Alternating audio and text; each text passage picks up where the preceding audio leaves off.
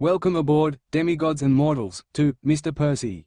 Here, we're diving deep into the fascinating realm of Percy Jackson with our What Ifs series. Ever wondered what could have been if the cards were shuffled differently in Camp Half-Blood? Or perhaps pondered the twists fate could have taken for our favorite heroes? Join us as we unravel the most tantalizing Percy Jackson verse What Ifs, where every possibility is as exhilarating as the next. So grab your celestial bronze swords and let's venture into uncharted territories of imagination. Percy Jackson, Bane of Immortals by Daniel.on.37. He sat in the wilderness, feeling at peace, and at pain. He looked into the fire and thought back at what had happened millennia ago. Flashback: a single figure stood in the middle of a throne room. Beings 15 feet tall sat in them, looking down on him. Their aura of power seemed to make the room hum with power. "Do you know why you are here?" Zeus bellowed, his master bolt sparking with lightning. "No," the figure said. "You are accused of treason," Athena said, glaring at him. No one noticed the smirk behind her eyes. "What?" the man cried out in shock. "Treason to what?" "You are a spy for Gaia and Kronos, are you not?" Athena stated. "I am not," he growled at her. "How dare you accuse me after what I did for you all?" "We are merely stating the truth," Athena declared, her chin in the air. "Truth? Your mind of anger and hatred has blinded your eyes to the world," the man said, glaring at the goddess. "How dare you talk to me like that?" Athena bellowed.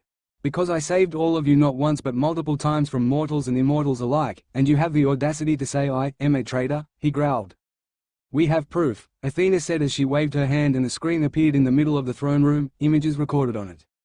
The image of the man. He walked into darkness. Even through the recording the voice seemed to draw light out from the room.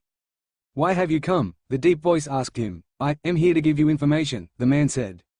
"Why would you do that?" another voice said, this one more gravel but more ladylike. "Because I hate the Olympians," the man stated, as though it was that simple. "What about that Artemis?" the deep male voice said. "Oh, her? Just a plaything," the man said as he twiddled his thumb. "Oh really?" the gravel voice asked him. "Yup," he said as he looked around. "Look, I need to go. If you ever need information you know how to contact me," he said as he walked away. A booming laughter could be heard as the thing faded. "Do you see now?" Athena asked them. Artemis had tears falling down her face. "What? That never happened," the man raged. "Athena, why do you hate me so much? Tell me, what have I done?" "What have you done? You betrayed us. You played with Artemis' feelings and you lied to every single one of us here. Is that not enough?" she said, grinning. "I never did that, I swear on the sticks," the man hissed at Athena. "I swear on the sticks that it is Athena trying to get me in trouble and—" "How dare you accuse me?" Athena growled at him. "How dare you accuse me of being a traitor when you are letting hatred blind you?" the man growled back. "I should smite you now," she screamed at him. "Go ahead, O wise Athena," he said in mock. She began. "Enough!" Zeus thundered, silencing the two of them. "Apollo, tell them, was that video a lie?" he said, not bothering to look at Apollo. "Well, he said, stuttering. "Apollo," he said, turning around and looking him in the eye, betrayal shining through the man's red eyes. "Don't tell me." "It was the truth," Apollo finally managed to say, not meeting the man's eyes. "What? How could you, after everything I did for you and Artemis?" the man cried out to him. "Did for me?" Artemis growled. "You played with my feelings, boy." She sneered, her eyes betraying pain. "Do you really think I would do that, Artemis?" he asked her quietly. Silence followed the question. "I say to put him in Tartarus," Athena said suddenly, destroying the silence. "I second this," Ares said. "All in favor?" Zeus asked as 12 hands rose. "What? Why?" the man asked him quietly. He was on his knees now. "I thought you all knew me," the man said, tears streaming down his face. "Ares, shackle him," Zeus ordered. Ares shrunk down to human size only for the man to stand up and punch him in the face. "You dare hit me, mortal?" Ares bellowed. "Yes," was all the man said. "Taste my blade, fool," Ares shouted as he lunged at the man, only for the man to block with a sword that seemed to appear out of nowhere.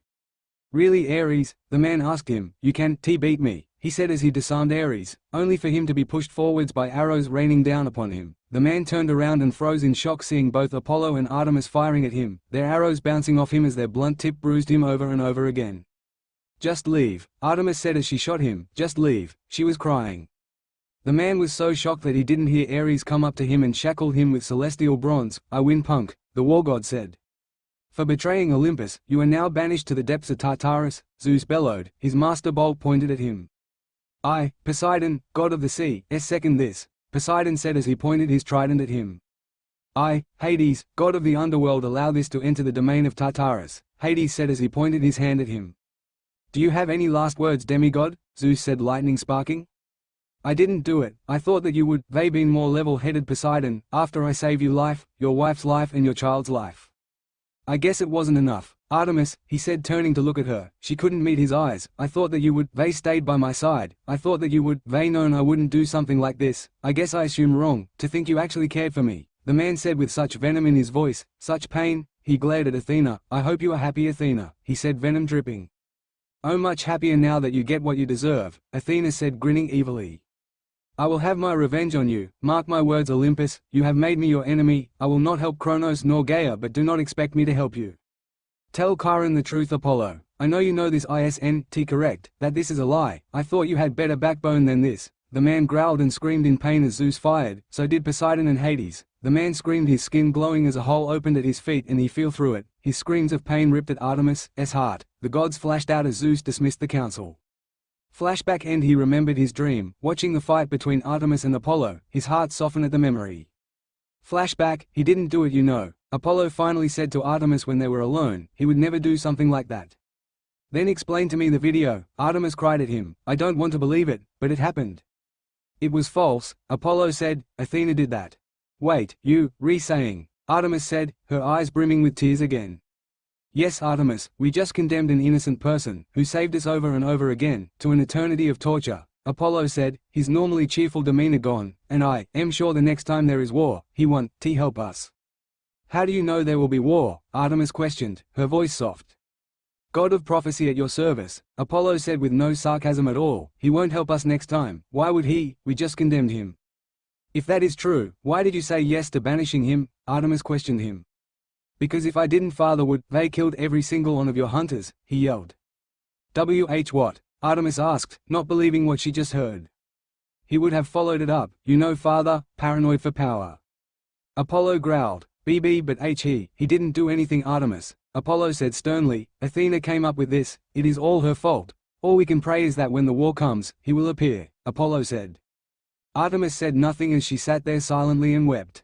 Flashback end. The man shook himself out of that memory. He didn't want to feel that pain again. She had actually thought he would hurt her. Anger flared. The man looked at his hand, rolling up the sleeve, the black swirls that tattooed his arm, but ignored that little part on his hand. He clenched his fist and the black swirls moved into his palm. A whirling shadow appeared in his hand and dispersed. In its place stood a sword, the blade black as midnight with the edge seemingly milky white. The man smiled. The blade was frozen soul fire with parts of primordial essence infused with it. The edges had been dipped in water from the sticks which had then frozen over it. The man then looked at his left hand and the exact same thing happened. An identical sword appeared. He thought back to when he had actually made the sword, his gaze lost in the fire once more.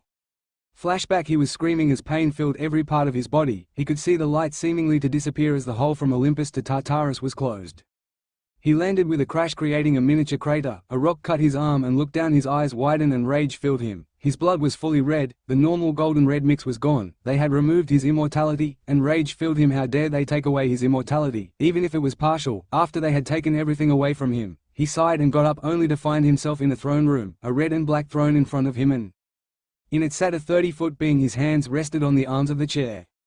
The being lunged forwards, in his hand a double-handed sword. A whistling sound followed its trail in the air. The man backflipped away, his hands reaching for a weapon that was not there. He cursed the gods again for taking his weapon. They wanted him to die. He looked at the being, his eyes narrowed and then widened at the realization of who it was. Olympians send an unarmed assassin against me, the being roared. Do they take me for a fool? He bellowed, the force from it sent him crashing into the walls of the throne room wall. I am no assassin, the man shouted at him. Of course, the being said as he charged forwards again, his sword swinging in a deadly arch. I am no assassin, the man shouted again as his hand came up and a force of energy surrounded him. What is this? The being shouted as his sword rebounded off. I am the first mortal who has the ability to control energy, entirely. The man said, grinning. So what? The being roared. I think you know what, Tartarus, the man said as he charged forwards. His right hand formed an energy blade. You will die, mortal, Tartarus bellowed as his sword came down to slash at the man, only for the man to swing his sword up and cut Tartarus' sword in half. The man ran up Tartarus' arm and swung the sword, cutting his neck as he ran under the waterfall of silver blood. Tartarus gurgled as ichor filled his throat. He cupped his hands and drank a little of it. Partial immortality, the man grinned. He had taken back what was his in the first place. Quickly the mortal created a sphere of air vacuum and drained large quantities of the ichor, leaving the rest so that Tartarus could reform and do his job. The man grinned. This was good.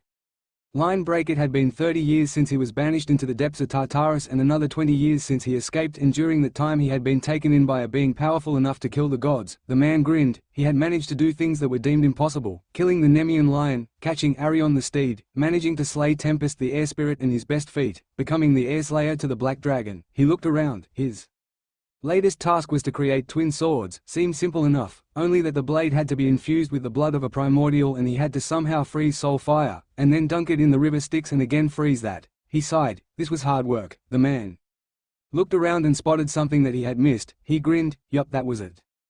Flashback end. He shook his head looking away from the fire, his eyes going dry. He tensed. He'd heard something. Immediately the man jumped up, his eyes darting around looking for an attack. A figure lunged forth from the tree shadows. He sidestepped and smashed down with his elbow, snapping the man in half as he sat back down. He turned and looked in a direction that he felt someone was watching. Stretching his senses, he knew no one else was there. It had to be a demigod.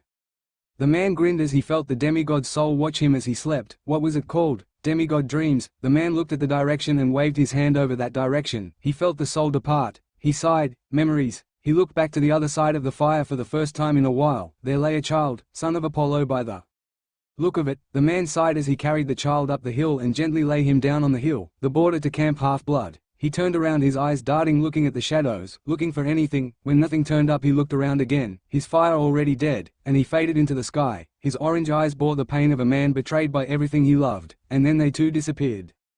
He opened his eyes and had to adjust to the lighting. Heavy black clouds covered the sky. He looked around only to see Apollo fighting off a group burning souls. They were basically spirits which were on fire, extremely annoying and impossible to kill unless you have a child of Apollo who could control the sun, which hasn't been seen in centuries, or having a son of Poseidon. Neither was there, so he had to stop it. He smiled thinly as he watched Apollo burn one to crisp and then get blasted back by the other 10. Apollo got to his feet. His chest was burnt and golden ichor flowed out of it. The man simply waved his hand from under the shadow and the spirit's fires turned black before they disappeared. Apollo turned around to see where it had come from, only to see a pair of orange eyes as they faded away. They held such pain that Apollo felt as though he would die right then. Apollo fell to the ground, his hands splayed out in front of him. It was him. He was back. He couldn't believe it. He was back. After all they had did to him, after he and Artemis had betrayed him, he was back. Tears fell down his cheek. Forgive me, he begged as rain fell from the sky, disguising his tears. The man reappeared to watch as the hunters of Artemis were fighting off a horde of monsters. He sighed. So close yet so far. The hunters were shooting arrows and speeding through the monster army. Hellhounds, Cyclops and the Draken surrounded the hunters. The man simply shook his head in amazement that Artemis and her hunters had been surrounded. He thought, should he help her? He looked around and shrugged. Might as well. He jumped down and the ground cracked under his legs. He could feel the hunters aiming their bows at his back. Put down those bows, hunters, if you want me to help you, he said. He smiled a little as he heard Artemis gasp. He was surprised. He didn't think that she remembered what he sounded like at all. He turned his head backwards and looked at Artemis in the eye. Long time no see, Artemis, he said. He then turned back at the monsters and mumbled softly that no one could hear besides Artemis. No one touches her. No one. He smiled sadly as he heard her gasp again. He lit his left hand with soul flame and swung. A wave of flames went forth from his hand, incinerating everything that it touched. Wait, she cried, running towards him before he could disappear. I'm sorry, Artemis, he said as he looked at her. I'm sorry, he said as he faded away. His eyes, those orange eyes, looked at her with such pain and longing that Artemis fell to her knees, sobs escaping her lips as she cried. The first time in a millennia, pain ripped through her body. No, I'm sorry, she said, tears falling down her face. I'm so sorry. The hunters stood off to the side, unsure what to do. Their leader, their head figure, was broken and they did not know what to do. Unknown to them, the man was still there at the tree line, just out of sight. I'm sorry, Artemis, I'm sorry, he whispered one last time before he disappeared again. Artemis led her hunters to Camp Half-Blood, her aura sad, her hunters seemed down. She looked up to see Apollo, his cheerful demeanor gone, and in replace a face of sadness, regret and longing to right what was wrong was there. Both knew they were thinking of the same person. Only one person like that could affect them like this. The other gods slowly flashed into Camp Half-Blood, each taking a single look at the twins before pain, shock and confusion lit their faces. My Lord Zeus, a little girl asked up, hugging her teddy bear closer to her chest. Yes, Zeus said, not paying attention to her at all. Why you all here? She asked. Because Artemis and Apollo called us, Zeus said, looking at the child, causing her to yell and scurry back to the campers. Suddenly Artemis and Apollo's head perked up. They could feel it, that powerful aura that rivaled if not surpassed theirs. They looked to Athena to see a look of disbelief on it. It can't be. He's dead. she whispered over and over again, trying to convince herself. Artemis and Apollo just stood there, excitement and fear running through them. Do you think he'll? Artemis trailed off. He still loves you, Apollo said, his playful demeanor gone entirely. He loves you, he said again. Artemis blushed, but we banished him, she said, causing many campers to look at her in confusion. But before Apollo could respond, they saw him, a single figure walking down the hill. He wore a t-shirt, his black sweatpants was loose around his legs, allowing him to move freely. He wore sneakers and on his hands were 2 gloves, each one allowing the fingertips to show. Black spirals could be seen circling around his arm from the glove to his elbow. The t-shirt did nothing to hide it. His bright orange eyes looked at all of them, pain and betrayal right behind them. Who are you? A boy demanded. It took Artemis a second before realizing it was Jard, son of Poseidon. Me? The man asked. All the gods were shocked. The campers didn't notice this. Yes, you. Are you stupid or something? Another girl spoke up. Her blonde hair and blue eyes looked at him with a gaze that would have sent most people running, but all he did was look at her and she flinched. He just looked around, starting and glaring at all the gods' faces. Oi, answer her, another voice cried out at him. The girl had dark hazel hair and near black eyes. Who are you people? The man asked them. How dare you ask us when you come in here? Jard yelled at him. Who are you? The man said, looking at Jard and causing him to cower before the man's eyes. I am Jard, son of Zeus, and one of the 3 saviors of Olympus, Jard said proudly, his nose in the air as lightning sparked and arched around him. I am Tyler, daughter of Poseidon and one of the 3 saviors of Olympus, Tyler said. Water danced around her hands. I am Alicia, daughter of Hades and one of the 3 saviors of Olympus, Alicia said as a dark aura surrounded her. Now tell me who you are, Jard demanded. No, the man said. No, Jard asked him back, fuming, you dare say no to me? I saved Olympus. What have you done? I bet you haven't even done anything good for this world. You don't even have a weapon. You are a worthless. Enough, the man said in a normal voice. Jard shut up. He could feel the power behind that voice. Sit down and stop bragging about what you have done. There are people who are better than you and done more than you, the man sneered. How dare you talk to him like that? Tyler and Alicia demanded. And what relation do you have to him? The man asked, bemused. We are his girlfriends, both girls said, glaring at him. Good for you, now go join your boyfriend there, the man said as he flicked his wrist and sent the 2 girls crashing into the boy. Don't you dare treat Tyler that way, a girl shouted at him. Her blonde hair and grey calculating eyes flared his anger. Shut up and sit down, spawn of Athena, the man growled. Or what? The girl demanded from him. Or I force you, the man said, turning away from her, as she gulped and sat down. How dare you show yourself back here again after what you, Athena began. Shut up, Athena, before I kill you, the man said, his anger rolled of him in waves that shocked many people. You cannot order me around, I am a goddess, she declared proudly. Still as proud as ever, Athena, and the proud must fall, the man said as he flicked his left wrist at Athena, a jet of black singed Athena's left arm. Her cry of pain shocked the gods even more. How dare you? Athena hissed at him.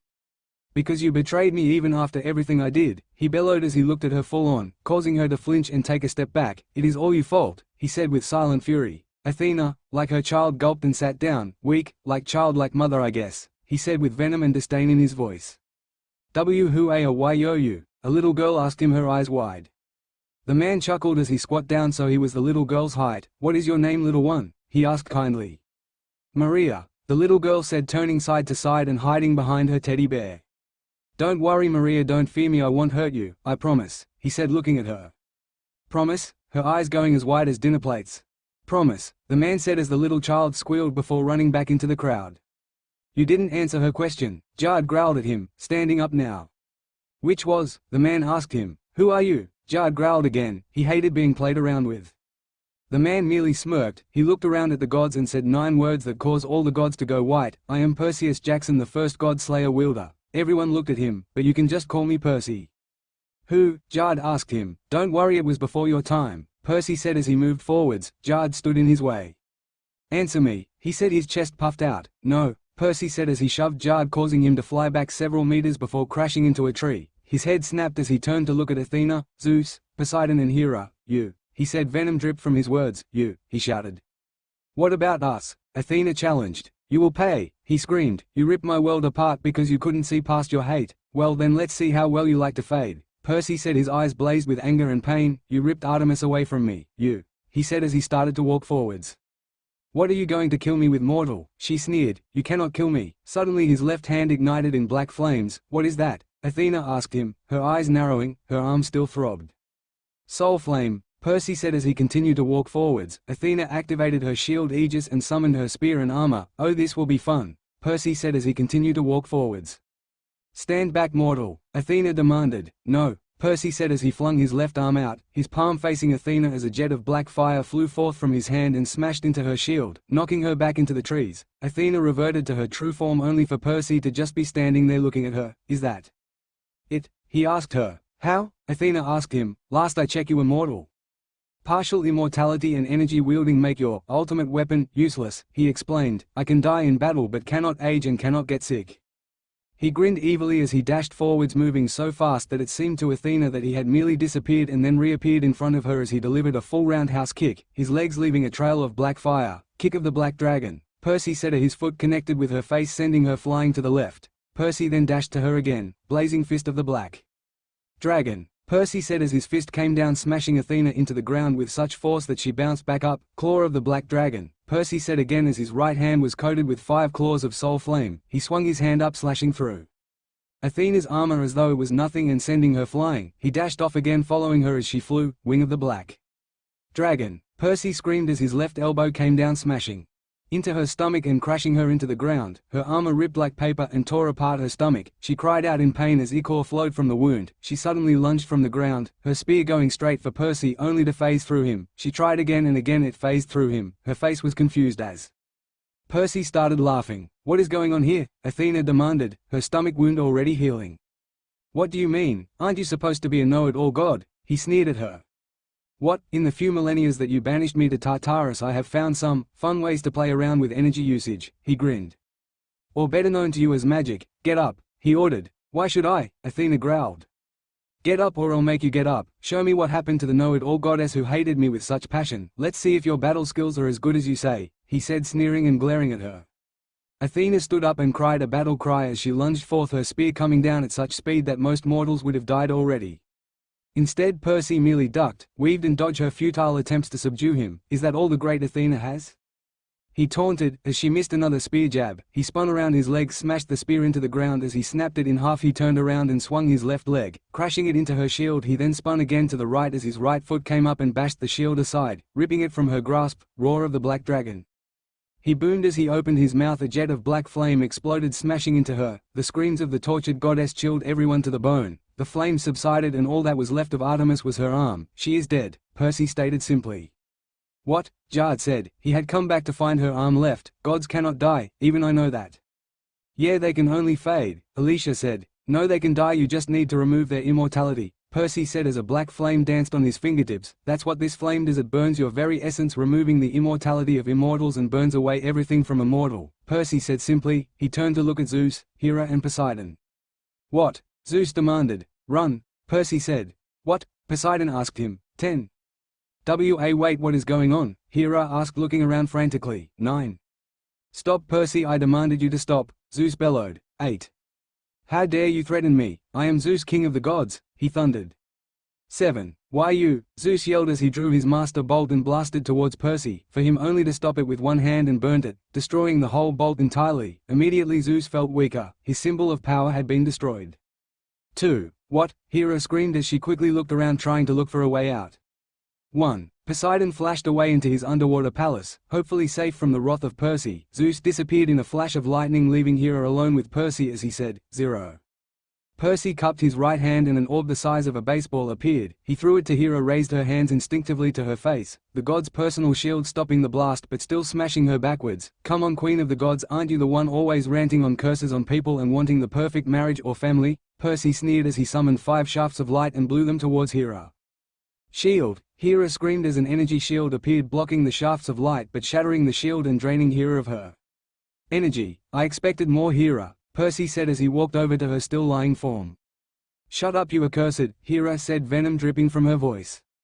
Me? Oh no, it is you who cursed my life by agreeing with Zeus. It was you who came up with the idea to destroy Artemis's hunters. If Apollo didn't help, it was your idea from the beginning. Oh wise Hera, you are the source of corruption of the Olympians. It is you who needs to pay, Percy sneered as he placed his left hand above Hera's head and let a jet of soul flame explode forth, burning Hera to crisp. Zeus! Percy yelled into the sky as he started to float. I will hunt you, he screamed. Percy flew through the sky. He knew where Zeus was, and he knew this was going to be a hard fight. Then he saw it, a giant golden castle floating in the sky, the sun high in the sky lighting up the castle until it sparkled, but one side of it was turning black, parts of it crumbling away. Percy grinned. Without Hera their parts of the building would crumble, and Zeus without his master bolt, he should be able to win with minor injuries.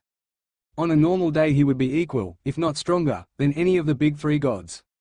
He looked up, the gates to Zeus's palace in front of him. He smirked, he spun on his heel and smashed it into the gate, sending it flying and destroying a large portion of his air spirit army.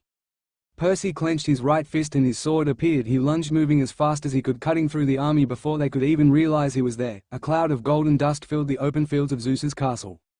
He grinned as he walked through the castle rooms and doors. There were simply too many turns, twists, ups and downs. Percy sighed, he was lost. He walked over to the wall and punched a hole through it, squinting his eyes at the sudden flare of brightness. He sighed again, it was getting late. He looked around and saw a stairway he hadn't seen before. Face palming he walked up the stairs. The smell of ozone filled his nose. His eyes blazed with anger as he blasted the door open. Zeus, Percy bellowed, only to be met with a storm of lightning from Zeus's hand, like Sith lightning. Pathetic. Percy spat as the lightning his body shield. Is that all, Zeus? Or have you forgotten? He sneered. What do you want from me, mortal? Zeus sneered back. I'm here for my revenge. You betrayed, and just because I saved you all instead of your son, this is judgment. He spat. You cannot defy me. I am king of the gods, he bellowed. A force wave exploded from him, but Percy ignored that. So what? You wouldn't be there if I hadn't helped you so many countless times, only for you to turn your back on me, he growled. You were never a friend, you were a spy for Gaia, he stated. Oh please, if I was a spy you would already be dead. No, I helped you even in the last two major wars, you fighting off Kronos the second time and the second giant war. I was there again, he stated. You were just a fool. How dare you talk to me like that? Zeus thundered. Shut up, Zeus, Percy said as he dashed forwards and punched Zeus in the face, sending him through the wall, only to be zapped back by a lightning bolt. You cannot defeat me. I am Zeus, king of the gods and lord of the skies, he bellowed. Yes, I can, Percy growled as he dashed forward, spinning to the left as Zeus unleashed a lightning blast. He swung his fist and caught Zeus in the middle of his chest, sending him flying through another wall, but only to be blasted back as a result of punching Zeus when he used his lightning field. He got up instantly and jumped forward, his right leg arching down. Zeus brought his hands upwards in an X formation, efficiently blocking the kick. He then spun around and swung his left fist, smashing Percy through the left wall as he jumped after him. Percy turned and rolled just as Zeus demolished the place where he had been standing. He rushed forwards, his left fist blazing with soul flame as he swung it and connected WTH Zeus' face, only to be blown back by Zeus's left fist. I am still stronger than you, he sneered. You cannot beat me, he said confidently. On the contrary, you are weaker now, Percy said as he walked back to Zeus. You were powerful many millennia ago, but now you are weak, he sneered. You will pay for your insolence, Zeus thundered as he blasted Percy with lightning, only for him to dodge aside and dash towards him. Zeus blasted him again with lightning, only for Percy to zigzag and dodge it. Weak, Percy said as he blasted a jet of soul flame at Zeus, burning off his left arm entirely. Zeus screamed in pain. How dare you? He fumed, his breath ragged. Judgment, Percy said as he continued to walk forwards. Enough, Zeus boomed as he covered himself with air currents, efficiently making armor made of wind. My sword, I summon thee, Zeus bellowed as the air around his right fist surrounded him and then dissipated, leaving in its wake a sword. Percy looked at the sword. The steel was sky blue with a wind insignia on the hilt. The air seemed to move around it. Sword of the sky, haven't seen that in a while, Percy said unfazed. Bow in fear, mortal, Zeus sneered. Too proud to say my name now, Zeus, he growled. Bow now, Zeus demanded. Why should I? Your sky sword doesn't scare me, he said calmly as he clenched his right fist, his sword appearing. Its black metal seemed to suck the heat and light from the room. Die, Zeus cried out as he swung the sword down. The air ripped from it and blasted Percy back through the wall and into the sky. Look around, you cannot defeat me now, I am in my domain, Zeus boasted. You will fall, mortal, Zeus said as he swung his sword again, the air blowing Percy down towards camp, only for him to stabilize himself. Zeus swung his sword again, but this time it sparked with lightning. Percy was blown to the left and cried out in pain as the lightning crashed into him, shocking him. Zeus slashed downwards, the clouds in front of him parting as air smashed into Percy, blowing him downwards. He cried out as he felt another blow, from his right this time, blowing him to the left, then downwards as Zeus swung yet again. Percy smashed into the forest next to camp and created a crater the size of a bus. Zeus kept swinging the air, keep hitting Percy. A dust cloud settled. Do you see, mortal? You are no match for the power of me, king of the gods, Zeus said laughing, his sword hanging by his side, his arms tired. The dust cloud cleared and Zeus went white with fear. There Percy stood up as though nothing had happened. Zeus saw him look at him before he jumped off the ground, coming right at him. Zeus! Percy bellowed as he flew. A trail of black flames followed him. Zeus swung his sword, his right arm tired already. The air rippled before blasting themselves at Percy, only for him to blast back with Soul Flame. It ripped apart the air attack and blasted into Zeus's wind armor, consuming him in flames. Blaze of the Black Dragon.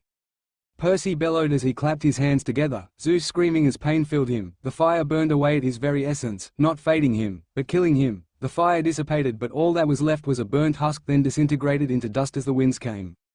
Suddenly Percy coughed and fell back to camp. He lay there in a crumpled heap. Percy groaned as he felt pain go throughout his body. He quickly sat up in the audience of shocked gods and started to drain energy from around him. He could hear the gasp from gods and campers alike as the ground around him started to dry up. The air lost its humidity, the grasses withered and died, and the sun seemed to be focusing its light on him. He stood up fully energized. He walked up to where the sea met the sand. "I'm coming for you, Poseidon," Percy said as he stepped into the water and started mumbling in a language before the Olympians. A green glow seemed to surround him before he dove into the water. The Olympians just stood there in shock at seeing the lost hero murder Hera, Zeus and Athena in revenge. The last person was Poseidon, and that was not good. "Please be careful, Percy, I can find you just to lose you," Artemis thought. Sadness and pain filled her when she remembered how he had looked at her with those pain-filled eyes. "Please." Poseidon was sitting in his throne room when he heard what Percy said. The temperature dropped and he turned white. "Is there a problem, my dear?" Amphitrite asked him. "Do you remember that mortal who could wield the energy of this universe?" Poseidon asked his wife. "Yes," she replied, not sure where he was going with it. "Well, he has returned," she gasped, "and he has a thirst for vengeance. I am the last on his list." Poseidon gripped his trident tightly. "I will help you, father," Triton stated. "No, this fight is against me and me alone," Poseidon stated. "Oh, I won't be so sure," a voice said from the shadows, that caused chills to flow down the supreme ruler of the sea's back. "Perseus," Poseidon said. He had gone chalk white. "Oh, look who shakes in fear now," he mocked, his face hidden. "Perseus, I save it. I am here to ask you why. Why did you betray me?" he asked him, stepping out of the shadows, his eyes showing his hurt. "Out of all of you I thought that you, Artemis and Apollo, would stand by me, so why did you betray me? After I saved you, your wife, your godly child, your demigod child and your throne. Why?" "Because Zeus threatened them." "I'm sorry, Perseus, Zeus threatened to send him to Tartarus if I didn't do anything," Poseidon said, not meeting his gaze. "So once again, it is Zeus's fault," Percy said, shaking his head. "Perseus," Poseidon began. "No, save it, I've killed enough today," Percy said as he turned around to leave. "But Poseidon—" "Why yes," he stammered. "You should have stood up for yourself and for your family," Percy said as he disappeared. Poseidon slumped down on his seat as his wife and son tried to help him. Percy reappeared at camp. The moon was shining high in the sky, only to have a girl with blonde hair and striking grey eyes glaring at him. "What did you do to my mother?" she yelled at him. "Killed her, simple," Percy said as he turned around to walk over to Artemis. "Talk to me," she demanded as she screeched at him. "Silence," he bellowed at her, his voice blowing her back. "It would not be wise, demigod, to anger a mortal capable to destroying the gods," he growled as he turned around. "What are you?" she asked, fear obvious in her voice. "Me?" Percy asked, looking over his shoulder to stare at her. "Yes, you. Who else would I be talking to, fool?" she growled. "Now tell me, what are you, freak?" she jeered at him. "I am a god slayer," he said as he turned around and began walking again. "You will answer me when I talk to you," she demanded. "No," was all he said. "You imbecile scum," she yelled as she lunged forward, a celestial bronze dagger in her hand. She yelled a battle cry as the dagger came down on his neck, only to phase right through his body. "Did I not say I was mortal spawn of Athena?" he asked her, standing still. He spun around and kicked her, sending her flying back into the trees. "And even if I wasn't, did you not see me phase right through your mother's attacks?" he asked her as she got up and lunged again, only for him to sidestep and backhand her, smacking the back of her head and making her fall into unconsciousness. Silence followed the action. Percy looked at the campers before fading to his favorite spot. Artemis appeared behind him, standing a few meters away from him. She was scared. Percy," she stumbled. I'm sorry." "Artemis, why did you do it?" he interrupted her, the moon's light reflecting off him. She trailed off, not being able to say anything. "Do you know what it was like to see the women you love shoot arrows at you? Do you know what it was like to see you looking at me with such loathing that I would have rather lived in Tartarus for life than come back? Do you?" he asked her in a whisper. "Every single day I wondered why you did it." "Why?" he said, turning around. For her to see his tears pouring down his face, his yes showing the pain and grief, not even trying to hide it. "Why? I loved you beyond anything and all I got was betrayal." "Why, Artemis, why?" Percy said as more and more tears poured down his face. Percy, she cried as she stumbled forwards and grabbed him into a hug, her own sobs escaping her throat. I'm sorry, I'm so sorry. Percy held her just as tight. Shush, it's okay, I'm back now aren't I? Don't cry Artemis, he said as he rubbed her back, holding her. I'm so sorry Percy, so sorry, she cried into his shoulder. I forgave you a long time ago Artemis, Percy said as he lifted her chin to look at him, her silver eyes red from crying looked at him with longing. Percy, she whispered as her hand came up to cup his face. Artemis, Percy said as his hands pulled her closer. I love you, I never stopped, he said as he closed the distance, their lips touching softly. Pleasure pulsed through their body. The moon seemed to shine brighter than ever. The hunters back at camp were confused. They had never seen the moon this bright before. They finally parted, both gasping for air as their foreheads touched. Percy, Artemis said. Shush, you don't have to say anything Artemis, he said as he placed a finger on her lips. I love you Artemis, I always have, he said as he held her closer again. So do I Percy, so do I, Artemis whispered as he hugged him closer. They stayed like this for a while, the moon shining over them. Percy opened his eyes, light filtering through the window of the big house. He looked around the room. It was simple, one desk, one wardrobe and a bed with a bathroom with a toilet in it. He sat up and immediately dropped back into the bed as a blade passed over his head. He looked to see a demigod with a sword. The demigod lunged forward only for the blade to pass right through him. He sighed. These demigods were stupid. He grabbed the blade and pulled the demigod in, his right palm connecting with the demigod's head, snapping it back and blowing him through the wall of his room. Percy shook his head. There he went, destroying things again. The demigod groaned once before falling unconscious. Percy got out of his bed and looked into the boy's mind. His memories flashed before Percy's eyes and then he found it, the memory he was looking for. Rage filled him. Olympians, Percy bellowed so loud that he woke the whole camp as he appeared in the arena. What? Ares grumbled, his eyes fiery with anger, hatred and lust for violence. Watch your mouth Ares, I have not forgotten your betrayal and I do not mind turning your essence into ashes. Percy growled at him, making the war god gulp in fear. Why have you called us Perseus? Hades asked him. Where is the son of Zeus? Percy growled. Right here you insolent prick. Jard sneered at him. Why do you call for me? Traitor, I have called for you to deliver punishment, Percy said as he stalked towards Jard, the crowd of demigods dispersing. What are you talking about? He growled at him, his eyes narrowing and fear showing behind them. Oh look who is scared, Percy taunted as he stopped a few meters from Jard. I'm not afraid of you old man, he sneered at him again. Oh then you won't mind if this old man challenges you to a duel? Percy asked him, his head cocked to one side. Of course not, because I know you will lose, Jard said, grinning a feral grin. Oh, how can you be so sure? Percy asked him. Because you are weak compared to me, Jard said laughing. We shall see son of Zeus, the prize for you winning, I leave, the prize for me winning, you tell everyone the truth, Percy said looking at Jard straight in the eye. Fine, when? Jard growled at him. Now, Percy said as he dashed forward seemingly to disappear and then reappear in front of Jard. He spun around, his foot smashing into his head, sending him flying to the left. Is that all you have, son of Zeus? Percy taunted him. Why you insolent, he said before being punched into the tree line as Percy dashed next to him. Yeah, whatever, you're weak, Percy said as he straightened himself and turned around. Die! Jard screamed as a lightning arch as large as a blast from Zeus's master bolt at full power came down, only to be stopped by a wall of black flames. Jard just glared at them as he realized he gave away his position. He cursed silently. Olympians, before you here lies the traitor. The primordials are awakening and this demigod is the champion for Uranus. I'm confident there are more spies and traitors amongst us, Percy stated looking at the demigods before him.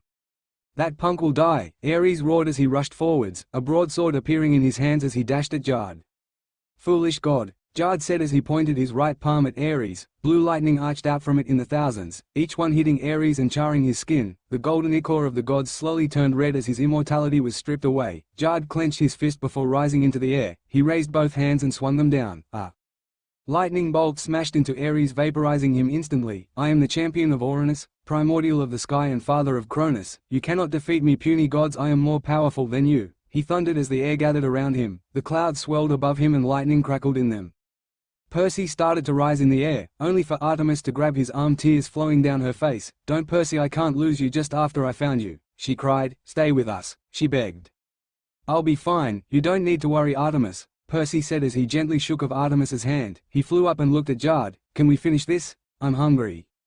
You dare mock me? Jard bellowed. Feel my wrath, you incompetent mortal, he boomed as lightning arched towards Percy. Artemis screamed. At the last second they redirected and flew towards Artemis. Percy's eyes widened as he flung out his hand. A sphere of energy appeared around Artemis, the lightning hitting it and doing nothing. Jard then swung his right hand, blowing Percy into the ground with the force of air, a crater forming around him as he slammed into the ground. "Do you see how useless and weak he is?" Jard boasted as a dust cloud settled over the crater, hiding Percy from view. He then focused on the lightning of the sky and drew it down to him, reflecting it off his palm and straight into the crater, creating a bigger dust cloud. "Artemis, why don't you come to me?" he said, winking at her once he stopped. "Ain't I better than that lame man?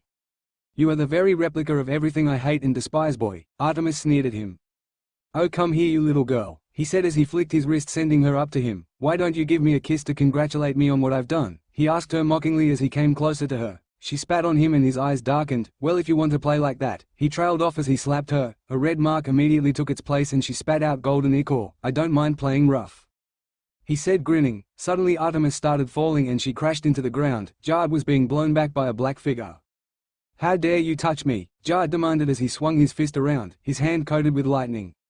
Roar of the Black Dragon. Percy roared right in front of Jard. Black flames spewed from Percy's mouth. Jard flew to the left, dodging the blast, only for Percy's head to follow him. His blast of lightning and air did nothing to slow it down. Finally Percy stopped and glared at Jard. "Is that all you have?" Percy sneered at him. "You die!" Jard screamed as he flew at Percy, both hands out, both balled into a fist as he flew at him. Percy merely floated a bit to the right, wings edge of the Black Dragon. Percy bellowed as he swung his right hand down. The entire arm encircled with black fire. It connected with Jard and blew him into the ground, creating a crater, pillar of the Black Dragon. Percy roared as a black circle appeared underneath Jard. Runes littered it. Then a pillar of soul fire exploded from the ground, blowing Jard into the sky. Horn of the Black Dragon. Percy yelled as he dashed forwards, the black flames covering him as he smashed headfirst into Jard. Exploding fire edge of the Black Dragon.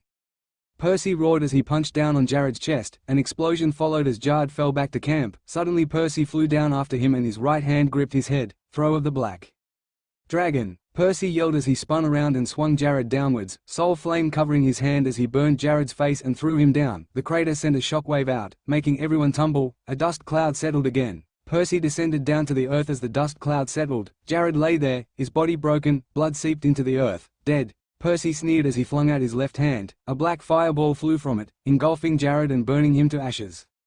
"Percy!" Artemis yelled as she ran to him, the other gods frozen in shock again. "Artemis, he didn't do anything to you, did he?" he asked her, worried. She blushed as she gazed into his panicking eyes. "I'm fine, Percy," she said as her hand came up and rested on his cheek. "I'm fine, and why are you asking me?" Artemis growled at him. "You're the one who stupidly went and attacked that kid," she shouted. Percy just looked at her with a look that said, "Really?" "What?" she growled. "Nothing, just this," Percy said as he moved forwards, his hands coming up to cup his mouth, and their lips met. Pleasure soared through their body. They could hear the hunters and campers gasp, then shout in shock, confusion and anger. "What do you think you are doing, boy?" a hunter sneered. "Get your hands off her," another hunter shouted at him. "How dare you touch her like that?" a different hunter screeched at him. "Unhand her, you imbecile," her lieutenant shouted at him. Percy finally pulled back, their foreheads still touching. "I've wanted to do that for ages," Percy admitted. They were so close that he could feel her breath on his skin. "So have I," Artemis admitted before kissing him again. They ignored the shout of hunters and the whispering of campers. They were lost in their own little world. Suddenly Percy was ripped away from Artemis. "How dare you kiss her, you fitly pig," a hunter snarled. "Adriana," Artemis said. "No, let me handle this, Artemis," Percy said as he held Artemis's hand. "Handle what, boy? Let go of my mistress's hand before you can't handle anything with it," she growled. "Let me ask you this, hunter, how long have you known Artemis?" he asked her, his head cocked to one side. Artemis groaned. 500 years, the hunter said proudly, her chin up with pride. 500 years, not bad, Percy said as he walked in a circle around the hunter. "For a hunter anyway," Percy said. "How dare you talk to me like that, Fitly man," she basically screamed at him. "Because I have been around longer than you have," Percy said, stopping and looking at her. "That does not give you any right to kiss my lady," the huntress roared. "Tell me, huntress, why did Artemis vow the vow of maidenship?" Percy questioned her. "Because she loathed all men," the hunter stated boldly. Percy started laughing. "What is so funny, boy?" she sneered at him with venom. He stopped laughing and narrowed his eyes, making her gulp. He looked like one who was assessing his prey, and the hunter did not like being the prey. "Foolish demigod, Artemis's reason for the oath is different from what you think, you senile fool," he growled at her, his voice laced with venom. "How dare you talk to me like that, boy?" she sneered at him. "Watch your tongue, hunter, if you value it," Percy said, glaring at her as he walked past her. "You shall not live to see the daybreak again," the hunter roared as she lunged forward, her bronze dagger moving in a blur, only for it to snap when it hit him. Her eyes went wide with shock. "Foolish demigod," Percy said as he shook his head and walked back to Artemis. "Listen, huntress, I have known Artemis since she was born. I am older than the primordials and stronger than the gods. Do not fear me, for I will not hurt you unless you anger me, and I can assure you it will be the last thing you do," Percy said with such power behind his words that the hunter's knees buckled and she fell down, fear obvious in her eyes as she felt the power behind his mere words.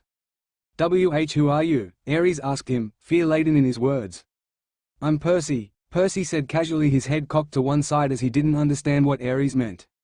Percy didn't have weird fire powers, nor could he move that fast, nor was his skin that tough. He couldn't phase through things or fly, so tell me, who are you? Ares demanded. "I am Percy," Percy said again as he sighed. "Here, let me show you," Percy said as his eyes glowed, and so did everyone else's, and then a movie-like thing appeared. Everyone watched as they lived out his life. Flashback. Everyone opened their eyes to see a forest. Trees littered the area. "This is how I got my speed," Percy said as he looked at the ghostly figures of everyone at camp in his memory.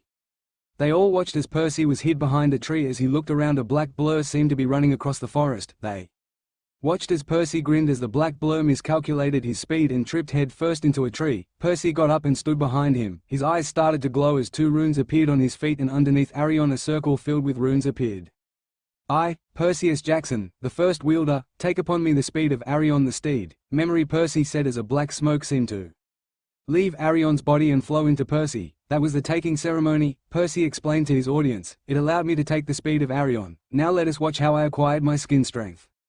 The scene shifted and everyone watched as Percy had a duel with the Nemean lion. It growled as Percy lay on the floor. He was drained and battered, his skin was bleeding all over the place, but the Nemean lion fared no better. It had a broken leg and one blind eye. It growled as it readied to pounce. The Nemean lion got into a stance as its back leg muscles bunched up ready to jump, and it jumped. The campers held their breath in anticipation, wondering what Percy did to save himself. Suddenly, memory, Percy lifted his right hand. A circle appeared underneath the lion as runes filled the circle. "I, Perseus Jackson, the first wielder, take upon me the unbreakable skin of the Nemean lion," Percy said as the Nemean lion, who was hanging in mid-air, started to disintegrate and flow into Percy, causing him to scream in pain as his skin started to change texture. A picture of a lion appeared in the middle of Percy's chest. He grinned. "Let me show you how I got my phasing and air abilities," Percy said as he changed the scene once more. Percy was fighting on a cliff. Immediately everyone in the memory gasped as Percy was cornered all the way into the edge.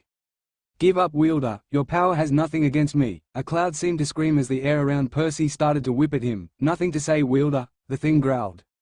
"I, Perseus Jackson, the first wielder, take upon me the power of air and phasing from the tempest," Percy roared as his hand unleashed a weird-looking orb that slammed into the cloud and forced the cloud to dissipate, letting everyone see its skeleton body with air in them. "No, you cannot do this to me," Tempest screamed as he felt his power disappearing. "The ancient laws. The ancient laws mean nothing to me. I am older than them and I am immortal," Percy said, grinning as the middle of his back started to glow and a rune for air appeared. "Goodbye, Tempest, you lose," Percy said as the Tempest fell to the ground, its bones separated from each other. Flashback end. "Wow," was all Ares could say. "Indeed," Percy stated as his hands came up and black fire flicked around it. "But that doesn't make any sense on how you gained soul fire," Hades stated. "You know about it?" Percy asked him. "Yes, I was looking through my old scrolls when I came across one which stated the dragons of 12 that came be or the primordials," Hades said, but a question underlines his words. "Yes, it is true, Hades, however only one of the 12 had the power to destroy essence of beings," Percy said as the flame disappeared. "Which one was it?" Hades asked. "Think, Hades, think," Percy said. "Black flames?" Hades asked him. "Yes, big and black?" Hades asked. His face seemed to pale even more. "Yes."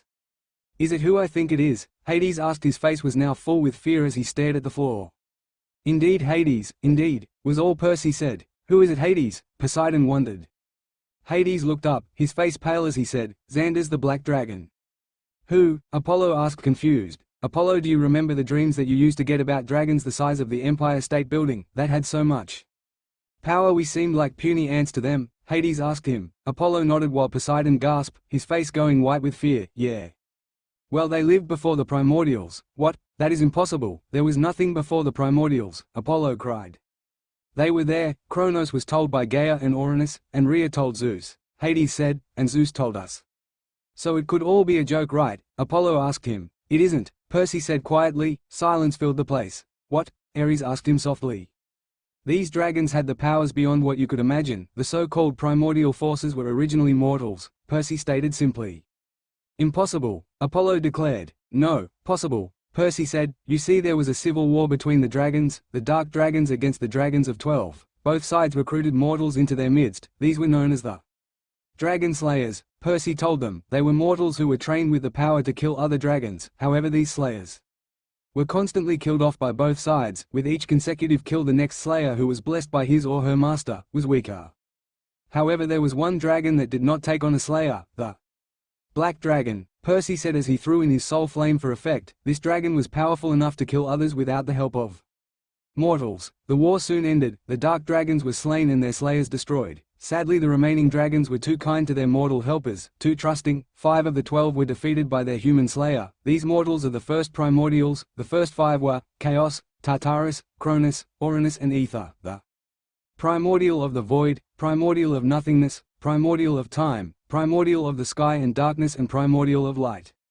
Wait, hold up, you're saying that the primordials were mere mortals? Apollo asked him, his eyes wide. Yes, the only reason why they are so powerful is because they drained their dragon, took their power and then banished them into Tartarus. It brought chaos upon this world and the primordials had to step up and take order. The worst of all of them is Chaos, the first man and leader of the Dragon Revolution. He drained his dragon first and threw them into the depths of Tartarus that even titans nor gods knew about. When Zeus banished me to Tartarus, I got out, drained Arion, Tempest and the Nemean Lion of their abilities and power, and finally ventured down into Tartarus. I managed to find Xander's the Black Dragon. He went there upon his own will, saying he did not want to live in a world of war and strife. When I got to him, Percy shook his head. He nearly killed me with one swipe. My energy shield couldn't even block it. Xander's was so shocked with my ability to wield energy like that, he asked if I wanted to become his apprentice. I said yes. So, by accepting you gain soul flame? Hermes asked him. Yes, he trained for a long time, Percy said, but then seemed sad. But he disappeared. What do you mean disappeared? How can a dragon of that size disappear? Hades asked him, shocked. He just disappeared. I don't know how, but all I know is that he disappeared, Percy said, his shoulders slumped. Wait, why have we never known of these monsters in Tartarus, nor how did we never know about the depth of Tartarus? Hermes asked him. You never knew because you never ventured there, Percy said simply. So there are more than one of you? Ares asked him. If by me you mean a dragon slayer, yes, however I'm not one, Percy said, looking at him in the eye. But you just said, Apollo trailed off. You see, there is a stage where if a dragon keeps teaching you, it surpasses the dragon slayer and becomes a god slayer, or just a slayer. These slayers were formed during the Dragon Revolution. There were only 3 of these god slayers and none of them survived the revolution. All 3 were hunted and slain, but along with them many primordials. You gods wonder why the primordials were considered gone and faded. It is because even by the time that Uranus was ruling the world there was a war between dragons and primordials. Your story is that Kronos cut him up to little pieces, correct? That is true. However, the Titans would have never won if the dragons never helped them. They were too weak compared to the primordials. The Black Dragon rose from Tartarus and helped Kronos cut down Uranus. However, at the end of their battle, Kronos attempted to drain and kill Xander's. Kronos tried to freeze Xander's. In time, the Black Dragon was so enraged that he cursed Kronos with the fate that one of his children would kill him. Xander's then retreated back into Tartarus with his brothers, Percy concluded. But if the primordials were so strong, and the Titans were weaker but still a lot stronger than us, how did we beat them? Hermes asked Percy. You beat them because at the same time that Xander's cursed Kronos, he drained the power of each Titan, making them weaker in order for the children to be able to overthrow them, Percy told him. So you are a god slayer? Apollo questioned him. Yes, I am the last god slayer of Xander's the Black Dragon, Percy said simply. PSHB F***S***S***. One of the campers shouted out, you ain't worth nothing, you piece of S***. Watch your mouth, boy, or it will be the last thing you do. Artemis glared at the camper. He glared back at Artemis. Or what ya gonna do, you filthy slut? Watch your mouth, Percy said. What ya gonna do? The camper never finished as suddenly a black flames enveloped him, burning away at his very soul. His screams filled the air, as he faded into nothingness. Be gone, child of Zeus, Percy said as an air-splitting screech filled the place, and the body turned into ashes. Did you have to do that to my brother? A hunter asked him, breaking the silence that had descended upon the campers and gods. It was necessary, was it not? Percy asked the hunter back, raising an eyebrow at her. You have a point, she said. Name's Talia, by the way, daughter of Zeus, she said as she stuck her hand out. Percy, but you already know that, Percy said as he shook her hand firmly, feeling the shock passing through his hand. He let go. Is there any more of you? A camper asked. I told you if you are referring to God-slayers then no, I do not know, but if you refer to Dragon Slayer, yes, they are still alive, though few in number, Percy said. Where are they? A camper asked, eager to gain power. In Tartarus, and don't even think about it, boy, you won't get far, Percy warned him. The boy suddenly grinned. I wouldn't be so sure of that, he roared as the light started to flow around him. All the campers backed off from him. The aura of power he was unleashing made some gods cower. Who are you? Percy asked him. You are no camper. Xavier, Dragon Slayer of Witang the Holy White Dragon, he boasted. Percy, God Slayer of Xander's the Black Dragon, Percy said looking at him.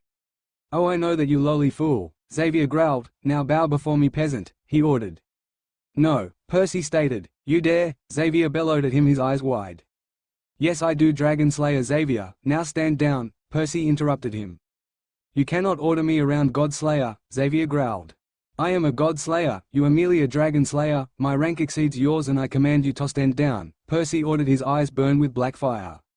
Make me, Xavier growled, his body started to glow white. I am Xavier, Dragon Slayer of the Holy White Dragon, you will not order me around, underling.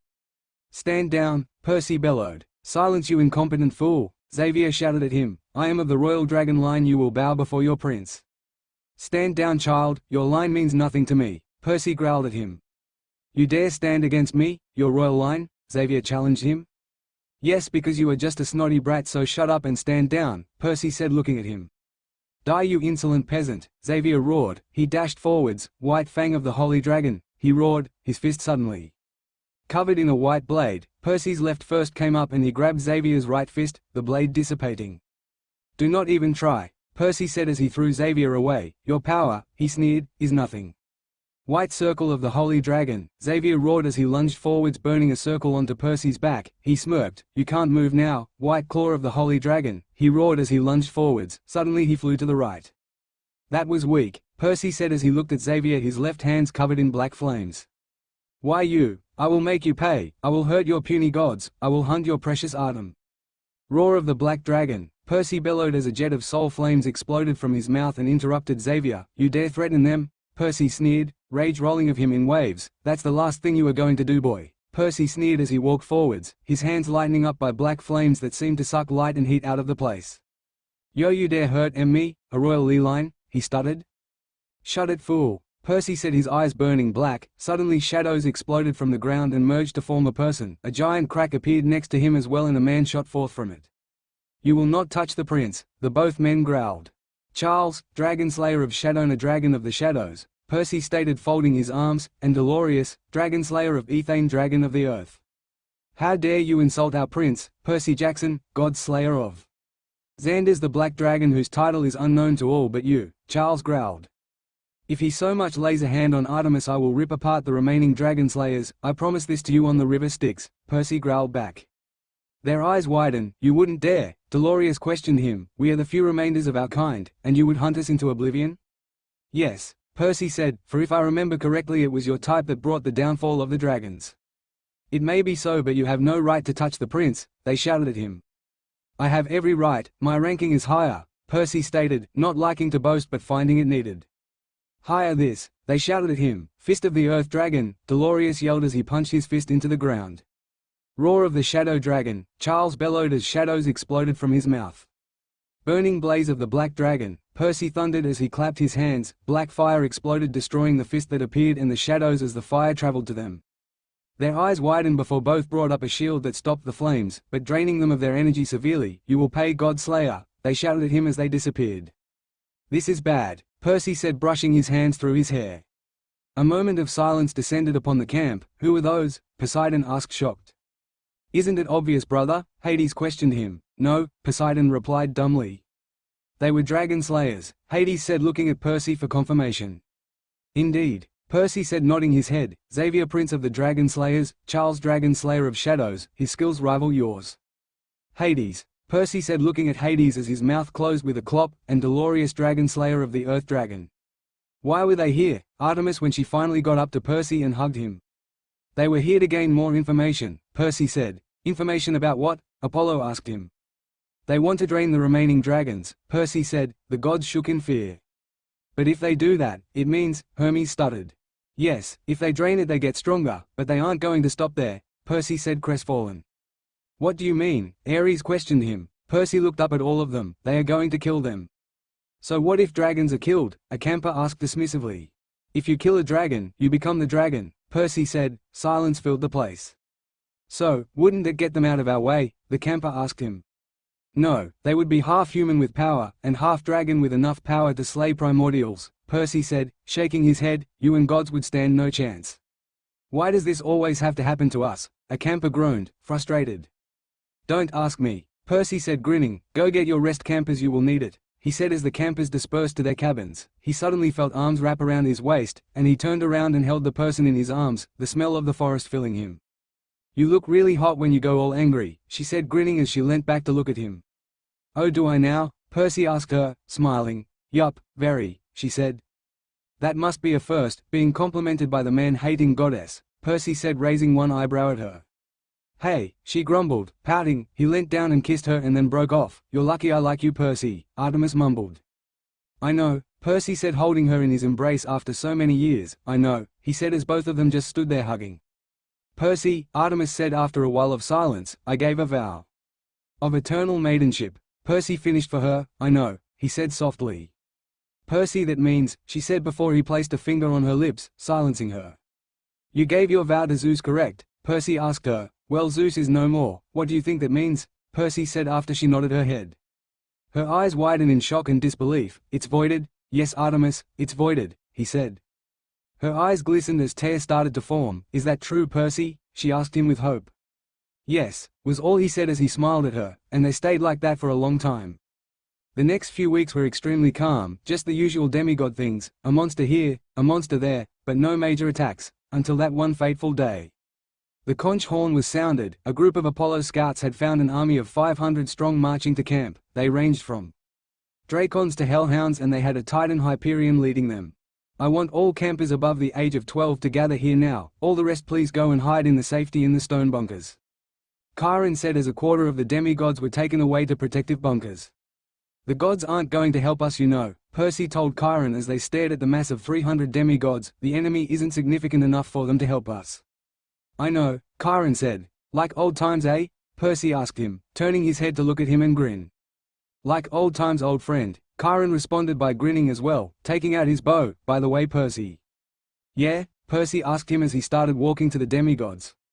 Don't kill all of them, please. I would like for the campers to at least have some sort of real-life training without you blasting everything to oblivion, Chiron told him.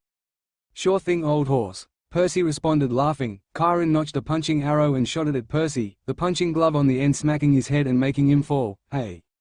What? Chiron asked him, feigning innocence. I'll get you back, old horse, just you wait, Percy said, running as Chiron notched another arrow. Please, Percy, don't bother. I'm far too old for this now, Chiron groaned.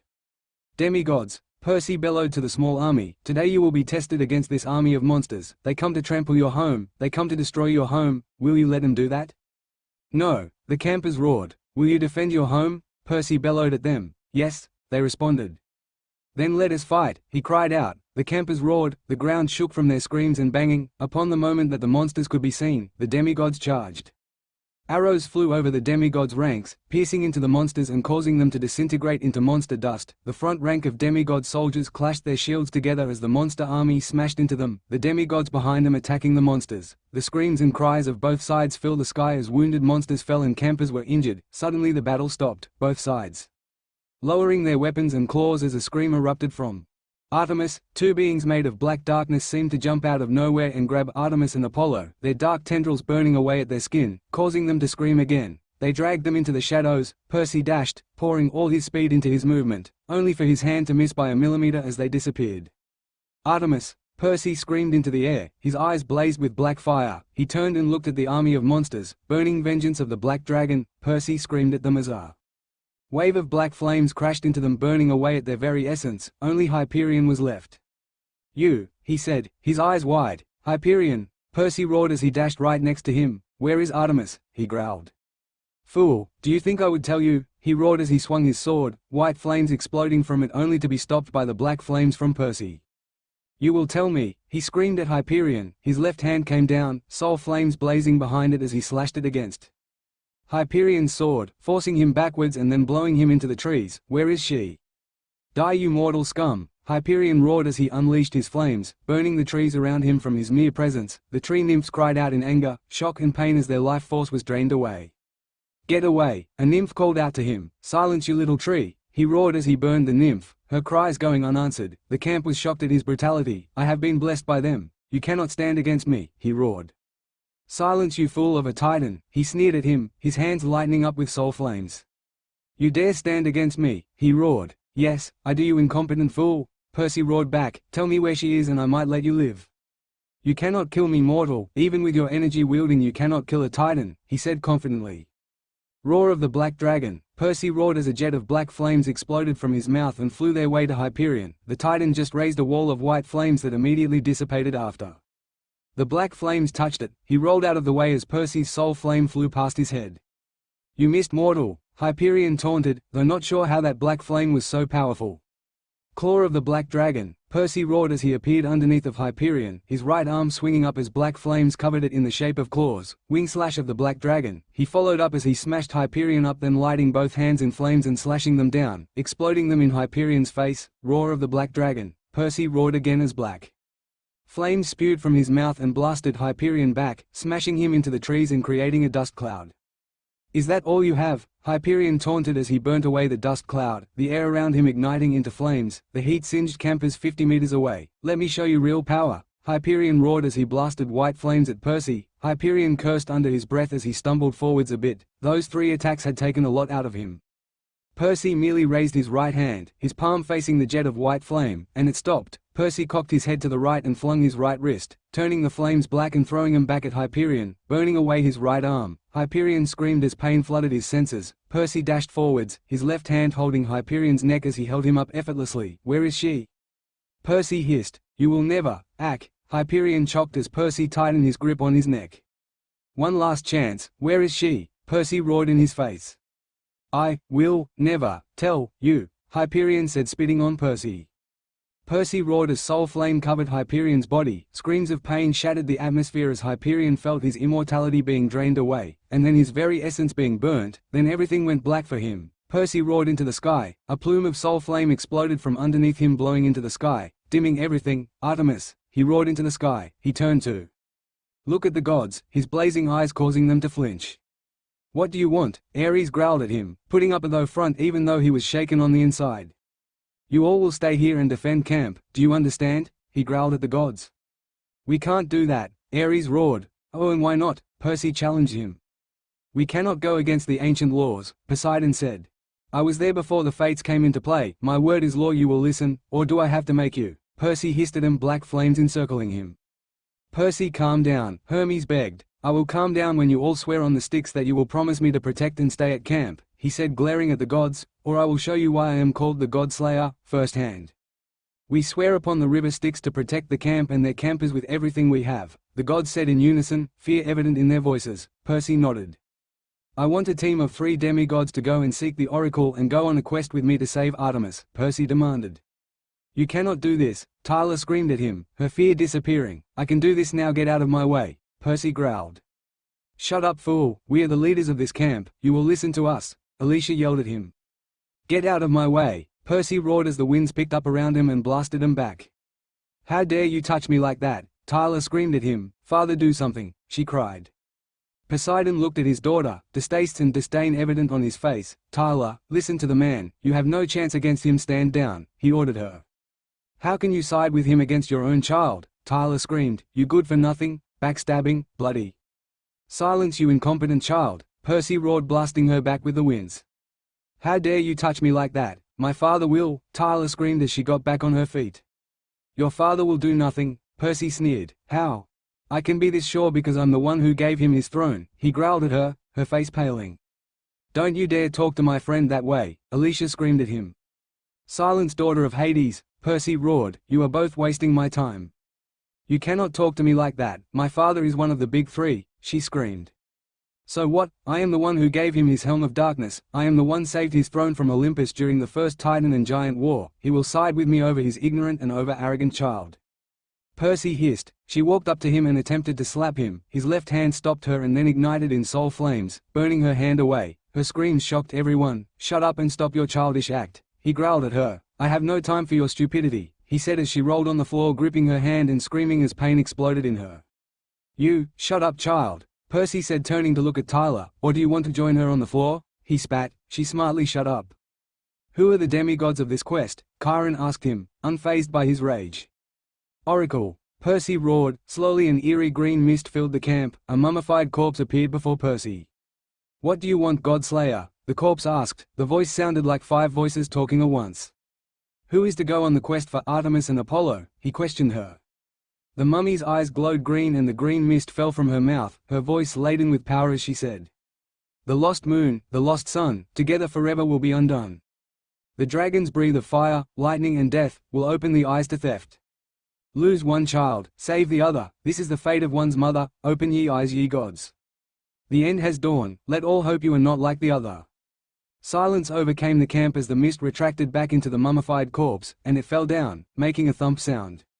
"Well," Percy said, equally shocked as everyone else, "what does this mean?"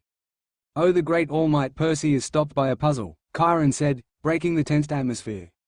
"Oh, shut up, you old horse," Percy said, glaring at him playfully. "Well, the dragons breathe of fire, lightning and death, can only mean one thing." "And what is that?" Hermes asked him. "I need the children of Hephaestus, Zeus and Hades," Percy said. "Why?" Hades questioned him. "Isn't the answer simple?" Percy asked him, his head cocked to one side. "Wait, you mean?" Hades bellowed, his face paled at the thought. "What is going on?" Ares demanded. Hades turned and looked at Percy, his eyes wide with shock. "You want our children? To make 'em dragon slayers?" "Yes. Hey guys, sorry if from now on I start uploading slower. I'm getting a lot of schoolwork and can only write in my free time, which isn't much. I'm sorry. I'll try and keep writing as much as I can, but I apologize if it is getting shorter and taking longer to upload. Hopefully I can relax during the midterm break." "Yo, you want to make 'em Dr. Dragon SL Slayers?" Hermes stuttered at him. "Well, the Oracle said so, didn't she?" Percy looked at him confused. "Yeah, but do we have to?" Ares asked him. "It'll make 'em more dangerous." "Yes," Percy stated as though it was the simplest thing possible. "Do you have a child of Zeus, Hades and Hephaestus here?" He questioned the gods and campers. "Alicia is out of commission, so ignore her. Jard is dead and I don't know any child of Hephaestus." He looked around. "Lieutenant of Artemis, Talia, you are a daughter of Zeus, correct?" he asked her. "Yes," she said, suspicious where this was going. "Then you will come with me. Do you know any child of Hades? And I mean besides that ignorant fool Alicia?" he asked her. "Nico D'Angelo," she said confidently, her cheeks blushing a bit as she said his name, something that wasn't gone unnoticed by Percy. "Very well, you and Nico shall accompany me on this journey. However, I require one more demigod," Percy said, looking around. "I require a fire-wielder child of Hephaestus."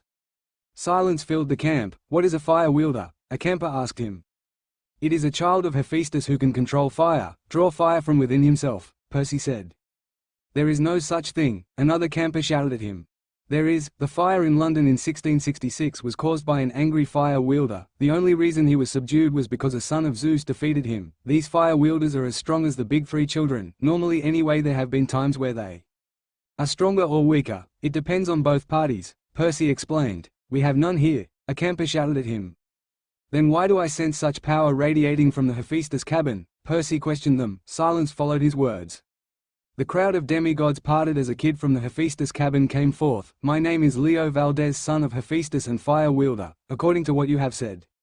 "Show me your flame, Leo Valdez," Percy ordered. The demigod's fingertips burst into blue fire, blue flames. "Have you always had blue flames?" Percy asked him, his eyes wide in shock. "Yes," Leo said to him. "Hephaestus, did you bless him with this? Or was it something of luck?" Percy asked the god, not looking at him but walking around the demigod in a circle, looking at him like a prize in a carnival. "I did not bless him, it was of chance by the fates," Hephaestus said. "Blue flames," Percy said, stopping and shaking his head in disbelief. "You understand what this means, Hephaestus?" "Yes," the god replied. "What does this mean, father?" Leo questioned Hephaestus. "It means that you are the most powerful demigod that I have sired in eons," Hephaestus told him. "You are possibly as powerful as Hercules was." "Impossible," Leo shouted in shock, his eyes wide. "Possible," Percy told him. "You hold enough power to absolutely destroy normal children of the big three." "You mean?" Leo trailed off, not understanding what he meant. "You could beat any normal child of Poseidon, Hades and Zeus," Percy told him. "How?" he asked Percy. Your blue flames can cut through water, through shadows, and can even cut through the air. Percy told him, unless you are faced off against a unique child, a different child, of the big three, you can beat them. Wow, was all Leo could say, his eyes wide. Yes, wow, now you are coming with me, Percy said. Will my blue fire beat your black fire? Leo asked Percy as he was walking away. No, Percy said, yours is to burn the physical, mine is to burn the soul. Leo gulped. Oh, okay. Go pack Talia, daughter of Zeus, Nico son of Hades, and Leo son of Hephaestus, Percy said, turning to look at them. Suddenly a quizzical look passed over his face. Wait, Leo, go pack, Talia and Nico stay here, he ordered. Okay, Talia said, stopping warily. Oh please, I'm not going to kill you. If I wanted to, you would already be dead, Percy said. You raise a good point, Nico agreed. Go pack Valdez, Percy ordered Leo. Yes sir, he said. Don't call me sir please, it makes me sound old. Just Percy will be fine, Percy told him.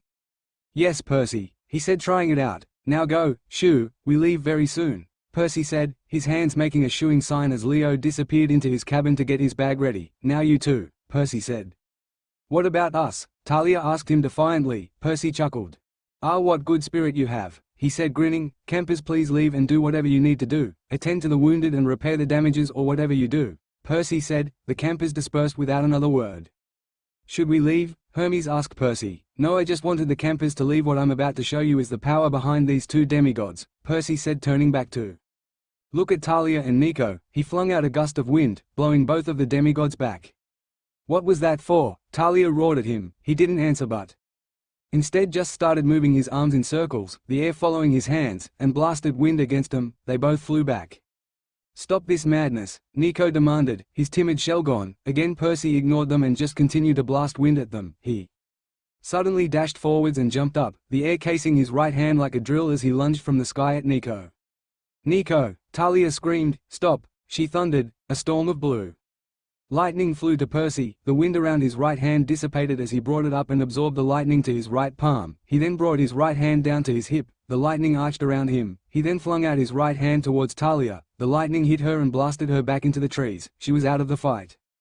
Talia, Nico shouted, seeing her being blasted back by her own lightning. You, Nico roared as skeletons started to pop out of the ground, their red eyes glaring at Percy. Kill him, Nico commanded the skeletons. They lunged forwards, their weapons raised, gleaming in the sunlight. Percy swiped his hand and they disintegrated. Nico shuddered as he saw Percy looking at him.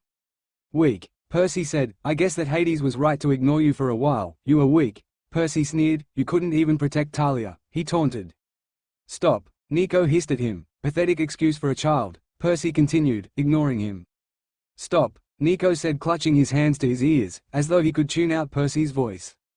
How can you call yourself a child of the big three? You are useless and pathetic, Percy said, glaring at Nico as he huddled down into the ground, his hands clutched over his ears.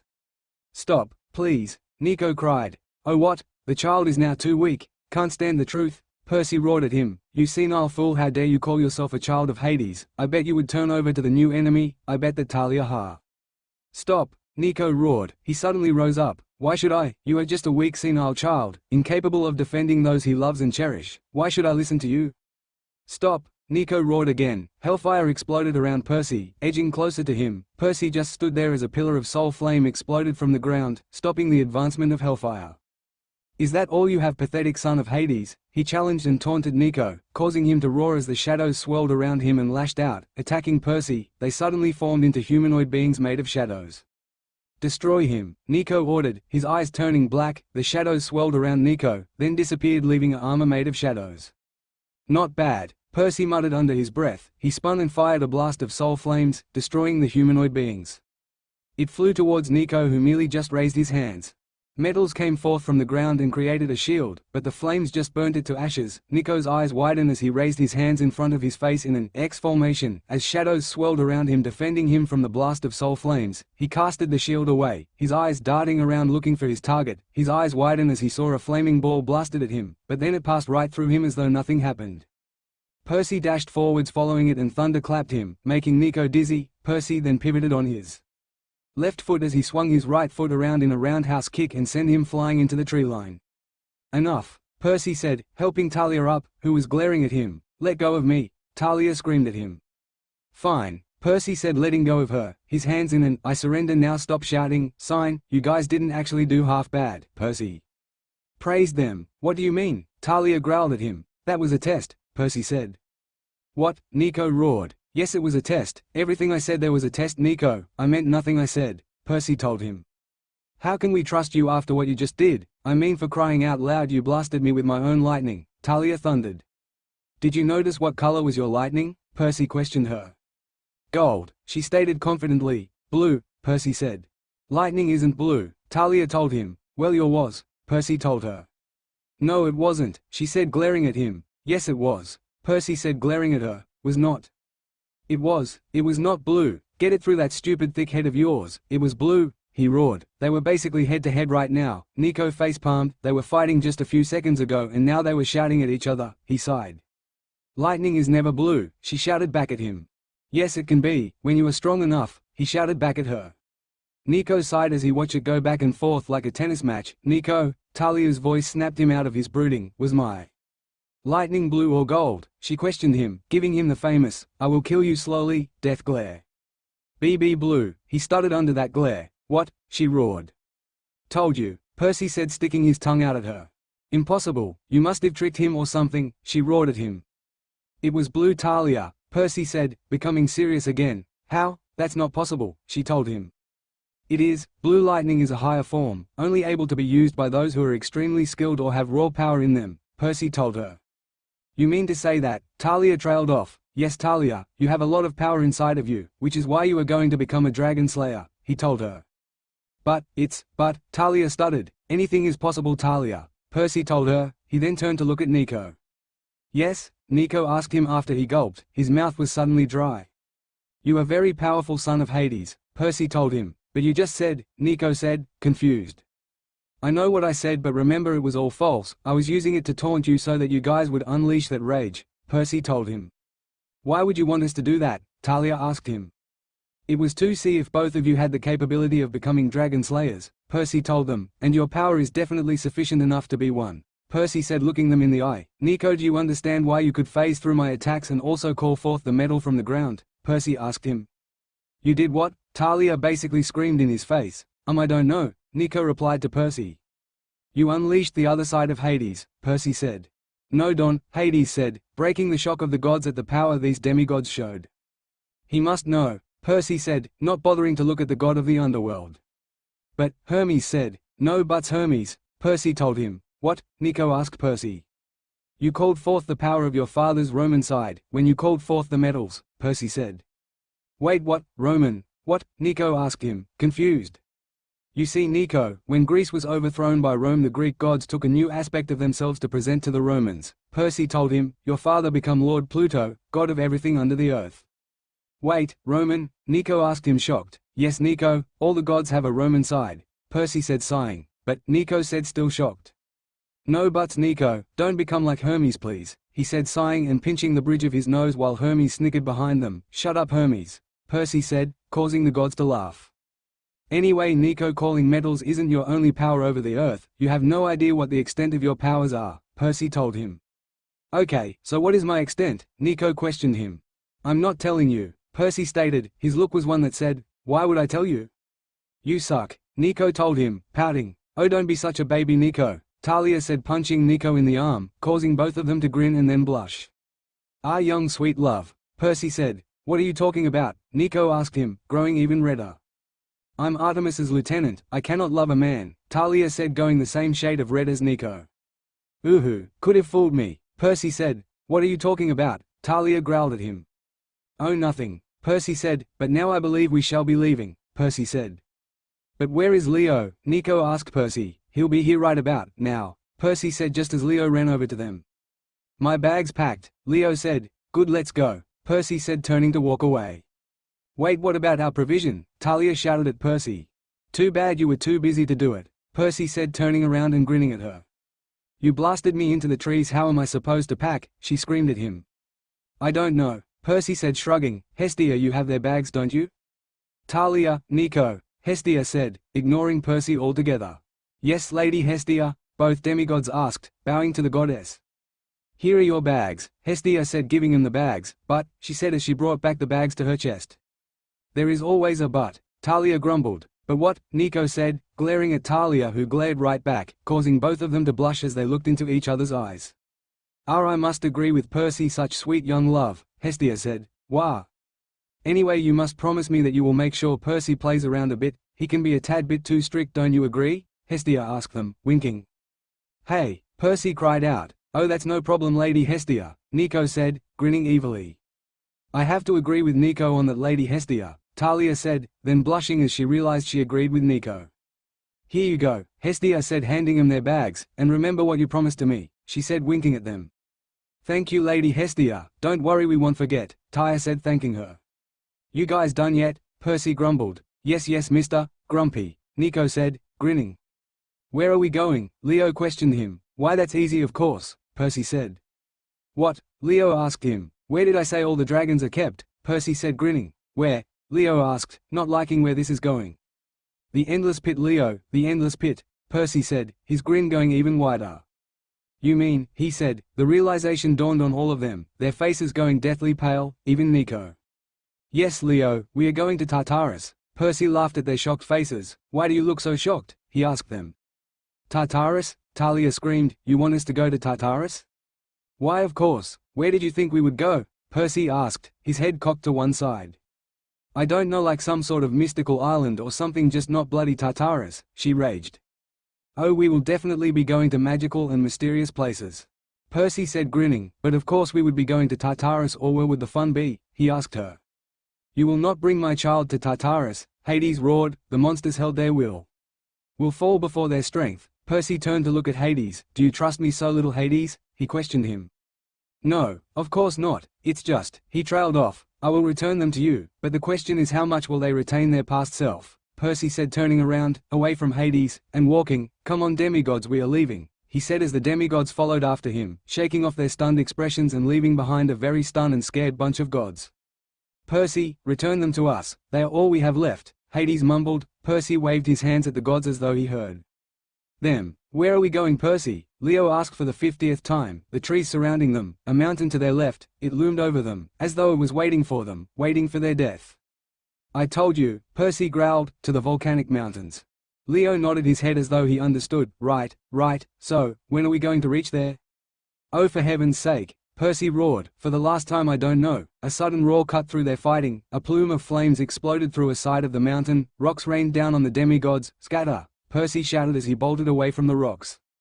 Looking at the demigods as they ran, dodging rocks as they went, most people would have thought him cruel to leave the demigods to this fate, but in truth they would face things much more troublesome than this in the future. Percy grimaced, it wasn't going to be nice.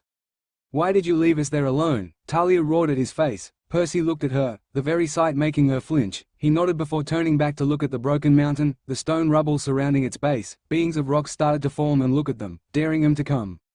Leo, you must face this challenge alone, Percy said, turning to look at Leo. Wait, what? I have to face all of those rock things by myself? He started panicking. Percy glared at him before cuffing the back of Leo's head. No, I meant whatever is inside that giant mountain. We will deal with the rock monsters, you retard, Percy said, rolling his eyes at Leo, joking around before the start of the battle. How can you even joke around now? Leo roared at his face, we may die. Then make sure you don't. Now bye-bye, Percy said as he booted Leo's butt to the mountain while he turned to the other two demigods. What? Talia growled at him defiantly. You and Nico are to hold off the rock monsters, Percy said, turning and walking over to a tree and sitting down in its shade. And what are you going to do? Talia sneered at his layback actions.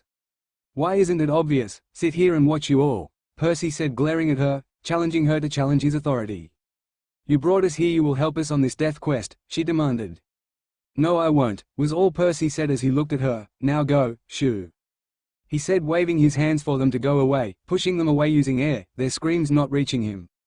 He grinned and leaned back into the tree and sighed. This was the life, watching demigods fight while he relaxed. He waved his hand, forming an ice cup and filling it with sweet water. He created a straw made of ice and he hovered it in front of his face. He summoned the air to hover him as he relaxed, sipping on his drink. He laughed. Yup, this was the life.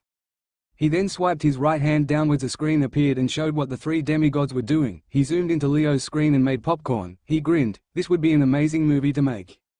Leo was running, sprinting. He could hear the battle behind him. It echoed the tunnel that he was running in. He kept running, flames lingering on his hand, lightening the path before him. His feet made a smacking sound that ricocheted in the tunnel. He kept running. Suddenly he was blown back. A figure from the darkness crashed into him. What? Leo asked, trying to stare into the blackness that surrounded him. All he heard was a snarl. Get back! He roared. A ring of blue flames exploded around him. Leo suddenly reeled back in shock as he watched little specks of light exploded up all around the being's body. Leo Valdez, murderer of his own mother, blue flame wielder and son of Hephaestus, the being said. Who are you? He stuttered, fear evident in his voice. I am Chaos, the being said, laughing as light sparkled all over him, the first primordial. Why yo you? Leo shouted. A jet of blue flames exploded from the ground and flew towards the man called Chaos. Oh please, that is pathetic, Chaos said, waving his hands as the fire stopped right in front of him. You aren't even a dragon slayer yet, don't even bother, Chaos said before he suddenly stumbled forwards. A tentacle of blue flames had snuck up behind him and lashed out. Chaos was enraged. How dare you touch me, you imbecile human, he roared, the mere sound blasting Leo back into the wall and cracking it. You will pay for that, mortal. Leo paled at the thought of the thing attacking him. He cowered, his eyes closed as he prepared to die. Stop, Chaos, a voice that sounded strangely familiar said. And who are you? Chaos roared at the voice. Leo kept his eyes shut. God Slayer of the Black Dragon, the man's voice said. Leo's eyes snapped open to see Percy standing before him and Chaos. No, it cannot be, he does not take in mortals, Chaos roared. Oh really, Chaos? Then how about this? Percy roared back, lifting up his left sleeve. Immediately Chaos trembled backwards. You, he screamed. Yes, it is me, Percy roared, his voice exploding in the cavern, and if you so much touch a hair on his head I can promise you pain from our last fight. Percy threatened him, his voice booming. You wouldn't dare, Chaos roared. You know who I am, Chaos, Percy roared back at him. I do not fear your pathetic fates. Die, you imbecile mortal, Chaos roared as a black beam exploded from his hands, but they stopped the moment Percy raised his hands. Go Leo, your fight awaits you, I will handle Chaos, Percy told him. Leo nodded, his mouth too dry to talk, and he ran off. Now Chaos, why don't we have a little fun? Percy taunted him, walking forwards, pushing aside the bolts made of the void. Why you can't attack him me, Chaos stated unconfidently. Oh, why not? Percy said, stopping. Because I stated in the law, he said. So what? I don't care about your stupid laws, and even if I did, I was never one to believe it anyway, Percy said, laughing. This isn't fair, Chaos whined. Me against oh I don't care, Chaos. Percy growled. You killed them, you killed your dragons, you didn't drain them, you slayed them with the very power they gave you. How could you? Percy roared. I did what was needed, Chaos roared back. You fool, you brought doom upon this world. The dragons were the only things holding them back, Percy screamed at him. Wait, you mean, Chaos said, his eyes widening. Yes, Chaos, they are coming, Percy said, glaring at Chaos and dissipating the bolts of void.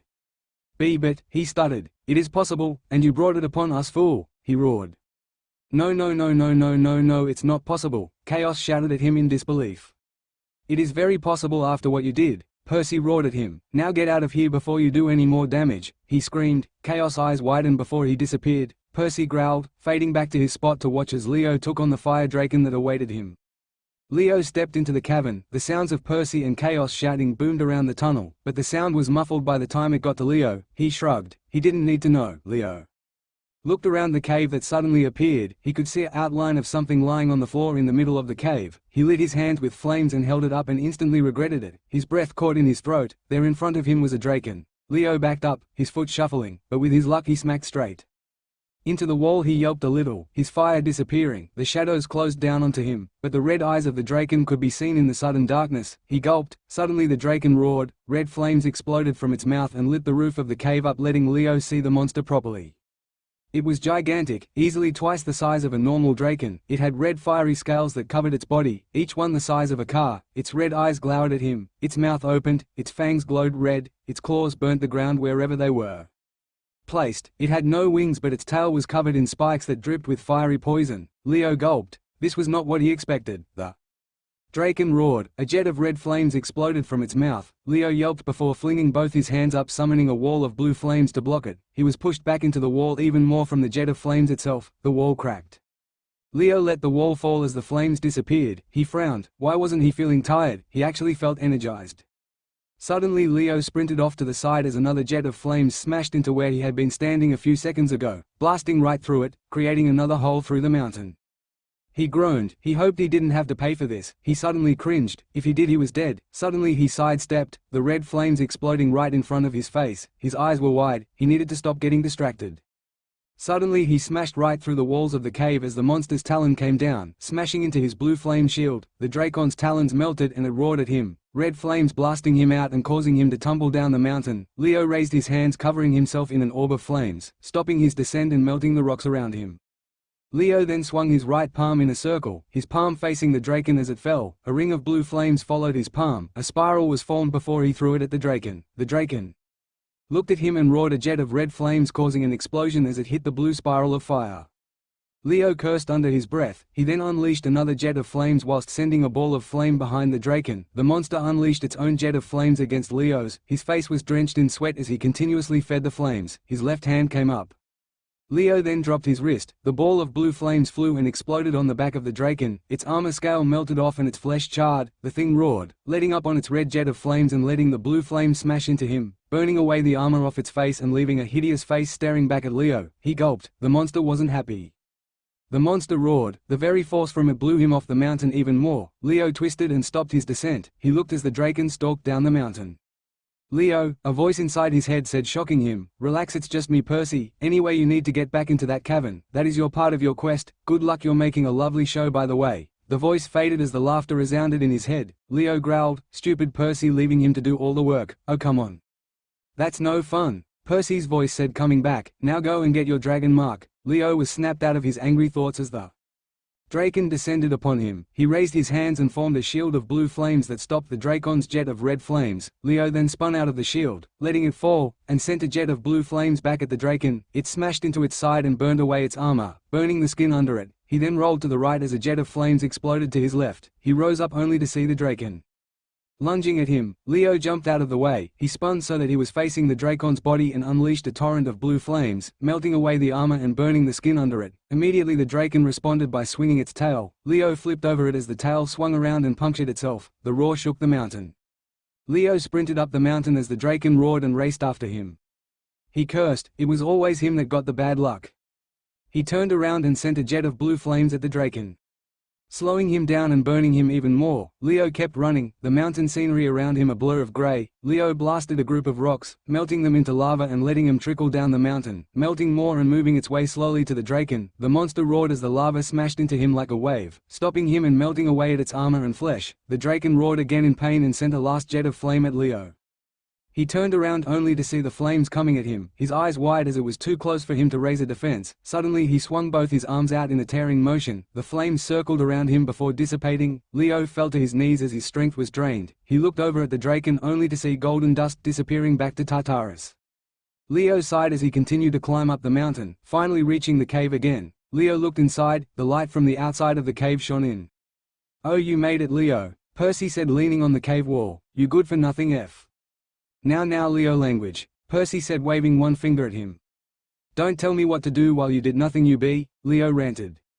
"Catch," Percy interrupting, not really caring, as he walked to the middle of the room and threw a round ovalish sphere at him. "What is this?" He looked at Percy confused. Percy just smiled and beckoned him to look at the oval egg-shaped orb. Leo looked down at the egg-like orb. It was pulsing with a bluish glow, slowly growing. Leo brought it up to his face and saw a little symbol on the inside. Leo tilted his head around the orb trying to figure out what it was. "Focus on where you want that symbol to be upon you," Percy commanded. "Why upon me?" Leo questioned him. "That's your Dragon Slayer symbol," Percy told him, and groaned.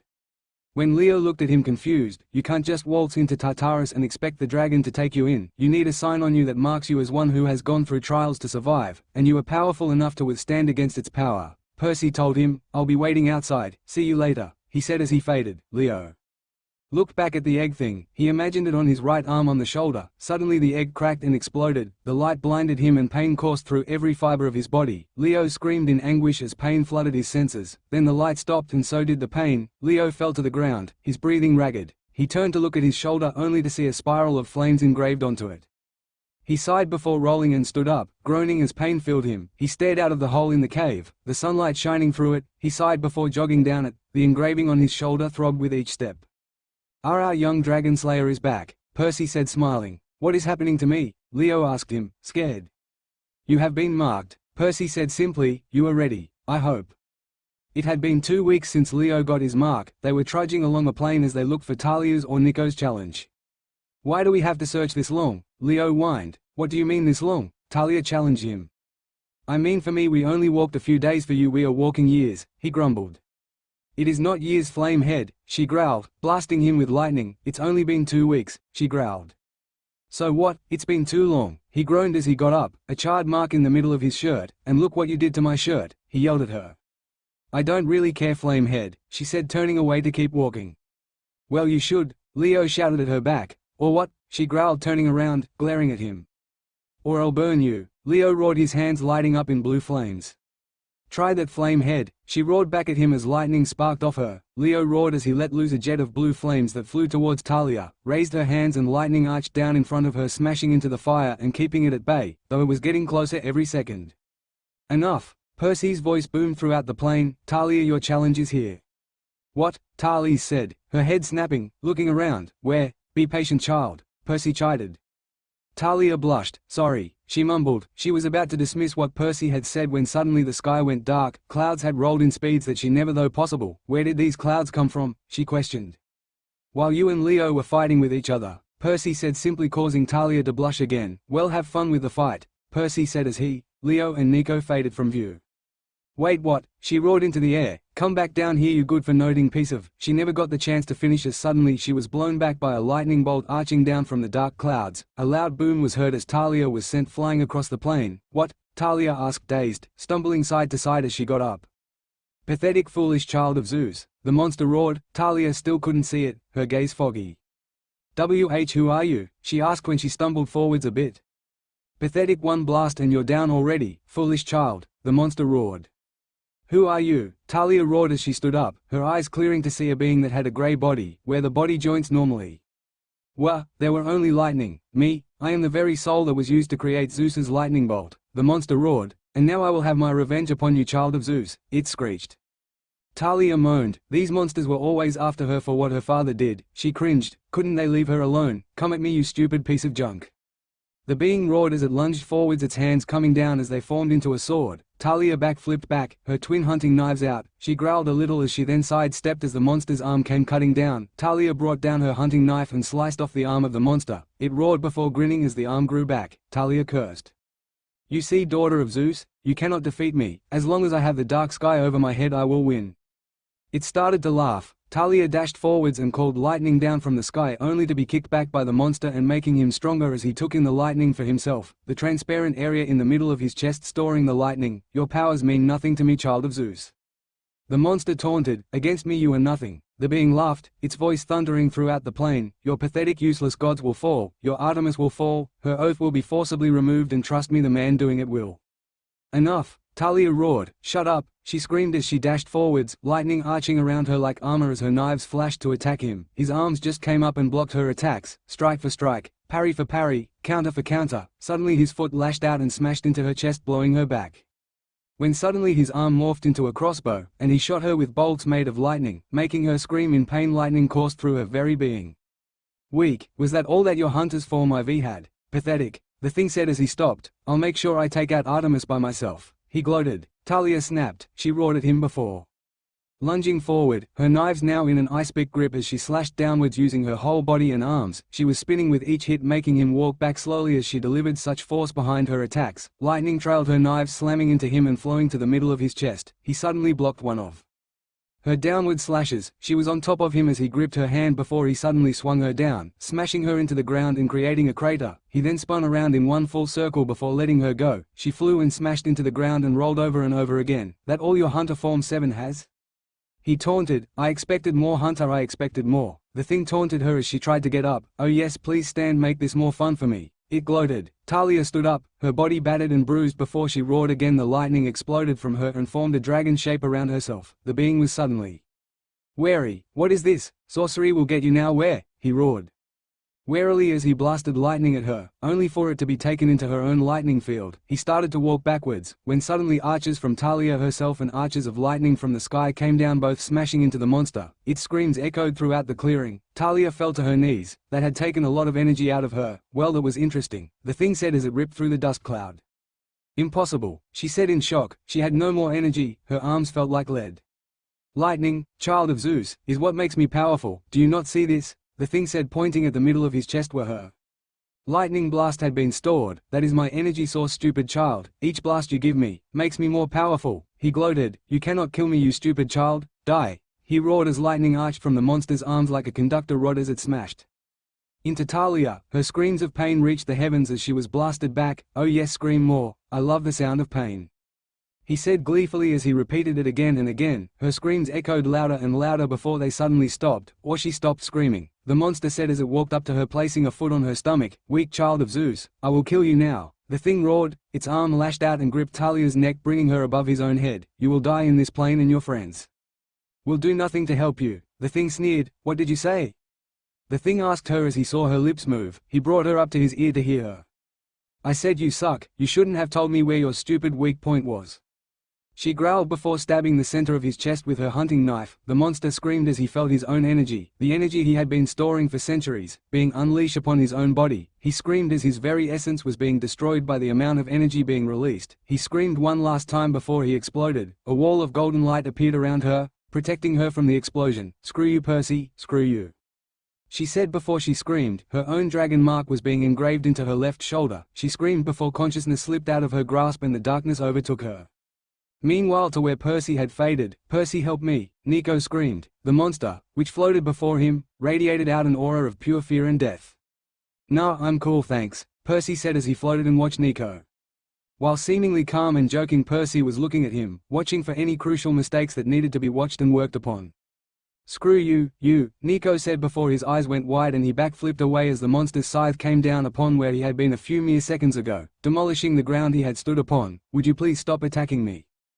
He roared at the monster as he got his first proper look at it. He froze in fear as he saw the monster. His sword nearly fell from his grasp. The monster that floated before him was a giant skeleton figure covered in a cloak. Its red eyes glared at Nico. Its mouth was wide open, agape. It loomed over him as it hovered. In its hand it held a scythe which was as long as Bus. The blade itself was as long and wide as a family car. The blade had an eerie dark glow around it as though it sucked the little light they had, turning it nearly pitch black. It roared at Nico and he nearly pissed himself. The monster's gaze paralyzed him in fear.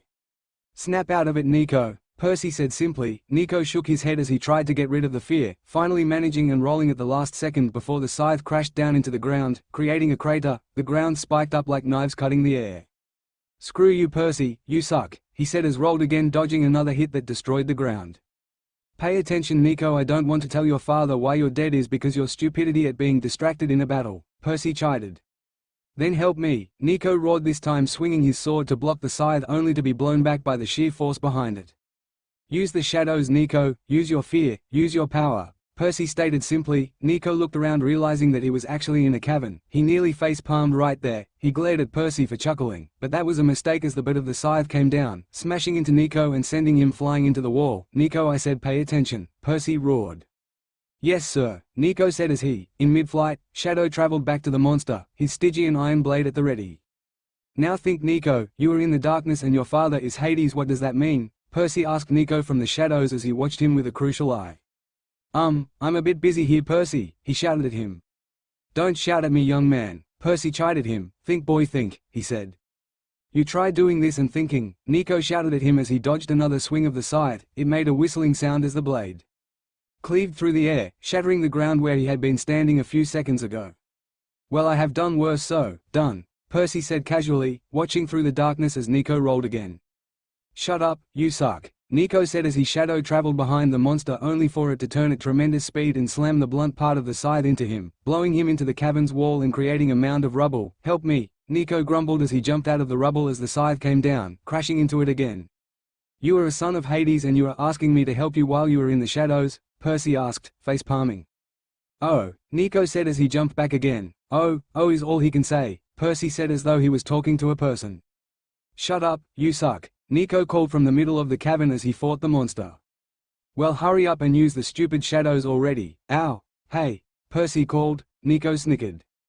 That's what you get for calling the shadows stupid, Nico retorted as he dodged another swipe, the air behind the strike blasting him back again. Nico stabbed his Stygian iron sword into the ground, causing a crack to appear. Rise and serve me, Nico said as skeletons upon skeletons rose from the ground, surrounding the monster. Suddenly the monster cackled its mouth together, and clicked his fingers. The skeletons responded in the same way. The cavern was filled with clicking and cackling. Attack him, Nico shouted at the skeletons. The skeletons turned to look at him before they went back into the ground. Nico looked in disbelief. The monster had a smug look on its face as it swiped the side down, smashing Nico into the wall again. Nico rolled off the pile of rubble that had formed and lunged forwards, his sword coming down, only for the monster to swing the staff of the scythe and smash it into his gut, blowing him again into the wall. "This thing is impossible to kill," Nico roared. "Use the shadows, foolish boy. Talia is in danger, and if you don't kill this thing she will die."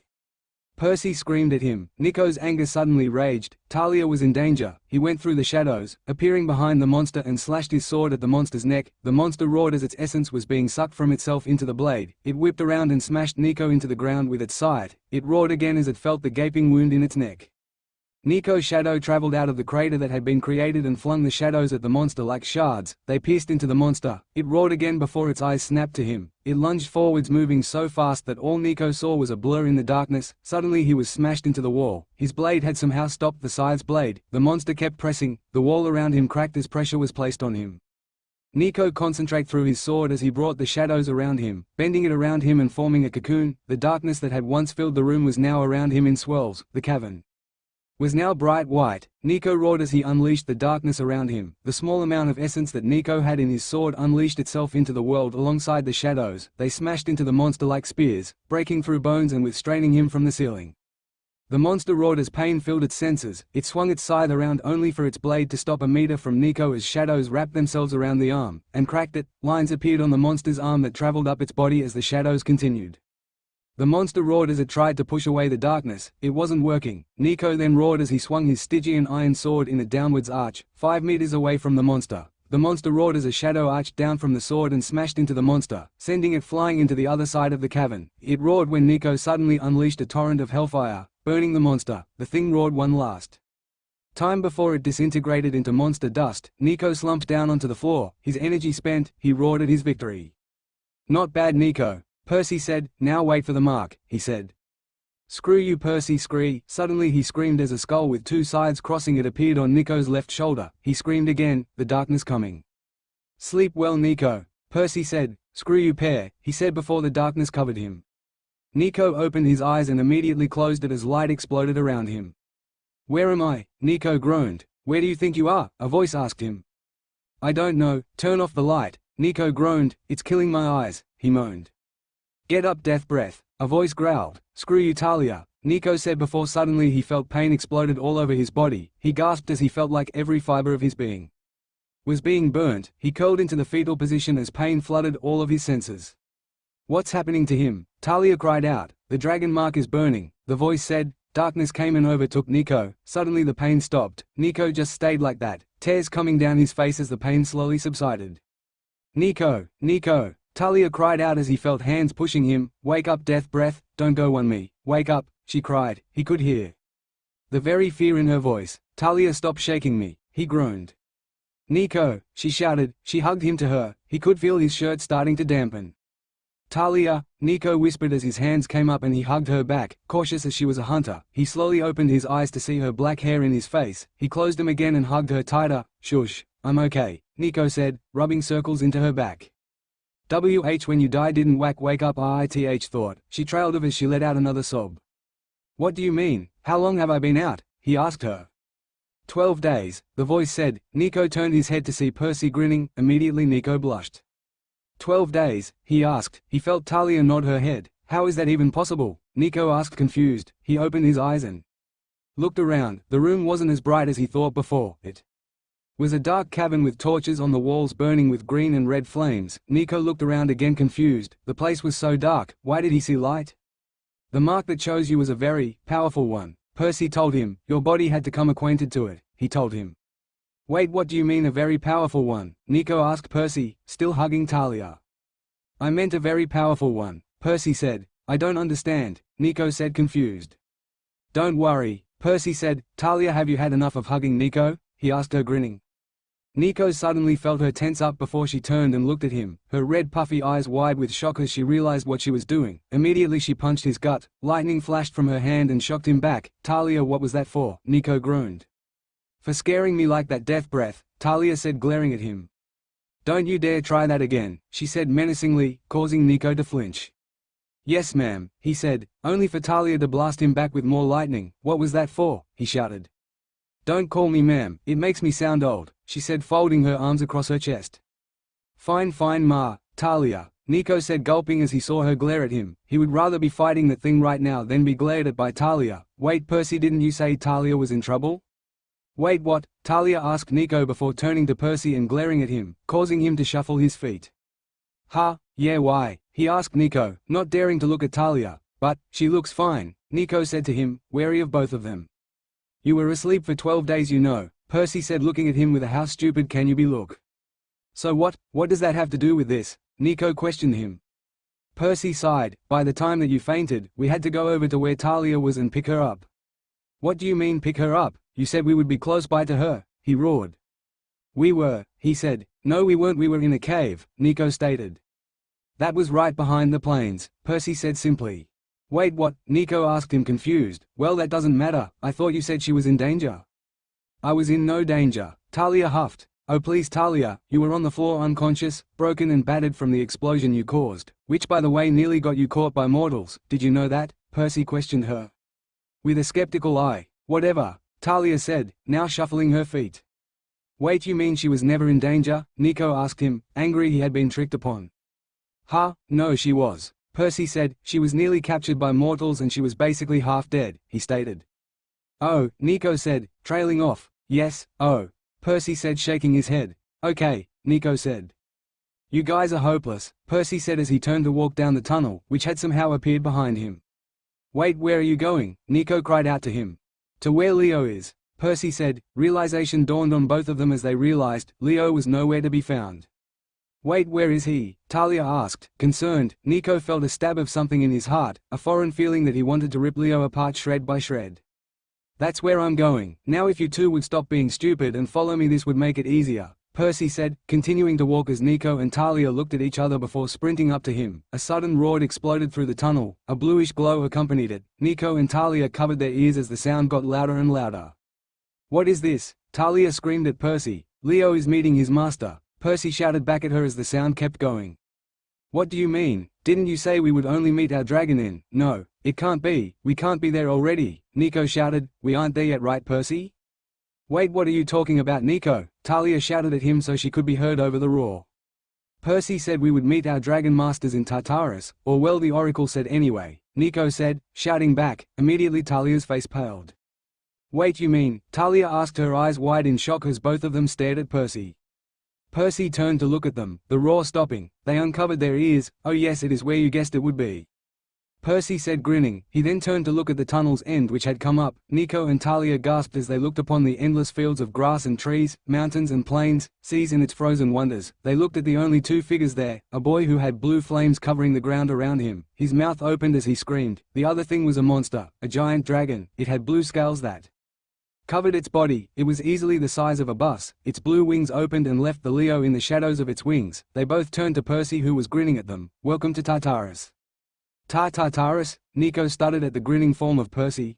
Yup, Tartarus. Beautiful isn't it? Percy asked them, turning to look at the scene, his hands clasped behind his back. The sky was high above them with a sun going across it. I thought it would be dark and gloomy, and well, dark, Talia said, shocked.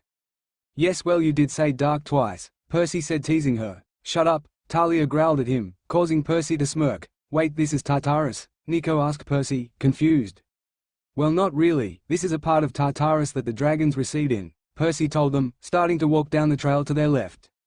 So that is Leo right? Nico asked Percy. Yup, he replied, walking down happily. And what is that? Talia asked Percy. Nico felt a ting in his heart. He ignored it, not wanting to be confused even more. It's not a that as you so kindly placed it, it's a dragon, and to be more exact the fire dragon, Percy informed Talia. Does it have a name? Nico questioned Percy. Well duh, Percy said, causing Nico to blush and Talia to laugh, causing a chuckle from Percy. Of course she does, Percy said, shaking his head at Nico's foolishness, but I'll leave her to tell you that. Percy said, now I need to get your dragons, so go to Leo over there, Percy said as he pointed to a waving Leo. Percy faded away. Talia immediately ran to where Leo was. Nico ran after her. He grumbled a bit, she was going too fast. Leo, Talia shouted as she ran to him. Oh hey Talia, Leo said, turning to look at them, waving and smiling before the blue sapphire-colored dragon smacked him with her tail. Pay attention, Leo, the dragon said. Her voice was not harsh nor gravel-like but smooth like silk. The voice sounded feminine. Who are you? Nico questioned warily. I am Sapphire, the fire dragon, the dragon said. Oh, wow, was all Nico could say. So, you're a dragon? Talia asked, her eyes wide. Yes, I am a dragon, daughter of Zeus, Sapphire told her. What do we call you, Lady Dragon? Nico asked her, confused.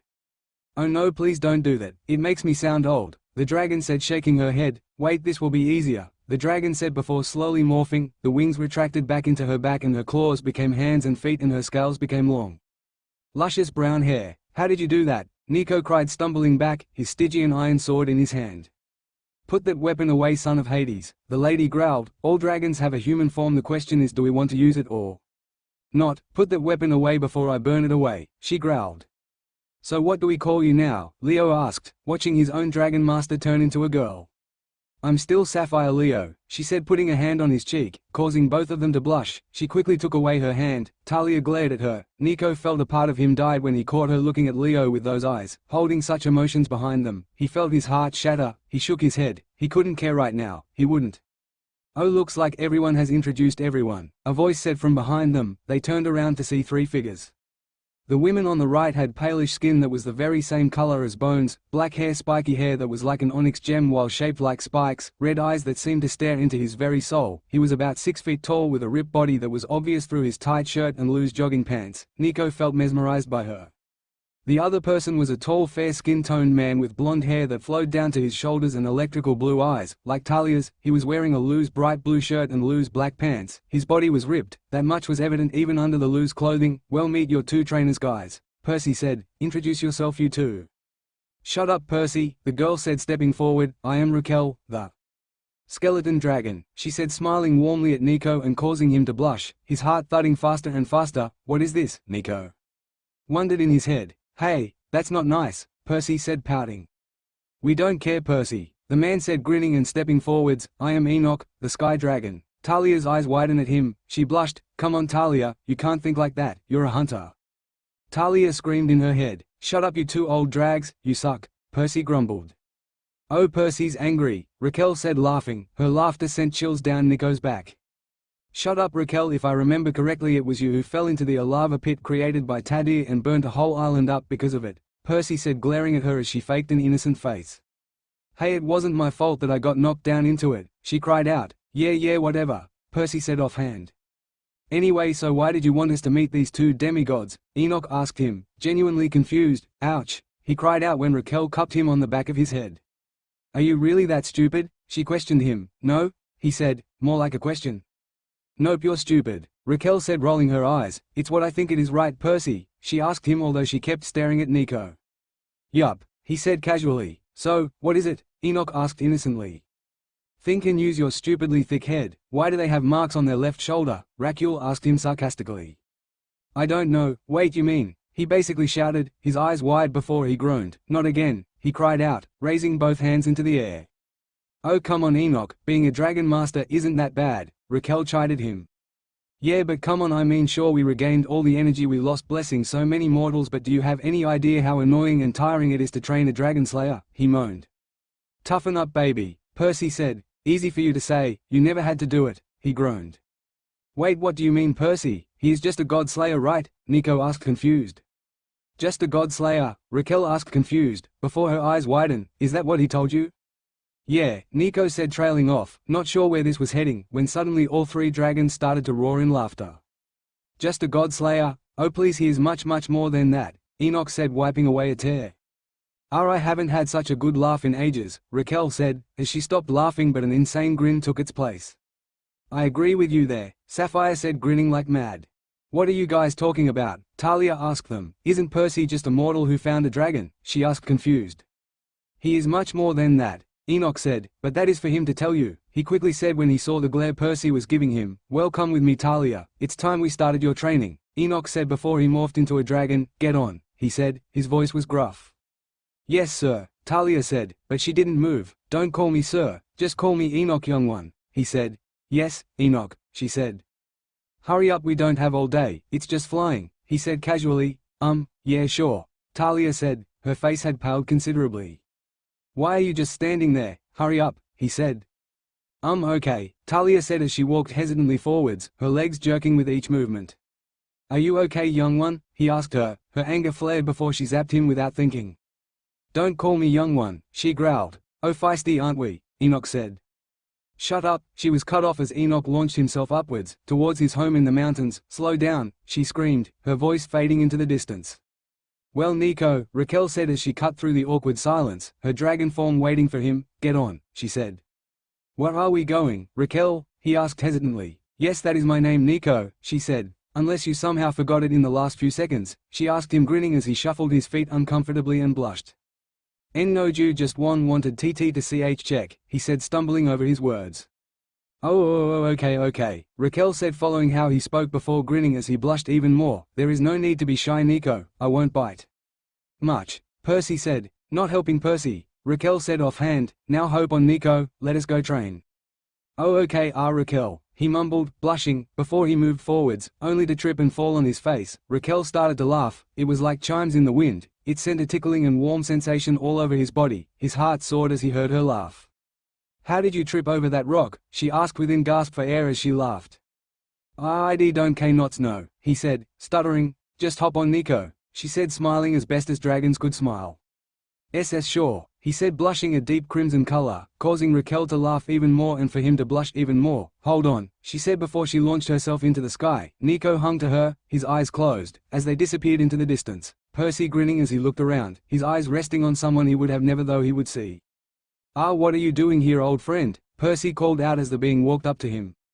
Don't call me old friend, it makes me sound old, the being said. He had white hair, and a white beard. He was about 5'3".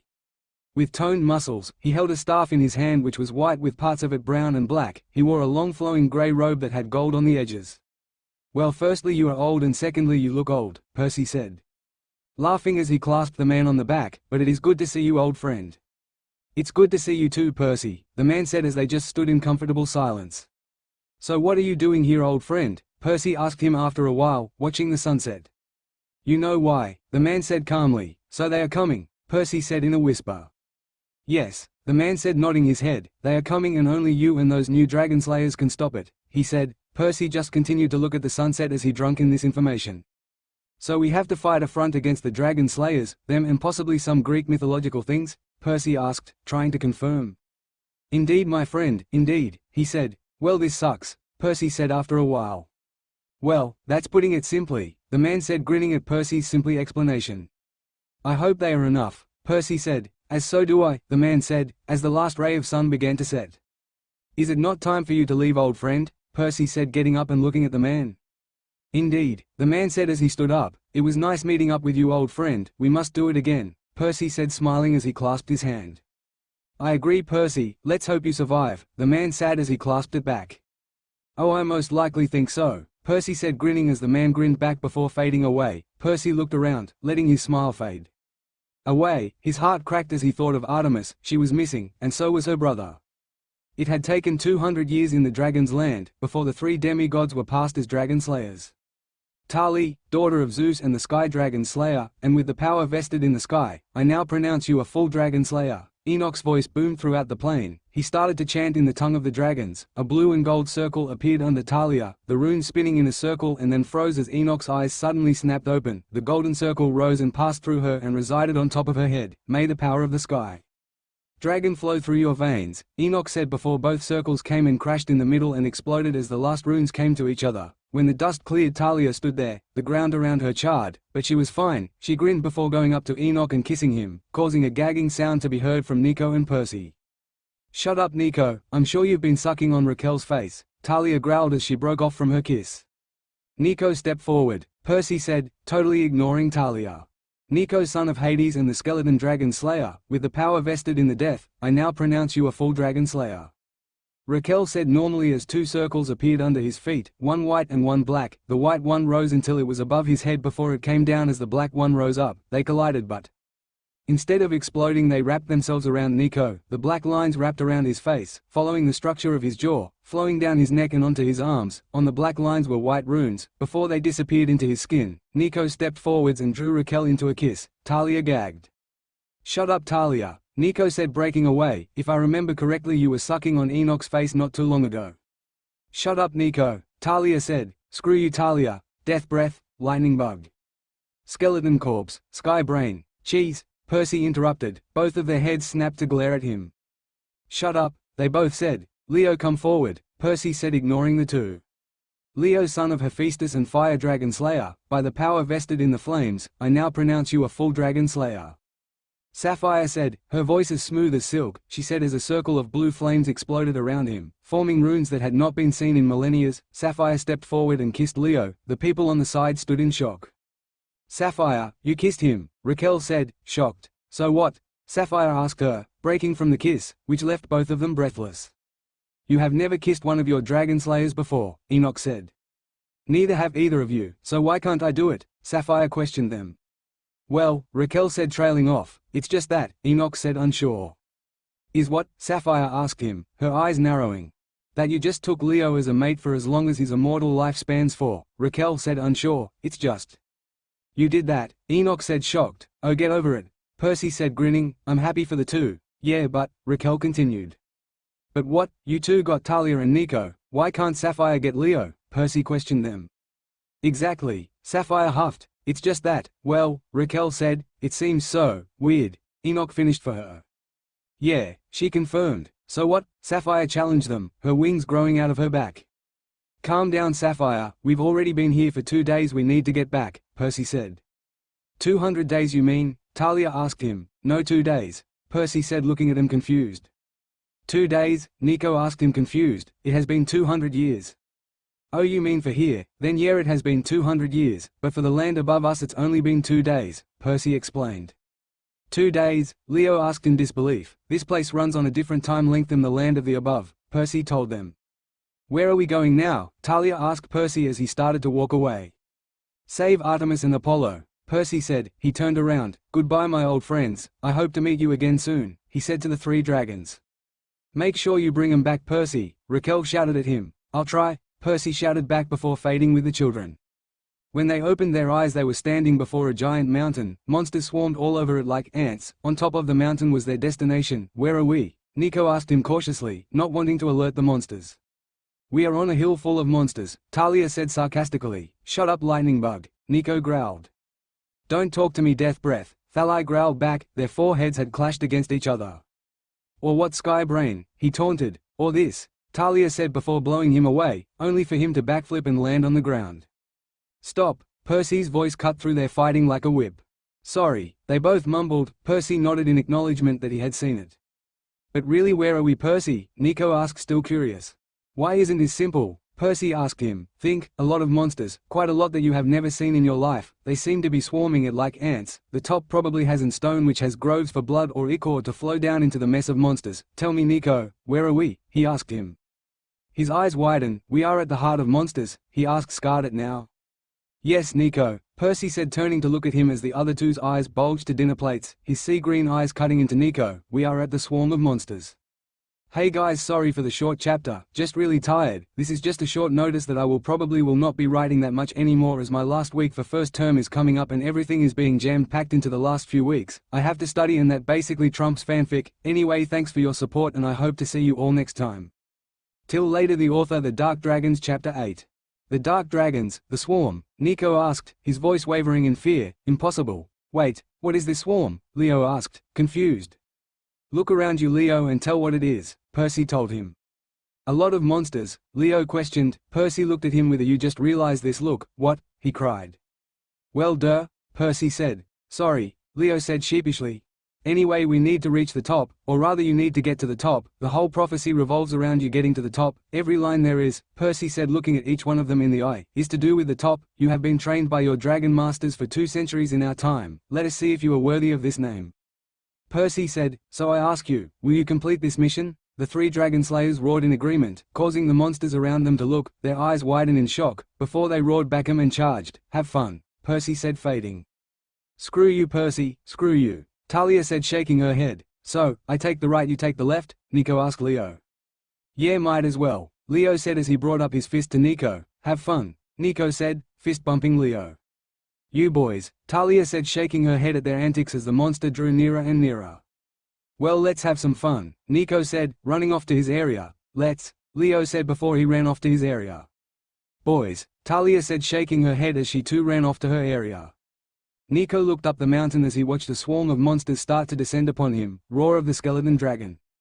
Nico screeched as he opened his mouth and a blast of sound exploded from him. There was no special energy beam, there was no physical power behind the roar, but sheer terror rained from it. Monster froze in their tracks, their eyes wide, many of them disintegrated right there from sheer terror. Claw of the skeleton dragon.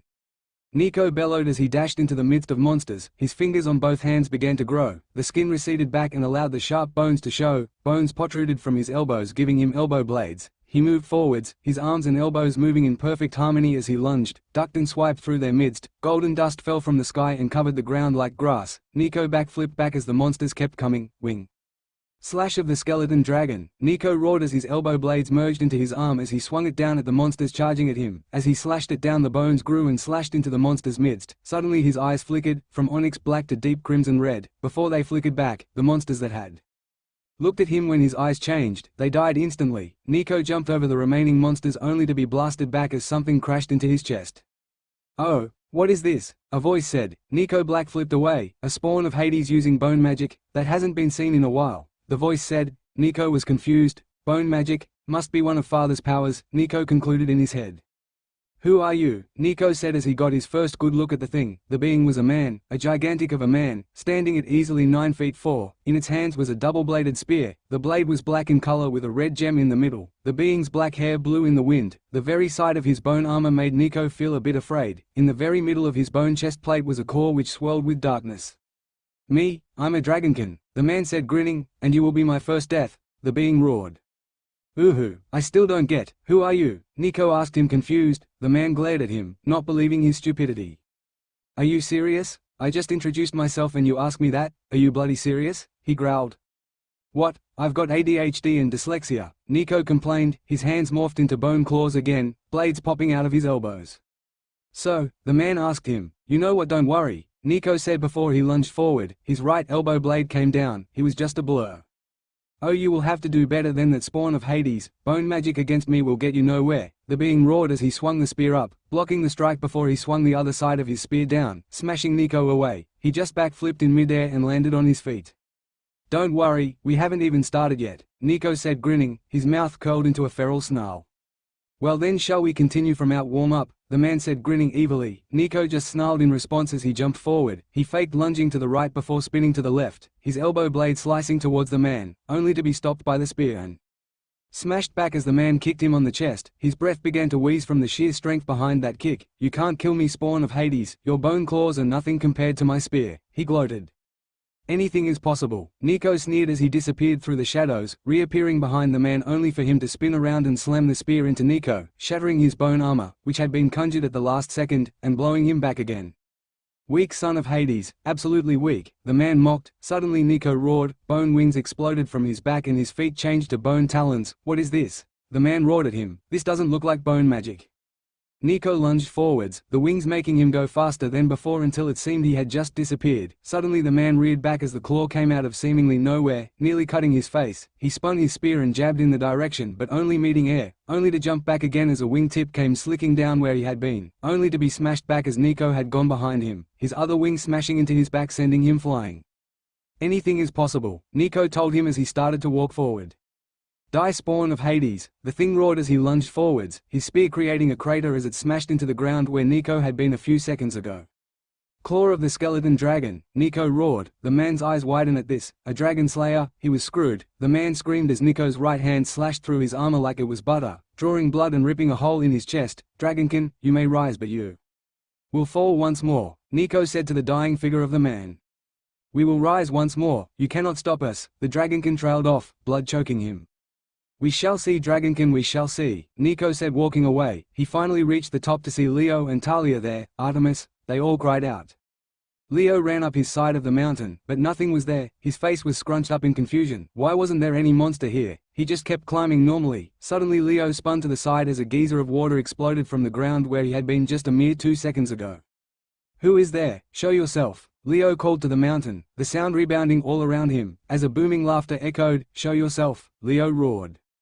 Water rippled from the ground 5 meters in front of Leo. It placed itself one after another, on top of each other, and solidified. The man had white hair with water blue eyes. He stood at around 8'9" and in his hands held a two glaives. Its blade was silver connected to the wooden middle hilt. "I am a dragonkin," the being said simply. "What?" Leo asked confused. "A dragonkin," the man said.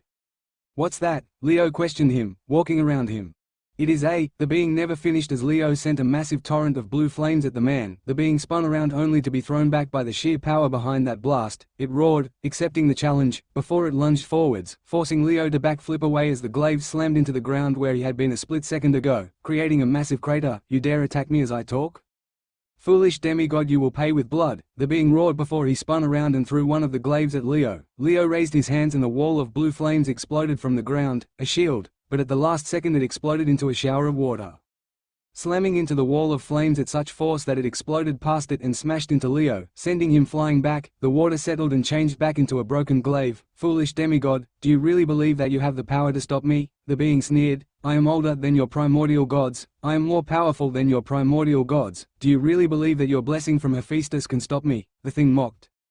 "No," Leo said simply as he stood up and brushed dust off himself. "Impossible, how can you stand up like that?" the being roared. "Die!" it screamed as it launched its other glaive at Leo. It exploded into water again, flying to Leo at such speed that all he could do was form a sphere of blue flames around him. The water wrapped around him, slowly diminishing his flames until it flowed in, surrounding Leo in a sphere of water, slowly drowning him. "Do you see now, demigod? Your powers cannot stop me. The gods' powers are nothing compared to those of the dragonkin," the thing roared, when suddenly the water evaporated as Leo exploded in an orb of flames. "Impossible," the being roared. "Is impossible your favorite word?" Leo mocked. "It seems like it." "How did you escape?" the being roared. "No one can escape that. It is impossible," when suddenly the dragonkin's eyes widened. "Unless, no, it can't be. That's impossible. There you again with the impossible," Leo chided, shaking his head. Why you're a Dr. Dragon Slayer," the being stuttered, stumbling backwards. Yeah, I guess so. I mean, this is my first mission as one, so, yeah, I guess I am," Leo said, grinning. "Roar of the fire dragon," Leo roared as he unleashed a torrent of blue flames out of his mouth. It smashed into the being full in the chest, plowing him through the land and making steam explode into the air as the dragonkin placed a water armor where the fire was. "Wow, not bad. It doesn't matter if you're a dragon slayer, I am the dragonkin for water. You will die by my hands," the thing roared, furious at Leo. "We shall see, weird lizard man," Leo said as he watched the man's hands and feet change into claws and talons. A tail exploded just above his butt, and wings protruded from his back. "Roar of the water dragonkin," the being screamed at Leo as a torrent of water flew from its mouth. "Roar of the fire dragon," Leo roared back again. A jet of blue flames exploded from his mouth and connected with the stream of water. Steam exploded from this. Leo took advantage from this. "Wing slash of the fire dragon," Leo roared as he slashed his hands down. Fire trailed them before launching themselves at the being. A scream could be heard as Leo burnt the skin of the man. "You dare touch me, you imbecile human," the being roared as it lay on its back, its chest having a very large burn mark from where Leo had hit him. "Water claw of the water dragonkin," the being roared at Leo as it launched itself at him. Its right hand's claw was suddenly covered in water. "Exploding edge of the fire dragon's horn," Leo roared as he exploded forwards. Fire coated his body, especially hot and thick at the front. Leo closed his eyes as he connected with the being's body before he suddenly felt something hot and sticky before he felt the wind on him again. Leo opened his eyes to see himself covered in dragonkin blood. The being was lying on the floor with a hole the size of Leo in his chest. Leo increased the heat from himself and cleansed himself of the dragonkin blood. "You will fall," the being said one last time as the blood slowly choked him. "No, we won't," was all Leo said before he came to the top. Nico and Talia appearing there. "Artemis," they all cried. Talia walked up the mountain, killing a stray monster here and there that were rushing to Nico's side. Her mind filtered back to when though she had liked Leo, she shivered repulsed by the though. Her mind then switched to thinking about Enoch, his mesmerizing eyes, amazing lips, great body. Talia's mind was snapped out of that when something started to shake the ground. She jumped back and wings protruded from her back, allowing her to fly. "Oh, what is this?" a voice said. "A dragon slayer. How interesting." A voice resounded around her. "Who is there? Where are you?" Talia cried from the sky, her eyes flicking around, trying to find something. "Right here," the voice said as the ground split apart to let a man through. He had brown hazel hair with golden eyes. He stood at about 9'3" and in his hands he held a sickle merged onto a staff.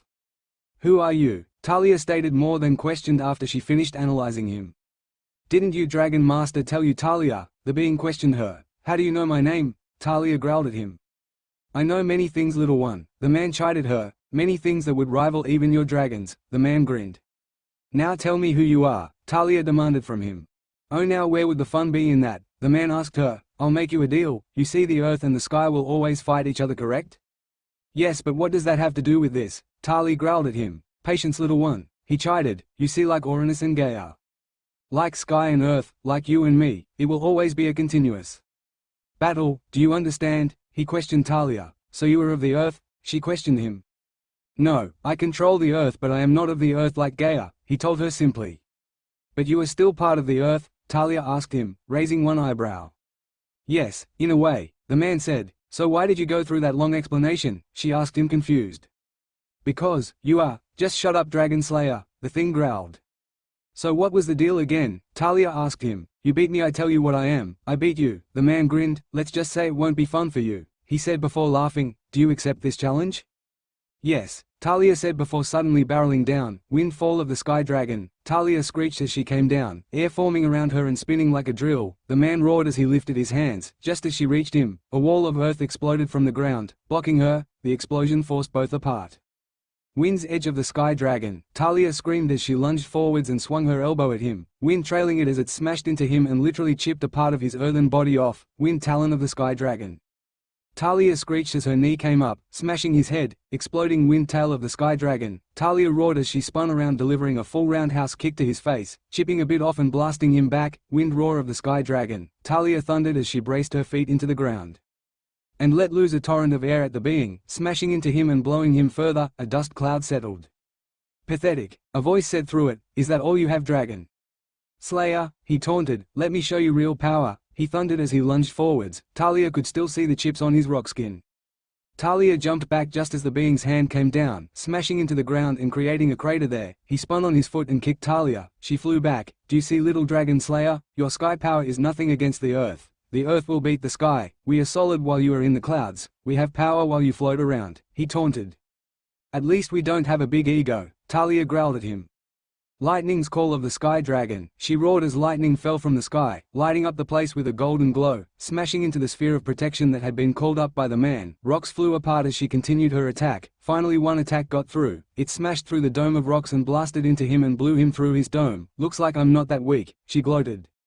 You will pay, insolent child, the being roared. Lightning wind edge of the Sky Dragon. She roared as she suddenly flew forward, her left elbow in front of her. Lightning and wind surrounded her as she launched herself like a missile towards him. However, all it did was then pivot on one foot as she came close and smash her into the ground with a punch. It had so much force that she was forced back up, a crater forming. As he spun around and kicked her again, she felt her ribs crack. Your power, he sneered at her, is nothing compared to ours. It doesn't not matter who has power, Talia growled, standing back her, wincing as she felt her ribs. But what you do with it that matters, she growled at him, and you obviously aren't going to do anything good with it, she concluded. You, the man roared, fuming with anger. He dashed forward, the earth exploded from behind him, shards of earth fell to him, trying to cut and kill. They cried for blood. Wind vortex of the Sky Dragon. Talia roared as the wind circled around her, the rocks flew around her before she let it fall, falling. Star of the Sky Dragon. She roared as she flew up and looked down on him, golden cosmic energy swirling around her as she fell from the sky. Is that all you have, child? The being sneered. That is nothing. It roared as the earth rose up to defend him, only for Talia to punch right through the earthen defense like hot knife through butter, and slam into the man, blowing him back and out of the earthen walls. What is nothing? Talia questioned him when she saw his rock armor fall apart from the hit, exposing his earth-like skin underneath. How dare you hit me? This shouldn't be possible, the man roared. It is. Now let me show you what else is possible, Talia said, flying back up. Lightning wind storm of the Sky Dragon. Talia roared before she came down again on the weak being. Lightning and wind circled her elbow, and when it hit the being full on in the chest, it ripped him apart as an explosion took place, blasting Talia and the being away from each other. A dust cloud settled. Impossible, the man said when the dust cloud dispersed. A massive gaping hole in the middle of his chest leaked blood. It fell to the ground, staining it a crimson color, leaving a mark. Anything is possible, Talia said as she walked past him. This is not the end, child, the man said as he fell face down. We will return, the man said as he slowly died. And we will be waiting, Talia said over her shoulder, before she walked to the top of the mountain, only to see Nico and Leo walk up their slopes. Artemis, they shouted, seeing Artemis and Apollo chained up there. The lost moon, the lost sun. Ah, look who we have here, a voice resounded, stopping them in their tracks. Who are you? Where are you? Show yourself! Talia roared as lightning and wind began to pick up around her. Oh, you want to see me? Are you sure? Okay, fine, a voice said. A sudden glow formed in the middle of the room, revealing a man who stood there. His eyes were like molten lava that sent a chill down your spine. His hair was black like the night. He wore black army pants, a tight black shirt and a black trench coat. He stood at around 6'5", and had black gloves on his hands. Who are you? Leo demanded. A ring of blue flames surrounded him. Me? Oh, just a dragon slayer, the man said nonchalantly. Who are you? Nico repeated Leo's question, but with a growl and a death glare that would have sent the strongest monsters to Tartarus. Don't bother glaring at me, skeleton dragon slayer Nico, it won't work, the man said, not even bothering to look at him. Who are you? Talia demanded. The Sky Dragon Slayer, Talia, the man said. So much potential, but on the wrong side. Join us and you will learn everything, the man tempted her. Don't do it, Talia, Nico said, warily, when he saw the hesitation from her. Oh yes, do it, Talia, and you will become more powerful than your dragon could ever be, the man tempted her again. More powerful than the dragons, she whispered. Oh yes, much more powerful, you will have the power of the Dark Dragon, the man said, beaming. Dark Dragon, Talia repeated, her eyes going wide. No, you are evil, you are what destroyed this world once, she cried out. Or is the little huntress taking in what the dragon said, the man said, grinning sadistically. Well, they weren't wrong there, we nearly destroyed this world, but wouldn't you like that power? The power to destroy a world? The man asked her again. Destroy a world? She asked carefully. Yes, you did hear it right, Talia, that much power, that much strength, imagine it, you could destroy this world and then reshape it in your own image, the man said, grinning. Don't do it, Talia, think of Enoch, Leo cried out to her. Shut your mouth, Fire Dragon Slayer Leo, the man growled at him. So what will it be? He asked Talia, just at elbow length away now. Don't do it, Talia, Nico cried out again. Be quiet, the man roared, silencing the two boys. Just this, Talia said, charging up her fist. Come closer. She gestured to him as he came up to her ear. Lightning fist of the Sky Dragon, she whispered in his ear, swinging her fist around, lightning trailing it, only for him to catch it and ignore the lightning shock. He shook his head. I expected better of you, Talia, the man said. Oh well, you all must die, as he flung Talia back so hard that she landed on the edge of the mountain. Claw of the Lava Dragon, the man roared as lava covered his hand. He brought it down, melting through the rock where Talia's head had been a few seconds ago if she had not rolled away. Lightning roar of the Sky Dragon, Talia roared as lightning arched from her mouth, slamming into the man who just merely braced his feet as he was starting to slide back. Wings reach of the Lava Dragon, the man roared as he swung his hand in a horizontal motion, lava following it and exploding into a shield of wind that Talia had just conjured, blowing her off the edge of the mountain, only for her to float. A flying Sky Dragon Slayer, haven't seen this since a while, the man said, being suddenly pushed a step forward as Leo came up behind him. Flaming Talon of the Fire Dragon, Leo roared as he swung a punch at the man again, only for the man to catch the punch, snuff out the flames and snarl. Roar of the Lava Dragon, the man roared in Leo's face, blowing him back as he forced a shield of fire to protect him at the last second. Wing Slash of the Skeleton Dragon, Nico roared as he rose up from behind the man, his elbow blade coming down, only for the man to once again stop the blade with his bare hands. Talons of Lava of the Lava Dragon, the man roared as he brought his knee up, smashing it into the breastplate of skeletons that Nico had conjured, melting away at it and blowing him back. Wind Roar of the Sky Dragon, Talia roared at the man, the air exploding from her mouth and flying towards him. The man dashed forwards, underneath the blast, so fast that Talia didn't even see him until he slowed down right next to her. Lava Fist of the Lava Dragon, the man roared as his fist connected with her lightning armor, which was once again brought up at the last second, blowing her clear of the mountain once more. Pillar of the Lava Dragon. The man roared as a pillar of lava exploded from the mountain's roots, blasting into Talia and exploding her into the sky, out of the fight, but the pillar didn't stop there. As it fell back to earth it slammed into Apollo, who screamed as the lava burned away at his very essence. He screamed against once more. That scream joined with the screams of Artemis as Apollo faded into nothingness. Together forever will be undone, Talia, Apollo, Nico screamed before turning to face the man. Shards of the Skeleton Dragon, Nico roared as shards of bones exploded and flew towards the man, as Nico's figure flickered, from his normal self to a person with black hair, crimson red eyes, razor-sharp teeth, claws and talons instead of nails, and wings which protruded from his back. Wall of the Lava Dragon, the man roared back. A wall of lava exploded from the ground, melting all the shards. It stopped to reveal a Nico who was on the ground, squirming in pain. Exploding Fire's Edge of the Fire Dragon, Leo roared from behind the man as he spun 360 degrees, both elbows trailing fire as he swung them down. burning horn of the lava dragon, the man roared as he swung around and head-butted Leo, blowing him back and rendering him unable to fight. The dragons breathe of fire, lightning and death, fusion roar of the death, fire, lightning dragon. A voice screeched from behind him. The man turned around only for his eyes to grow to the size of dinner plates as he watched a new Nico who had looked exactly like the other figure, which had been flickering. The man was in so much shock that the blast blew him back to the edge of the mountain. The other side of the skeleton dragon has been awakened. The man grinned. One of the most powerful ones out there has been awakened. The man's grin went even wider. But even with that power you are no match for me, the man roared. Burning blow of the lava dragon. The man roared as twin balls of lava appeared in the man's hand. The aura he emitted froze Nico in fear as he swung his hands around, letting the lava go and exploding on impact. Nico's armor was melted off and his figure flickered back to his normal self as the lava destroyed his armor. A clapping sound could be heard. "Not bad, Arthur," a voice said from behind him. Arthur spun around, wanting to know who knew him. His eyes widened once more. "You," the Arthur screamed. "Yes, it is me," the figure said. "Perseus Jackson, Godslayer of the Black Dragon whose title is unknown," Arthur growled. "Yes, so what?" Percy asked him. "You know you cannot be here, you cannot fight me. Godslayers cannot kill Dragon Slayers," Arthur roared at him. "Make me listen to your stupid rules," Percy challenged him. Roar of the lava dragon, Arthur roared as a torrent of lava exploded from his mouth. "Oblivion's hand," Percy said as the lava torrent stopped a meter away from him. White lines started to appear on it before the jet of lava exploded. "Please, is that all you have?" Percy taunted him. Claws of the lava dragon, Arthur roared as his fist came down, surrounded by lava, only to be stopped by a block from Percy. Talons of the lava dragon, Arthur screamed as he brought his knee up, only to meet empty air, and to be blown back from a kick from Percy. Arthur dashed back in, burning horn of the lava. Dragon, Arthur bellowed as he tried to headbutt Percy, only for Percy to punch his face, sending him sprawling to the side. "Is that all the great and powerful Arthur Selenite, Dark Dragon Slayer of the Lava Dragon has?" Percy taunted him. "You will pay for stopping us last time," Arthur screamed at him.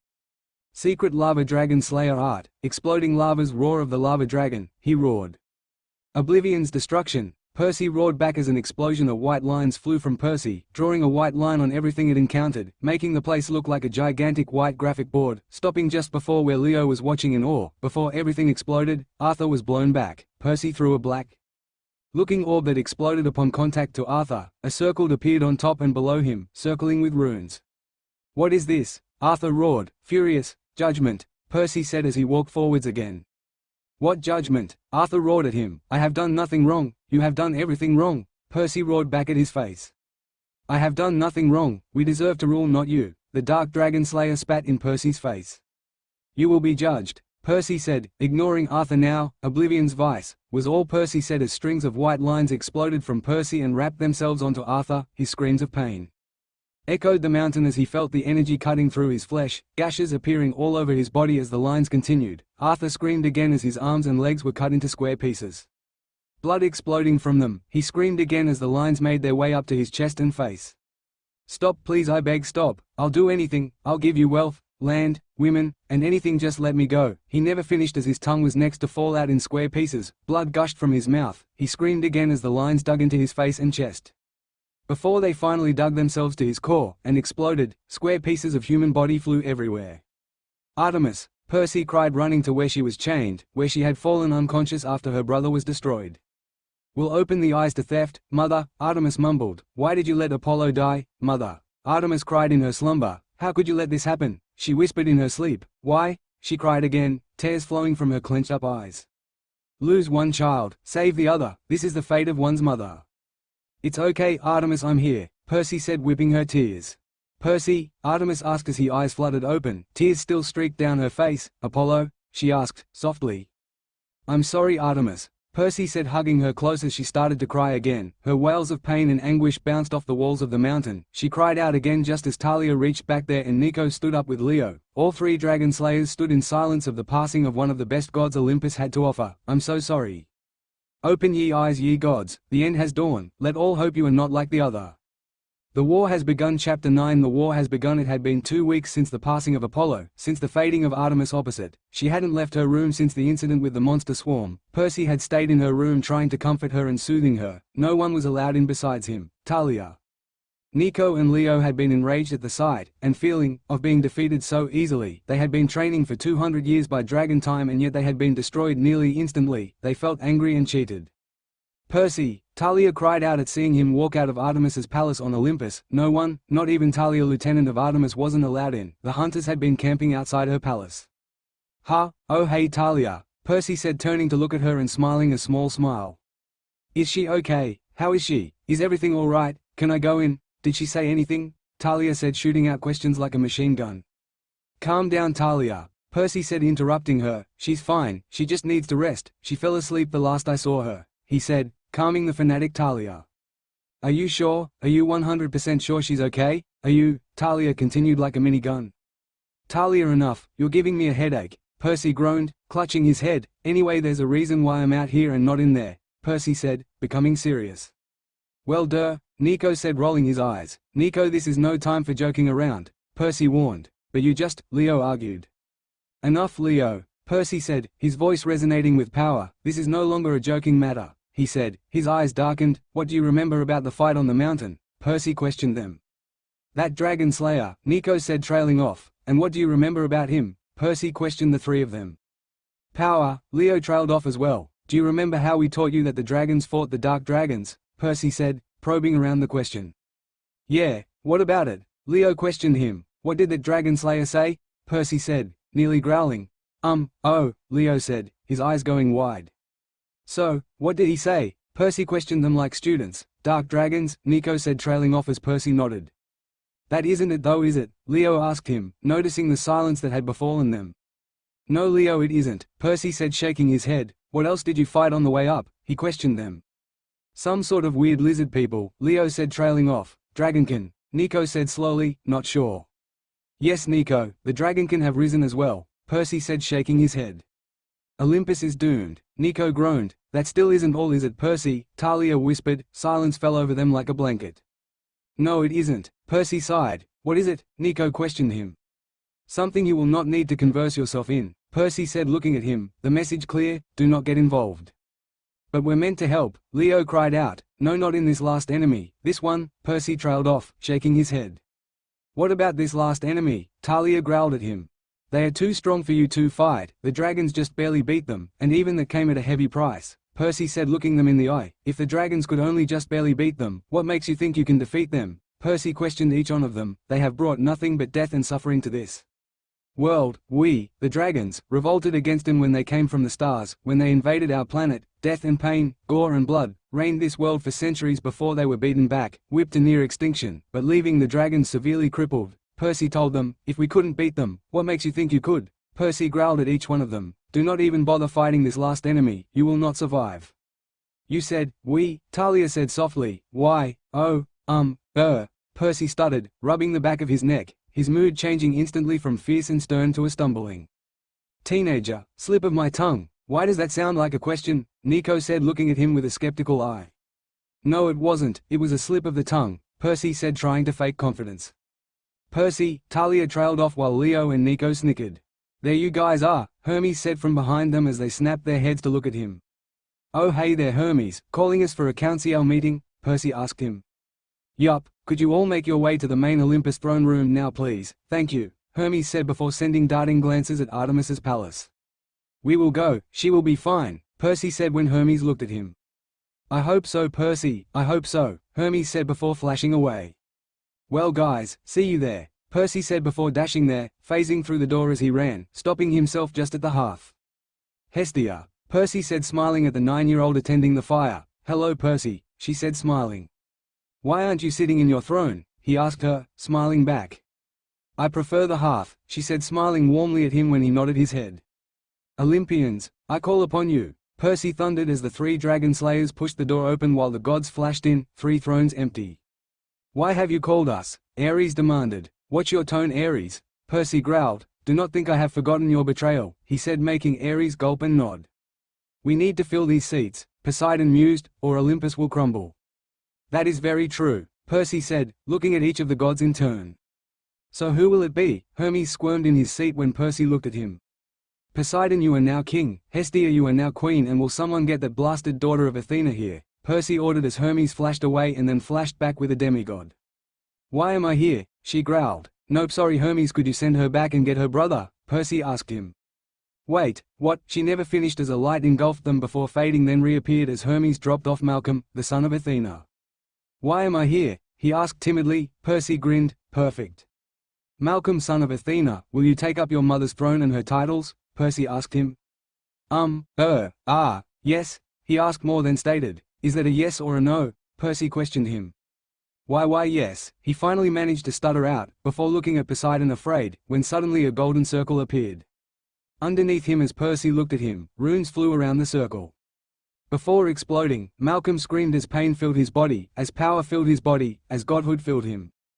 "Do not fear me, child, I bear no grudges against you as I did to your mother," Poseidon said when Malcolm looked at him afraid, even after the transformation. "Thank you, Lord Poseidon," Malcolm said bowing. "Do not bow to me or call me Lord, Malcolm, for we are now on equal footing," he reminded him. "Yes, Poseidon," Malcolm said, testing out the name and finding it nice to his tongue.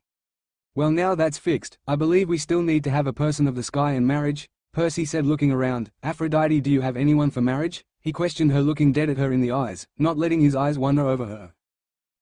How about Crystal, my daughter?" she asked him. "Will she think straight? Will she not be stupid? Will she be a proper Olympian? Think about this, Aphrodite," he warned her. "Do not be like Zeus, who only wants children on his council," he told her. He looked at her as she had a silent debate within herself. "No," she said, hanging her head in shame. "We will give her a chance, do you understand?" Percy said, looking at her in the eyes. She held his gaze. "One chance, you will rein her in, teach her how to become a proper Olympian, and you yourself will learn to behave. Do I make myself clear?" Percy growled. "Yes, thank you, thank you, thank you," Aphrodite squealed with glee as Percy just sighed, rubbing his temples, knowing this would cause him a headache. "Now we just need a king of the sky," Percy said, looking around once more. "Talia," he called out. "What?" she cried out in shock. "Me?" her voice going high-pitch. "Yes, you," Percy said. "No," Talia said, "I will not become a god who will be bounded by the ancient rules," she growled. Percy groaned. "Come on, Talia." "No," she said, interrupting him, "and that's final," she huffed. "You are as stubborn as Artemis," Percy mumbled as Talia cuffed him over the back of his head. "Ow, what was that for?" he growled. "That's for being stupid," Talia said, popping her tongue out at him like a 5-year-old. "Well, screw you too," he said, copying her actions. "Anyway, Olympians, since Talia here will not take the throne," Percy said, glaring at her, "I will find someone else along the way of this war." "Wait," Hermes asked him before he flashed out, "what about Apollo, and what war?" Percy grinned. "Apollo will come in due time, but for the war, that is an interesting topic." "Can you tell us?" Malcolm asked him, sitting on his throne. "Are the new Olympian wisdom god already fitting into his role?" Percy said, grinning, causing Malcolm to blush. "And to answer your question, yes, I can." "So can you answer them?" Poseidon asked him. "Yes," Percy said. "Look, I've told you all before. When the dragons made the dragon slayers, they were fighting the dark dragons." "What are the dark dragons?" Malcolm asked, writing on a notebook.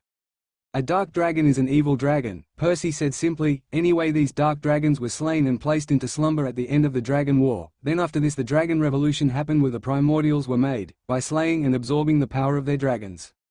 "That isn't all, is it?" Malcolm asked him. "No, you are facing the primordials and the dark dragons. However, there is 2 more races you have not placed into the situation yet," Percy informed them. "And these 2 may be what exactly?" Malcolm questioned him again. "One is the Dragonkins, a race of people who are half dragon and half man," Percy said, looking them in the eye. "But there isn't anything like that on Earth," Hermes cried out. "Oh, who said they're from Earth?" Percy said, smirking. "Wait, what?" Malcolm asked, shock, his pen falling down. "Their history is something that I will not tell you Olympians," Percy said. "Why?" Demeter asked him, speaking for the first time. "Because it is not for your ears, nor will I tell you your other enemy," Percy said, looking them in the eyes. "Now I want Hades to be part of Olympus again," Percy commanded as a throne rose out of the ground. Obsidian black, skulls and bones littered the throne, shadows seemed to be drawn to it. "What about the sun god?" Malcolm asked him, totally leaving the notes in his book for later. "That will be decided later, Olympians," Percy bellowed. "From here on out the ancient laws are abolished," he declared.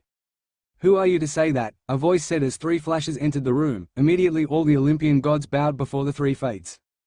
"I am Perseus Jackson, the Black Dragon's god slayer," he growled. "Impossible," they cried out. "No one came before the primordials." "Oh, is that what little Chaos told you?" he mocked. "How dare you mock Chaos, boy?" the 3 fates sneered. "You 3 mess around with people's lives, even immortal lives, for fun, and you dare challenge me?" he roared at them. You have no right to abolish the laws set down by us, the three roared. I have every right, Percy said menacingly. You three have been corrupted by your power, he growled. So what, we are the Fates, you cannot kill us, they growled back at him. Oh, don't be so sure, Fates, Percy growled again as black flames exploded on his hands. What is this treason, they cried out, even though they were walking back. Claw of the Black Dragon, Percy roared as he lunged forwards. His right hand came down, black flames surrounded it like a claw. The Fate on the right screamed as claw ripped through her skin. Silver blood exploded into the air. He then spun to the left, dodging the middle on as she swung her shears like a sword, and slicing off the Fate's head on the left. Sister, the middle one screamed, her eyes pulsing green as power flowed off her, making even the gods tremble. How dare you slay the Fates? How dare you kill my sisters? You will pay mortal, she roared. Please Fate, I am above you and your stupid laws, Percy spoke. Die mortal, she screamed, blinded by rage, anger and hate. Roar of the Black Dragon, Percy roared at her as a jet of black flames exploded from his mouth, consuming her and her screams as her very essence was burnt away. She screamed once more, before all was silent. Why you just killed the FA Fates, Malcolm stuttered. Yes I did, is there a problem? Percy asked them. We were the FA Fate, he cried out in shock. No, they were the corrupted Fates. Their power, position and work was starting to get to them. In 1,000 or so years from now they would have attacked as primordial children, not as the Fates, Percy told them, and something will happen in 3, 2, 1. Percy said as a sudden boom shook the throne room as a figure smashed through the dome roof. A figure was standing in full black cloak which was flapping in the wind which was pouring into the room, blowing things around. Who are you? Poseidon demanded, his trident at the ready. The being merely looked at him, his head cocked as he looked at Poseidon. He ignored Poseidon when his eyes found a smirking Percy. The thing roared as it dashed forwards to Percy, its hands forming black shadow blades which sucked the light out of the room. He suddenly went faster, creating a crater on the ground where he had lunged from. Percy spun to the side as he lunged past him, landing on the ground on all fours like a panther. Roar of the Fire Dragon, Leo roared, his blue flames traveling to the being, only for shadows to come out and stop it.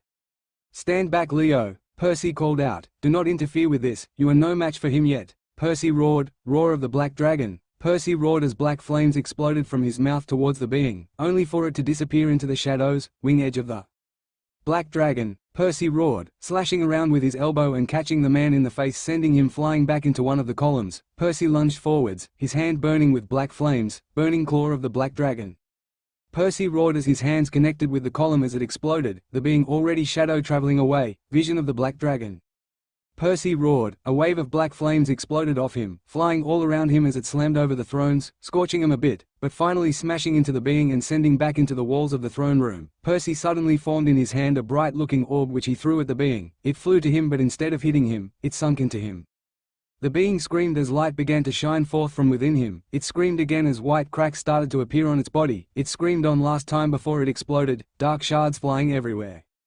What was that? Malcolm demanded, recovering from his shock first.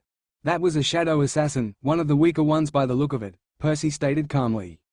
What do you mean weaker ones? The power radiating off it was like a god, Ares cried out. You aren't the most powerful force out there, you know that right? Percy warned them. Wait, are you saying that there are assassins more powerful than us? Hermes asked, his face going pale. Oh yes, definitely, Percy said as though it was the simplest things. Some are more powerful than primordials. Are these assassins, by any chance dragon slayers? Malcolm asked him. Spot on, their god of wisdom, Percy said, appraising Malcolm and causing him to blush in embarrassment. Wait, what does this mean? Malcolm asked when Percy started to walk away. What does it mean? Percy asked him confused. Don't you already know? He asked them. Wait, are you saying? Hermes said, his face paling. Oh yes, Olympians, Percy said looking at them, his normal happy facade gone, replaced by a serious and cold face. You were at war. Sorry guys for the short chapter guys, I've been stuck with school exam and assignments, sorry about this. I'll try and write more during the midterm break, sad face. I'm really sorry for the short chapter, I'll try and write more now. Till later. The author. End of the Dragon War Chapter 10. End of the Dragon War flashback. The man was running through the jungle, roaring could be heard all around him, jets of flames exploded in the air, the ground shook as things slammed into them, the air chilled as they fought. The man kept running as he saw his target. A dragon was marble white in color, its orange fiery eyes glowing, the power rolling off it instantly froze mortals around it. Dante, the man roared, stop this war, he screamed, dragons are dying, mortals are dying and you are causing this, he screamed. "Shut your mouth, dragon," the white dragon roared. "You like the mortals so much that you now look like one. Do you have no pride in your dragon blood?" He roared. Waves of power flowed of him. "We will rule this world and you will bow before my power," he bellowed. "Please, Dante, I do not want to kill my brother," the man screamed at the red dragon. "You are no brother," the dragon sneered. "My brother took pride in his blood. You are no brother of mine," the dragon roared. The man stopped there, faltering. "Bridge brother, what do you mean?" the man stuttered, his heart shattered. "Silence, you incompetent fool," the marble white dragon roared. "Brother, listen to me," the man cried out, trying to reason with the dragon. "Die, you mortal fool," the marble dragon roared before a beam of white light exploded from its mouth. "I am sorry, brother," the man said sadly before raising his hand. A wall of black flames exploded into the beam, stopping it. "Dragon slayer of life, I call upon you," the dragon roared. "Master, you called?" a man asked him, falling from the trees. "You," he sneered at the man. "Kill him," the dragon said. "Yes, master," the man said before turning and roaring at the man. "You cannot defeat me, dragon slayer," the man warned him. "Yes, I can. You are a dragon, I am a slayer. I am made to kill you," he cried out confidently. "Well then, let us see," the man growled at him. "Roar of the life dragon." The slayer roared as a beam of white light exploded from his mouth, flying towards the man, only for him to make a ripping motion and for the white beam to suddenly be split in half by a wave of black fire. Wing slash of the life dragon.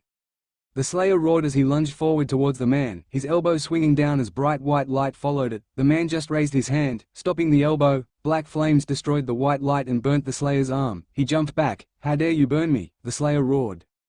"Because you are an incompetent fool," the man roared at him. "You are not worthy of the title of a dragon slayer," he growled. "You cannot say that to me. You would rather be a mortal than a dragon," the slayer roared. "Claw of the life dragon," the slayer screamed as he lunged forward.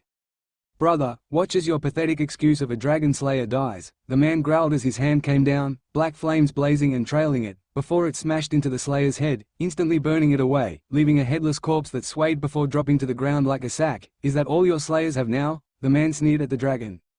"Brother," the thing sneered, "you will pay," it roared as a burst of white light exploded from its mouth.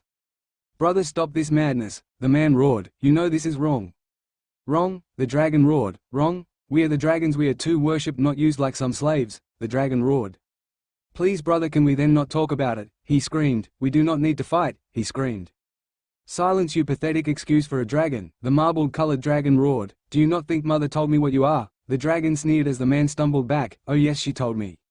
"What you are, abomination. Brother, we grew up together, we played together, we fought together, please," the man pleaded, dodging another spume of flames. "Stop this madness." "Silence, you are no brother of mine," the dragon roared. "Brother, listen to me," the man screamed. "I am no longer your brother," the dragon sneered. "I am no brother of a mortal." "Brother, I am a dragon," the man said, merging into one. Black wings exploded from his back, his hands and feet turned into razor claws which flickered with black flames. His face became more dragon-like but still retained its humanity. His eyes seemed to burn your very soul by him staring at you. Black flames seemed to dance in his orange-colored eyes. "Are you happy now, brother?" the man growled at him. "What is this?" the dragon roared. "Why do you retain your human looks?" the dragon growled.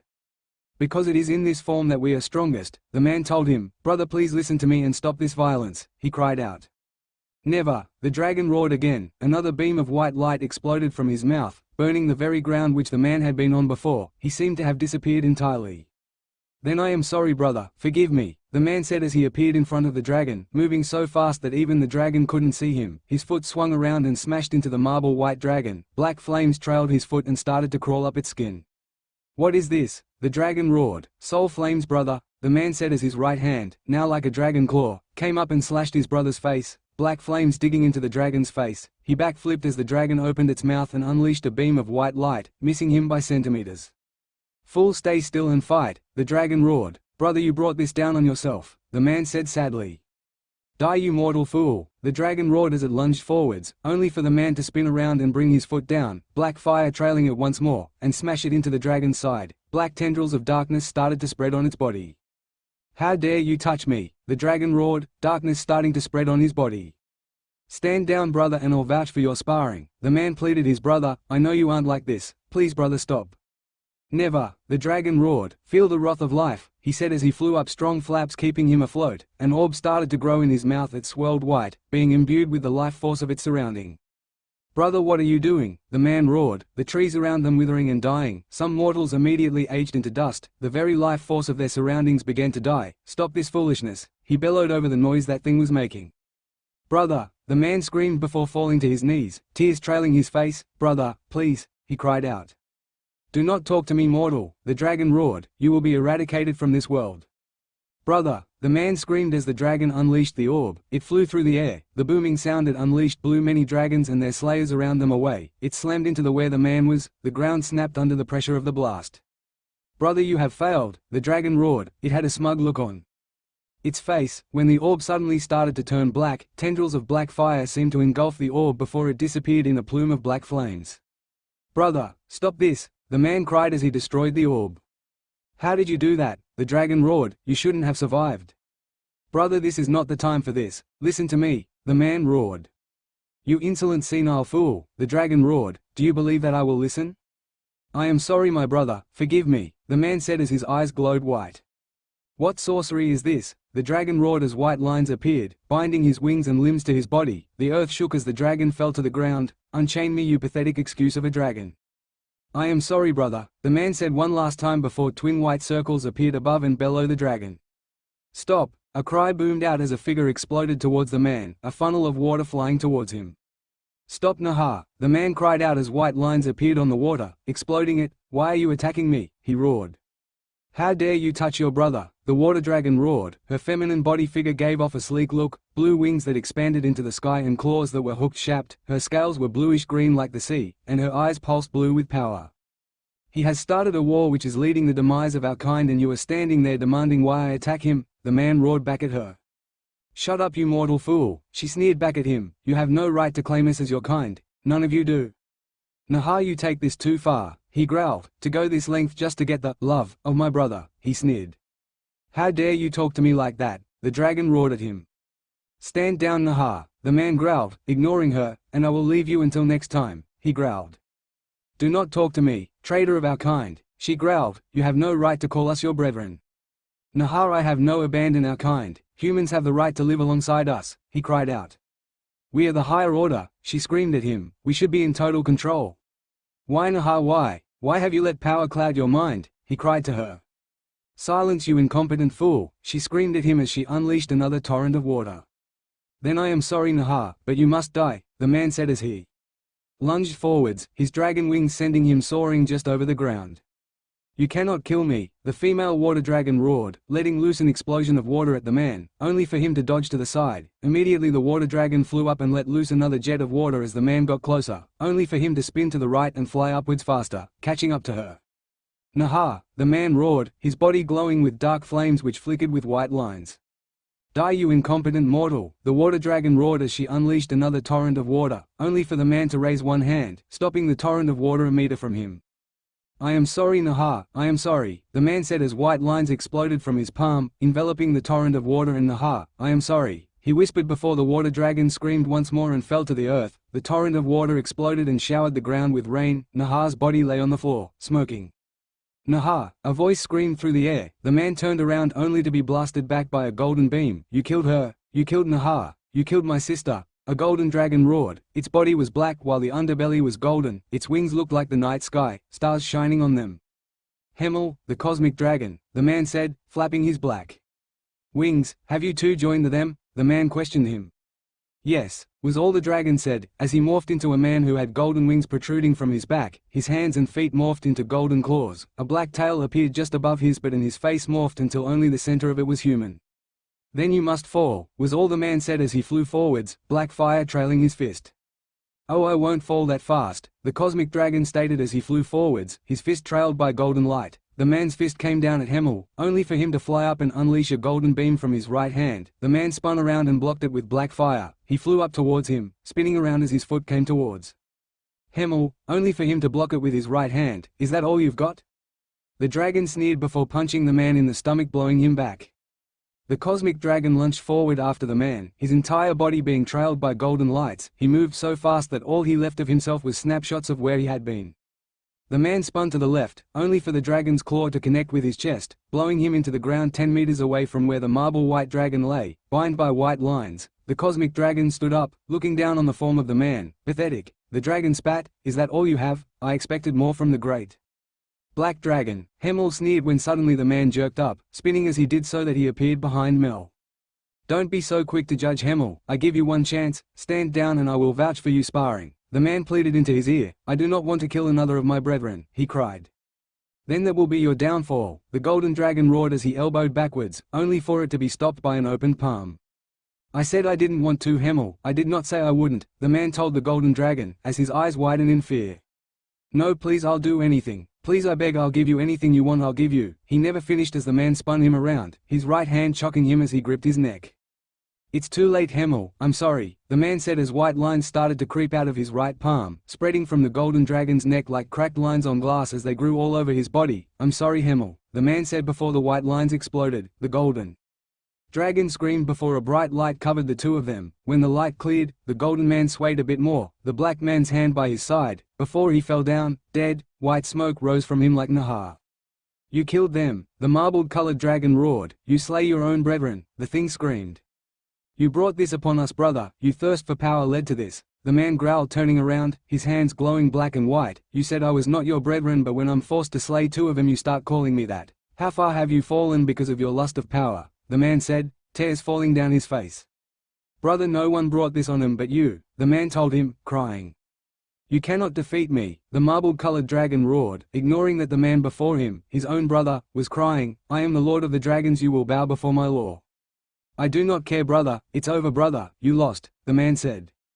Suddenly the dragon roared in pain as the two circles came closer and closer. "Judgment of the twin circles, I now banish you to the depths of the endless pit," the man said before the two circles collided. A bright light shattered the afternoon as the dragon disappeared, his body and soul being sent to the endless pit. "I am sorry, brother. Forgive me," the man whispered one last time as the dragons stopped fighting, sensing that the tyrant ruler of the dragons, the power-lusting ruler of the powerful beings, was gone. Silence reigned over the battle before the roar of the victorious dragons could be heard. Them and their dragon slayers roared as their victory came. They had done it. They had made a change in history. Flashback end. Hey guys, sorry about the slow upload. I'll try to upload faster from now on, but it's a bit harder now. I'll try my best. Sorry about the crappy chapter. Till later. The author. The Rising and Destruction.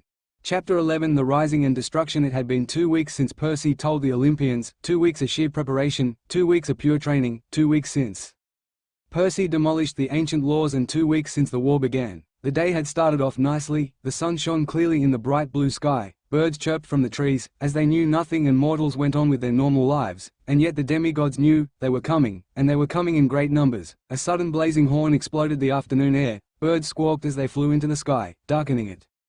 "They're here!" a demigod sentry screamed before a diamond shard exploded through his chest, spewing blood in front of him, staining the grass crimson with the ebbing life force of the demigod. The crystal started to glow red as energy from the demigod was sapped out. "Demigods," a voice said from behind the slumping form of the demigod, weak and foolish. "Who are you?" a demigod challenged, his sword gleamed under the sun. "I do not answer you mere peasants," was all the man said as he stepped into the light. His skin was like crystals, shining and sharp, his eyes glowed purple and blue. The man to his left had black hair and steel iron eyes, his body seemed to give off a metallic aura, his skin was a light metal grey. The man on his right gave off a black aura that seemed to suck the very light out of the afternoon sky. His eyes were black with a black cloak over himself which hid the rest of his face. "Ah, Michael, Dragonslayer of Tudun, the Crystal Vanguard Dragon," a voice said from behind the demigods. "Who is there? Show yourself," the middleman roared. The ground around him started to crack. "Logan, Dragonslayer of Adranog the Metal Dragon," the voice said from a different place this time. "How do you know so much about us?" Logan roared at the place where the voice came from. "And Charles, Dragonslayer of Shadowna the Shadow Dragon," the voice said, finally appearing before them. The man stood in a black cloak, it swirled around him, his black army combat's boots clearly seen and his fingerless gloves on his hands stood out as his arms crossed his chest. "Who are you, and how do you know so much about us?" the Shadow Dragonslayer sneered. "Charles, really? Can't remember me?" the man said, shaking his head. "Who are you? Answer us and stop talking in riddles," Logan roared. "Really, Logan, I expect this from Charles, but from you?" the man said, sighing and shaking his head again. "How dare you talk to them like that, lowly peasant?" Michael boomed at him. "Michael," the man growled, "still haven't changed, I see." "Perseus," the Dragonslayer whispered, suddenly white as chalk. "How dare you talk to us like that?" The 3 Dragonslayers roared at him. "Soldiers, charge!" they screamed as beings rose out of the ground. They stood 10 feet tall, with brown, black and grey scales which littered their body. Most of them held swords, but some held shields and spears. The very sight of those golden, red and black shields seemed to make the demigods flinch and hesitate with every attack. They were afraid of the dragon soldiers. "Please, you three, really?" Percy growled. "Too weak to fight me, so you have to use your little army?" he mocked.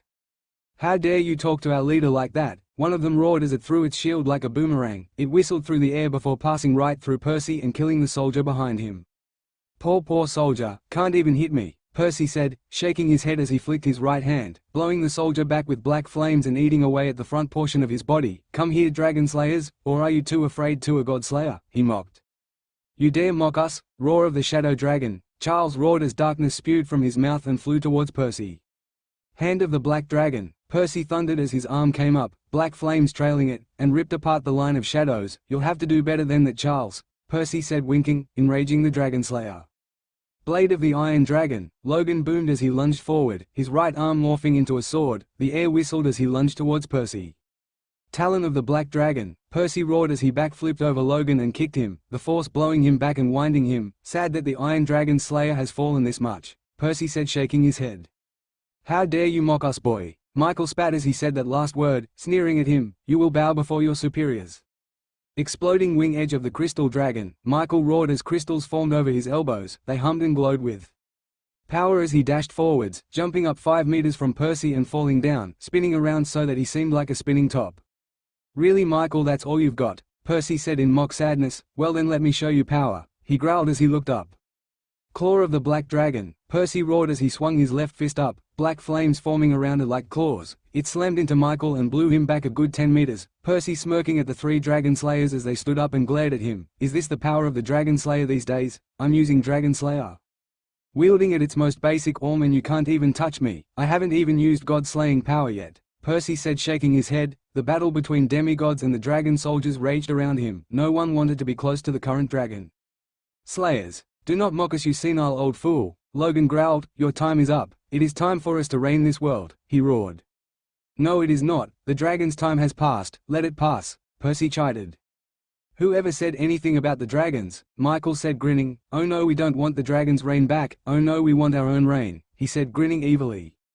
"Foolish child," Percy chided. "Do you really think that you can take on Olympus or even the world yourself?" he said, shaking his head. "How do you plan on taking down the immortals of East Asia? How do you plan to take down the gods of China and their own dragons?" he said, stating facts. "While those dragons may not be the same as ours, they are the descendants of the first dragons. Your power level now is nothing compared to that of one of the elemental Chinese dragons. You will fall before you can get close to them. You aren't a dragon slayer, you're just a little child wanting to play with the big toys," Percy scolded him.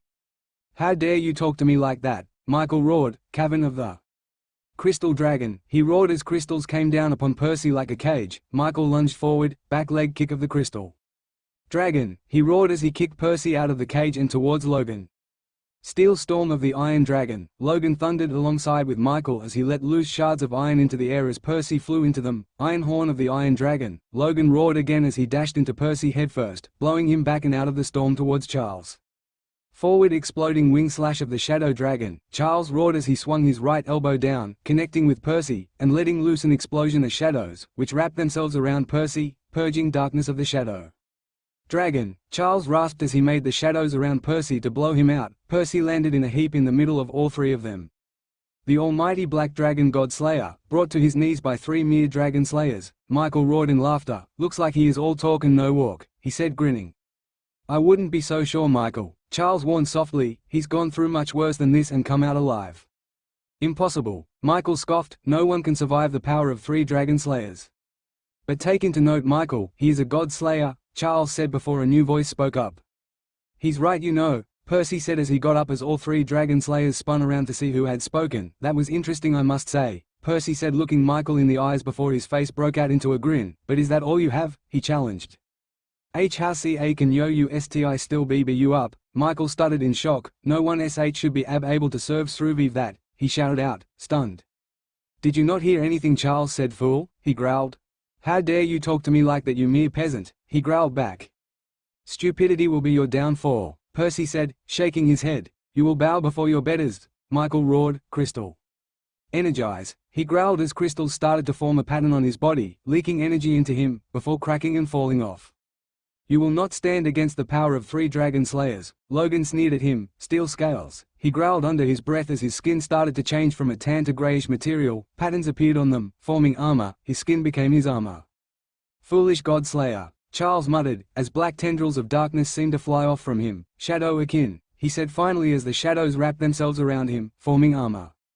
"Oh, you want to play like that, do you?" Percy said, grinning as he looked upon their forms. "Let's play then," Percy said as he shifted his feet a little. "What is this? Do you mock a slayer?" Michael growled. "No, I just don't think you're worthy enough for me to try," Percy said, laughing as the 3 dragon slayers went red in the face. "How dare you!" Drilling roar of the crystal dragon, Michael roared as he unleashed a torrent of crystal shards from his mouth, which spiraled like a drill. Percy just swiped his hand to the side. Black flames erupted from them, burning away the crystals. "Is that all, Michael? I'm getting bored," Percy taunted him. "Don't you dare talk to him like that, god slayer," Logan spat. "You all think you're all high and might, but you're nothing but dirt before us." Shearing sword of the Iron Dragon, Logan roared as he jumped forwards towards Percy, his right arm morphing into a sword while the edge spun around. He swung it down at Percy. The sound it made was like a gigantic chainsaw going off. "Not bad, you're getting somewhere at least," Percy said as he dodged the swing, spinning on his back foot and bringing his front one down in an arch, smashing Logan to the ground with such force that he bounced back up. Percy then spun and kicked him back to the other 3 dragon slayers, the metal scales on his body cracking. Where he had kicked him. "You broke my scales," Logan cried out in shock and disbelief. "Oh yes, they aren't that strong," Percy said nonchalantly. "They are strong enough to withstand a blast from Uranus. How can you say it is not strong?" he growled at him. "Simple, because Uranus isn't that strong," Percy said, laughing.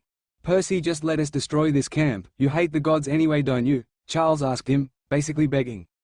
"No, I hated a few of the gods, not every single one of them, and if I let you destroy them, I can't let you do that," Percy said, shaking his head. "Why don't you back down, Charles? I know you don't like this sort of thing." "Why are you there?" Percy asked him, gesturing to the other 2 dragon slayers. "I can't, Percy, I'm sorry," was all Charles said before he lunged forward, moving faster than anyone thought possible. "I've found the secrets of the shadows. I am no longer just a shadow dragon." "Slayer, I am the shadows," he said as he disappeared and phased right through Percy's blast of soul flame. "You have started to learn, Charles, but that isn't enough here. Forgive me," Percy said one last time to him as he spun in a full circle. His foot came down on Charles' head as he flew in as a shadow. It smashed right through his skull, a quick and painless death. Grey matter exploded everywhere and bone skull fragments clattered to the floor. "I am sorry, Shadowna," Percy said quietly under his breath. "You killed him," Logan roared. "How could you?" he roared again as he dashed forward. "Know your place, Dragon Slayer," Percy growled as he jumped over Logan, kicking his back. "I give you this choice: stand down and I'll let you live, attack and I will kill you," he promised. Shrapnel roar of the Iron Dragon, Logan roared as he unleashed a torrent of metal at Percy. Shield wall of the Black Dragon, Percy boomed as his wall of black flames exploded from the ground, protecting him from Logan's roar. Diamond hand of the Crystal Vanguard, Michael thundered as he lunged at Percy. Lotus Edge Bomb of the Black Dragon, Percy boomed as he spun around, his right elbow smashing into Michael's stomach, winding him and blowing him back. Roar of the Black Dragon, Percy roared at Logan as he screamed, black flames eating away at his body and soul, leaving nothing there. "You've learned some secrets, Michael," Percy said as he turned to look at the last Dragon Slayer, "but it is not enough, fool." "It is more than enough. You will bow before the power of a vanguard," Michael roared. The skies suddenly darkened, rolls of black clouds covered the sky. Percy looked confused at this scene. "Vanguards were always warring with the dragons before they were destroyed, were they not?" Percy questioned him, ignoring the now darkened sky. "They didn't stand up against the Archons, did they?" "No, they fled against them, leaving the dragons to fight the Archons, then later blaming it on the dragons' fault, causing the carnage and death," Percy growled. "Weakling, they were then destroyed after the dragons just fought the Archons." "Know your place, you senile fool," Percy growled.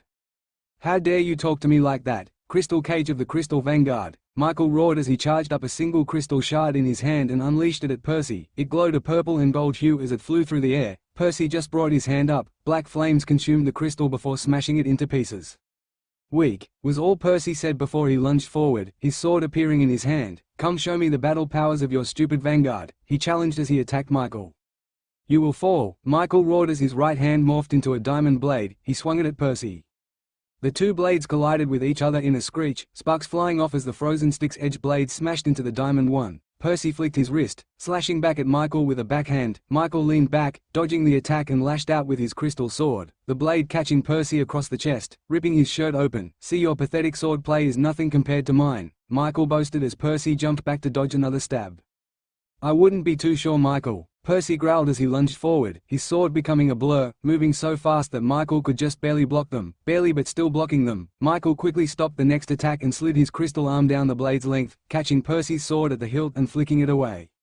"See, you're disarmed, your swordsmanship is nothing compared to a vanguard apprentice," Michael gloated as he swung his crystal arm sword down at Percy. It closed down on him only for it to be blocked at the last second by another sword, looking like the exact one that Michael had disarmed.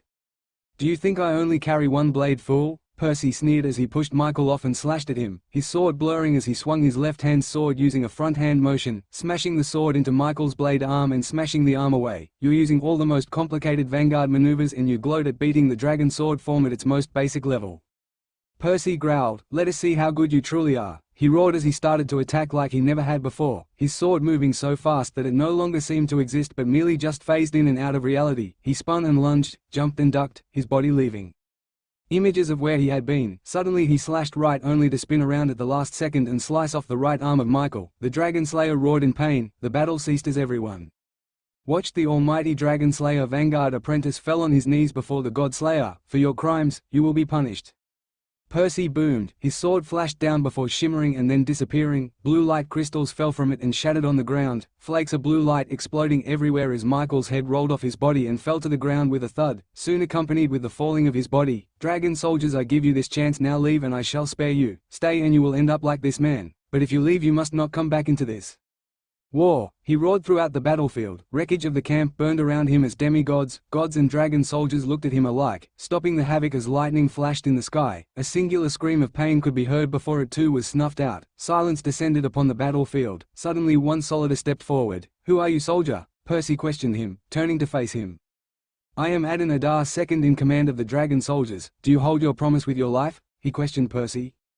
"I am Perseus Jackson, God Slayer of the Black Dragon. I swear upon my life that what I have said is true," he said. "Very well then, Perseus Jackson, God Slayer of the Black Dragon, we shall leave and swear upon our lives that we shall refrain from attacking in this war from now on," the dragon soldier promised. "Then leave and never return, dragon soldier," Percy told him. "Move out, soldiers, we're going home," the dragon soldier roared as hundreds of the dragon soldiers started to walk back, their armor glittering and shimmering before disappearing from existence as wings exploded from their back and they took flight into the air, disappearing from view. Percy spun around before fading into a clearing. He immediately closed his eyes. Nico's head snapped around to where he had heard the conch horn blare. His eyes widened as he saw the demigod scout slump to the ground with a draining crystal through his chest. His eyes narrowed as they scanned the field, only to widen as he saw the army advancing towards them. Immediately his bone armor appeared, pulsing through his skin. A dragon skull seemed to cover his face, bones morphed together to form an impenetrable second skin for Nico. "Just great," he muttered under his breath. "Come back from Tartarus to see a whole army," he growled. "Can't we be left alone for 1 second?" "Nico, what do we do?" Talia asked him as she landed beside him. "Well, it looks like we're about to have some fun," Leo said as he appeared in the vortex of flames. Suddenly a kid ran towards the 3 dragon slayers as a dragon soldier chased him. Talia launched a blast of lightning at the dragon soldier, causing him to stumble back, a gaping hole in the middle of his chest.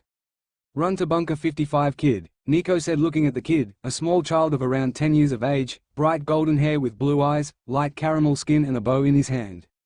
"Yes, sir." The child gulped as he sprinted away to the bunker. Nico suddenly lurched backwards and cursed himself for his stupidity. He had looked away from the battlefield. Cursing himself, Nico turned and slashed at the soldier, the head flying off, blood trailing it. Nico's fingers morphed into blades, each one sharp enough to cut through the bones of a dragon. Nico jumped back as a sword sliced through the air where he had been, only for him to lean back as a sword flew over him as someone tried to stab him. Nico grabbed the arm of the sword wielder and flung him down into the ground with enough force that the soldier's back snapped with a sickening crunch. Nico spun around, his foot catching another Dragon soldier in the face and sending the head away like a soccer ball. Nico then swung his left hand down, blocking a stab by the spear-wielding soldier. He grabbed the spear and pulled it in. His finger blades punched right through the skull of the soldier and into the dragon soldier's brain, killing him instantly. Suddenly Nico lurched forward again as something slammed into him and broke his armor. He turned to look at his attacker. It was a dragon soldier holding a gigantic battle axe. The blade was red etched with black on the edges. The handle extended down into his hand was wooden. The thing stood at 10 feet tall. It had a smooth dragon-like skull with scales all over its body. Well, looks like I found my first victim, Nico said, smiling evilly at the dragon soldier as his armor knit itself back together. Who are you, and how do you use bone magic? The soldier growled at him. Why don't you come and see for yourself? Nico taunted him. Foolish demigod, I am a dragon soldier commander, you will fall before my might. The thing roared as horns pierced through its skull, a tail exploded from above its waist and wings protruded from its back.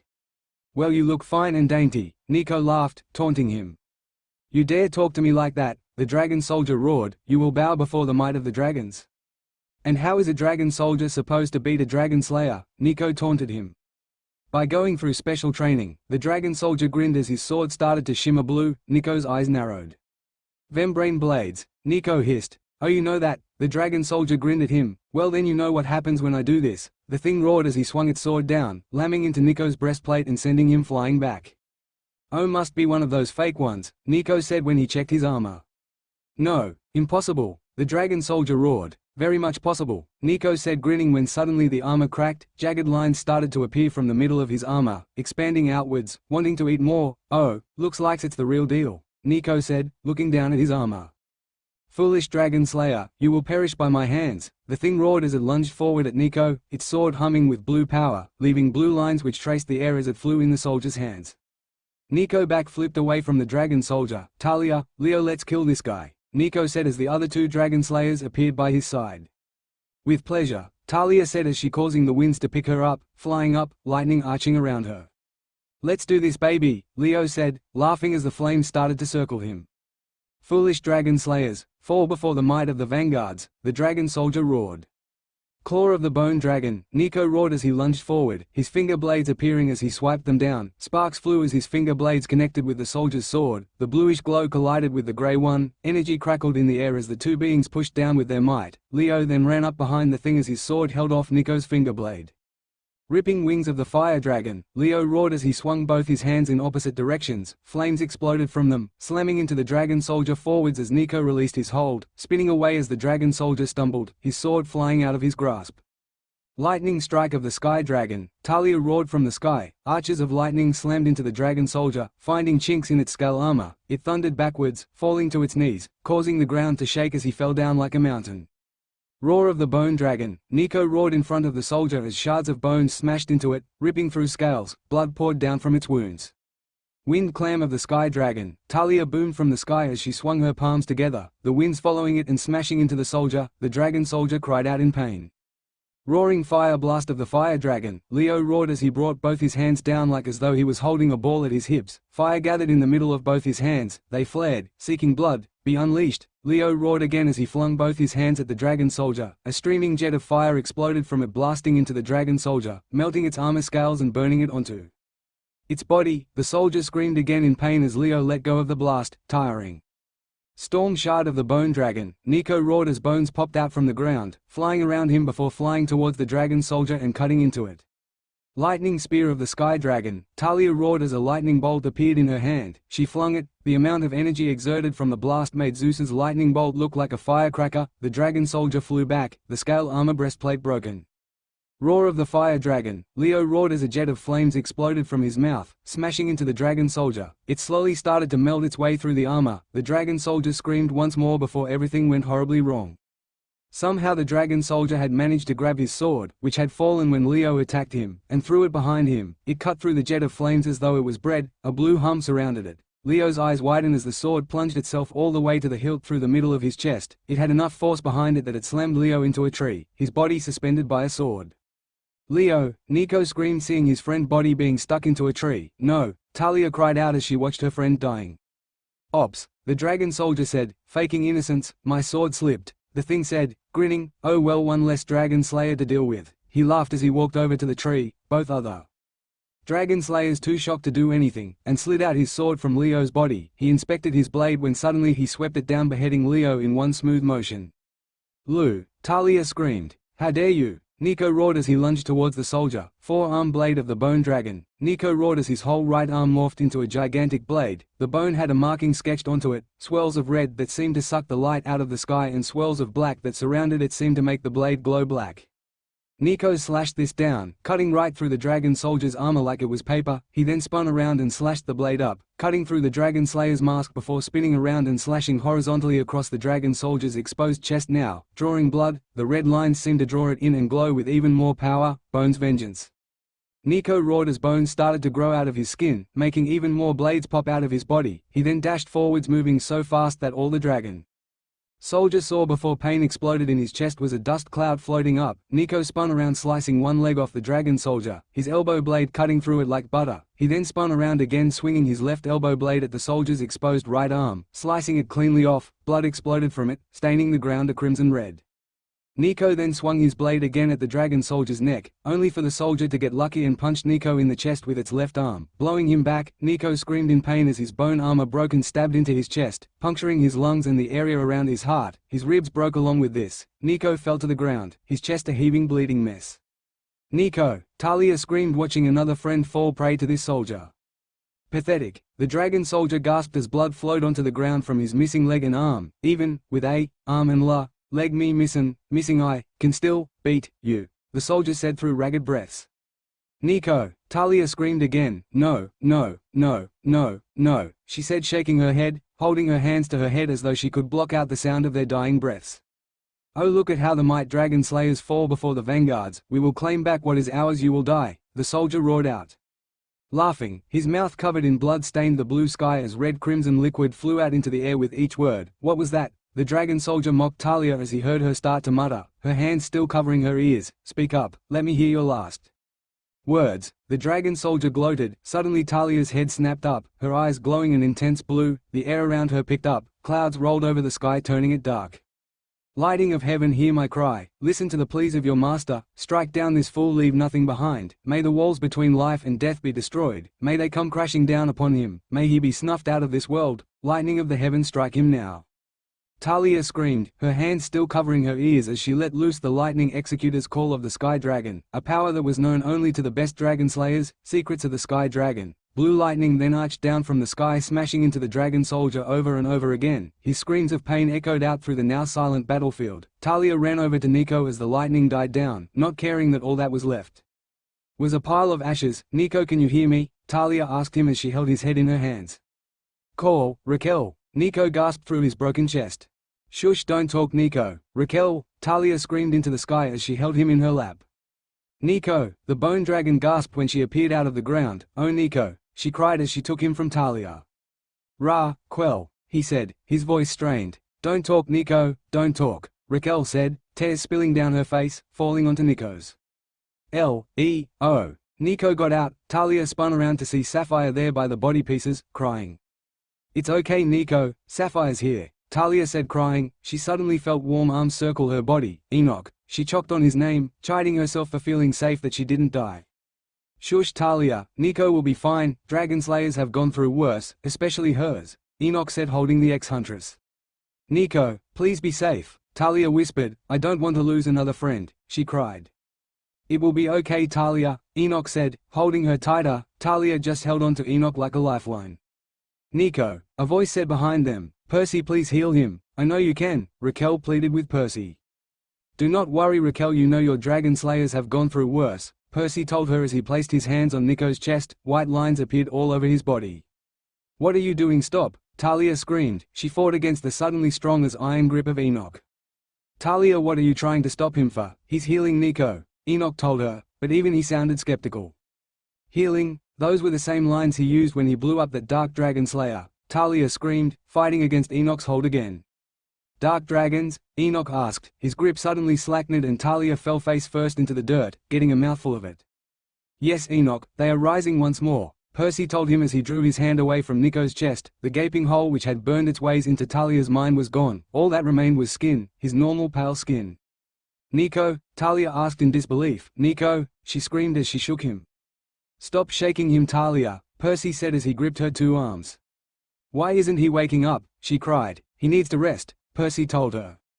Nico, she cried. How did you do that, Percy? Raquel asked him. I have never seen that before, and that is saying a lot, she told him. The power of oblivion has the power to destroy and heal, Percy told her. Instead of separating things, I reversed it so that the oblivion power reknitted everything together, he said, still looking at Nico. "Is it true, Percy?" Sapphire asked him quietly. "Yes," Percy said, looking at her sadly. "We're doomed. The last time we fought we had all the dragons, we are now nothing but a handful," Enoch groaned, momentarily forgetting Talia as she held on to Nico. "We will find a way," Percy told them. "Let us hope. They are worse than the Archons." "Sorry for not uploading very often, things came up. Sorry guys. PP hope this makes up a little bit, sorry." Till later. The author. Call of the Void Chapter 12. Call of the Void, what? Hermes roared, repeat that again. In the 1 hour span which we fought we lost 300 demigods, another 50 fatally wounded and estimated to die in the next 2 weeks, and the rest of the 150 demigods injured but nothing life-threatening, though there are some that will require heavy medication, the medic, a son of Apollo, told the Council of Olympus. In 1 hour, Hermes groaned, his head in his hands now. "What did you expect, Hermes?" Percy asked him. "They are dragon soldiers, and even then I'm sure these are the new ones. Original ones would have wiped out the whole camp in that time span," Percy informed him. "We are doomed. This is no war, this is a butcher of the gods," Hades cried. "No, we have a chance," Percy told them. "And what is that?" Poseidon asked him. "Even with the might of the sea and the power of the underworld, not only are we missing the sky and the sun, but our powers are no match for these blasted dragon beings." Percy barked in laughter at this. "Where does a god go when they fade?" he questioned them. "The voice, but exactly the void. Titan Helios and primordial ether are still there. The time in which we have taken is enough that these three beings' energy signature have fused into one," Percy told them, smiling. "That would mean," Artemis said, her eyes widening, hope flared within them, "he could come back?" "Yes, Artemis," Percy said, giving her a warm smile. "He would come back, but he would come back stronger," Percy said, grinning. "How much stronger?" Malcolm, the new god of wisdom, asked him. "Stronger than the big three combined during the ancient times of Greece where their powers were maxed out," Percy told him. Instant silence fell over Olympus, so thick you could cut it with your nails. "How are you planning to get him back?" Hermes asked him, shattering the silence, asking the question everyone had on their minds. "Do you know what the void is?" Percy asked him, seemingly ignoring the question. "It is the realm of the fated," Poseidon said, "but what has that got to do with this? We cannot access the void, even the primordials could not access it." "There are beings beyond your control," Percy said simply. "I think we've found them," Malcolm groaned. "You should have after all this time," Percy said, laughing a little. "But you must still tell us, how do you plan to reborn Apollo?" Poseidon asked. No one realized Artemis's eyes flaring with hope. Percy laughed at this. "Simple, I find an artifact." "An artifact?" Malcolm asked him, confused. "How will that help us now? Most artifacts do not even contain enough magical power to subdue a demigod. How do you plan to use it to stop things more powerful than the primordials?" he questioned him. "This is no normal artifact, god of wisdom. This is a dark archon artifact," Percy said, grinning. "Dark archon?" Crystal asked, piping up for the first time. "Archons who did not like what their race were doing. They were extremely powerful. That was until they were eradicated by the Archons of Taldera." Percy spat. "Destroyed for fighting in what they believed in," he growled.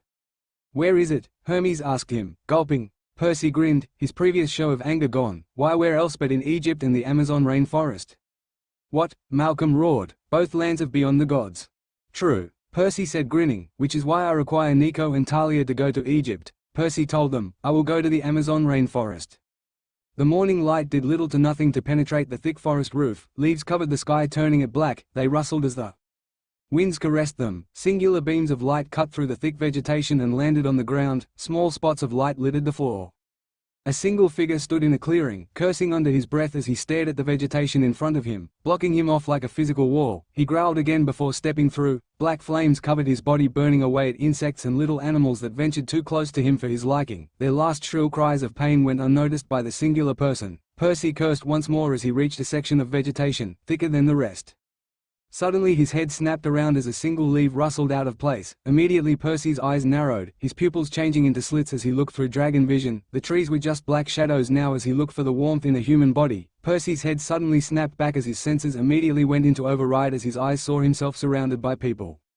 He sneered. Primordial assassins. He could sense the power of endless sky flowing through one, cold darkness that seemed to seep out of another, power of the cold sea seemed to wash through another, and finally one which caught his attention, a singular being which seemed just be a black figure in his vision. The body outline was there, but darkness seemed to draw everything into it. Percy growled as his eyes returned to normal. 4 primordial assassins against him. He roared. Fires lashed off from his body, burning away his surroundings and exposing the 4 assassins.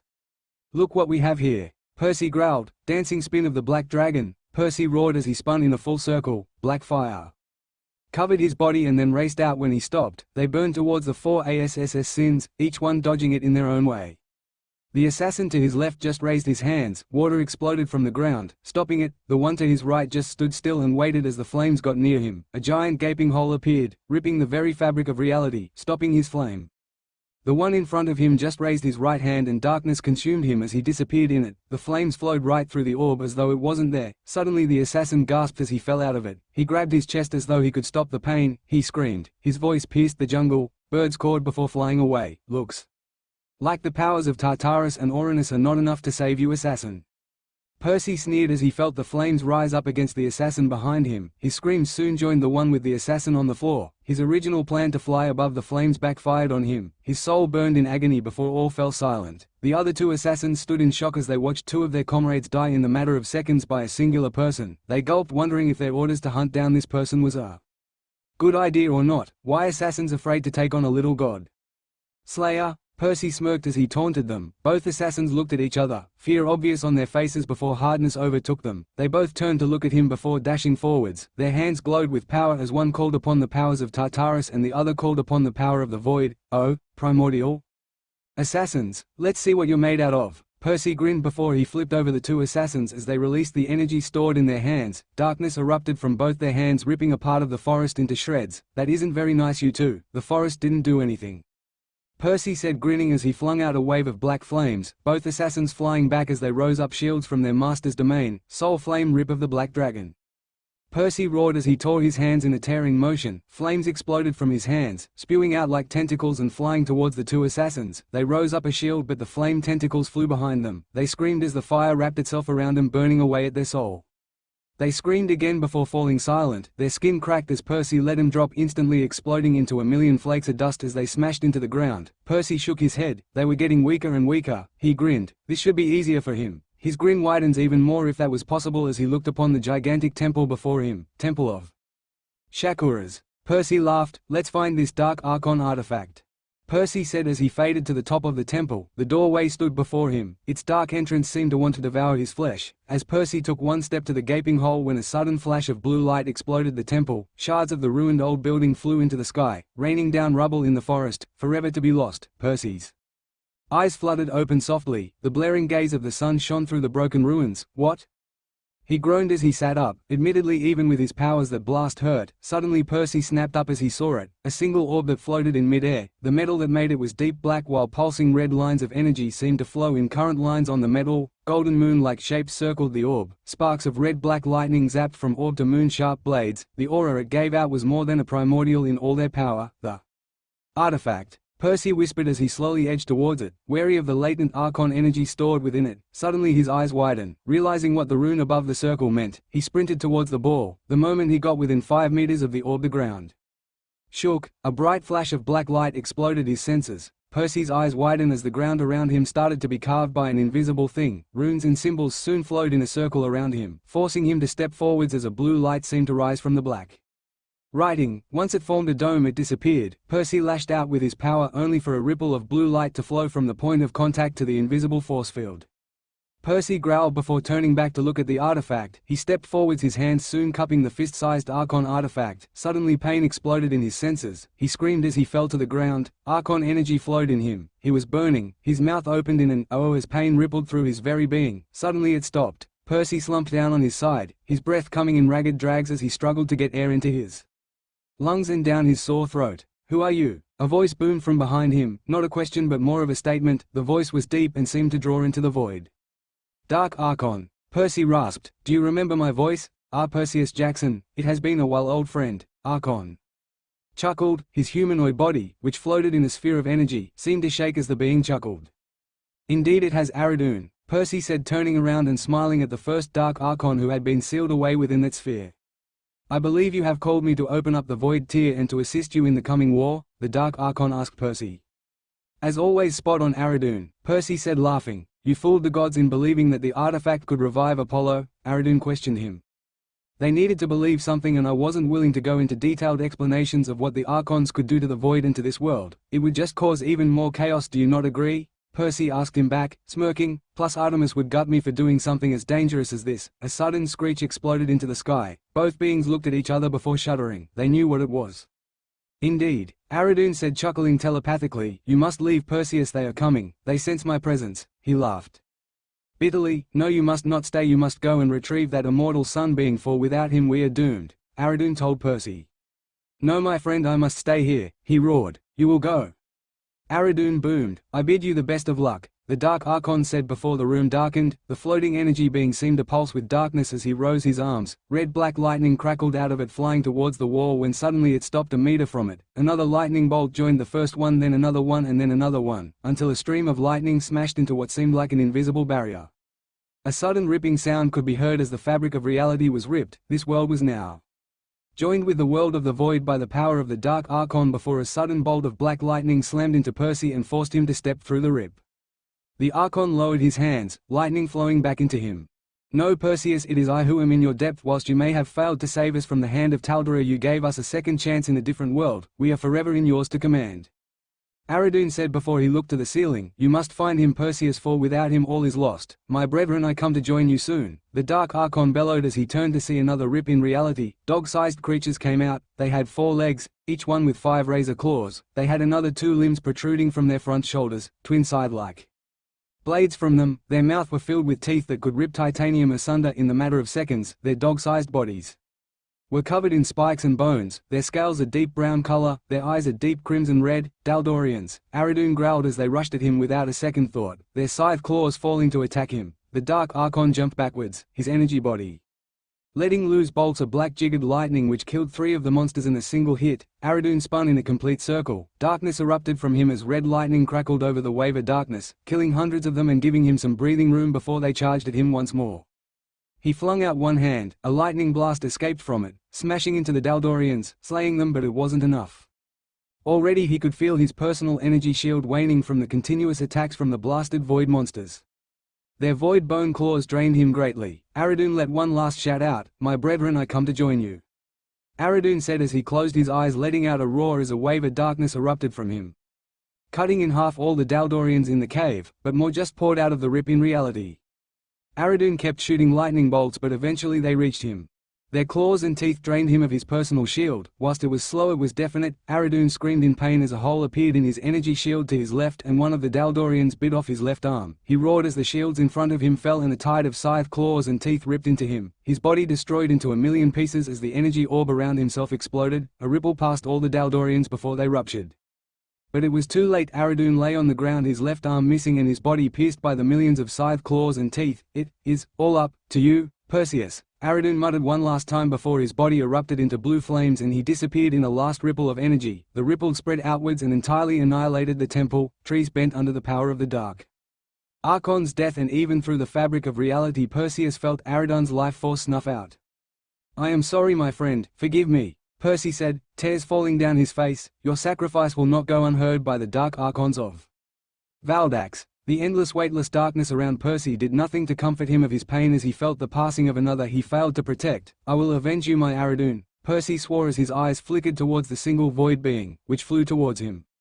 Roar of the Oblivion Dragon, Percy roared as a stream of black flames exploded from his mouth, only seen by the white crackles of energy, which seemed like lightning, which flowed over the stream as it slammed into the being. The white lines enveloped the void being, however it passed over him, flowing around him as though he had an energy shield. Suddenly the void being started move both his hands together in sync, as though it was morphing a clay ball. The darkness seemed to lean into the area in between its hands before it unleashed it, dashing forwards as it flew towards Percy. "Wing protection of the Oblivion Dragon," Percy roared as he raised his hands in an X formation. A wall of white lines appeared in front of him. The orb of darkness immediately fell into shards as though they had ran through razor wires. The void being just kept going. The white lines bent around it like as though there was a bubble around it.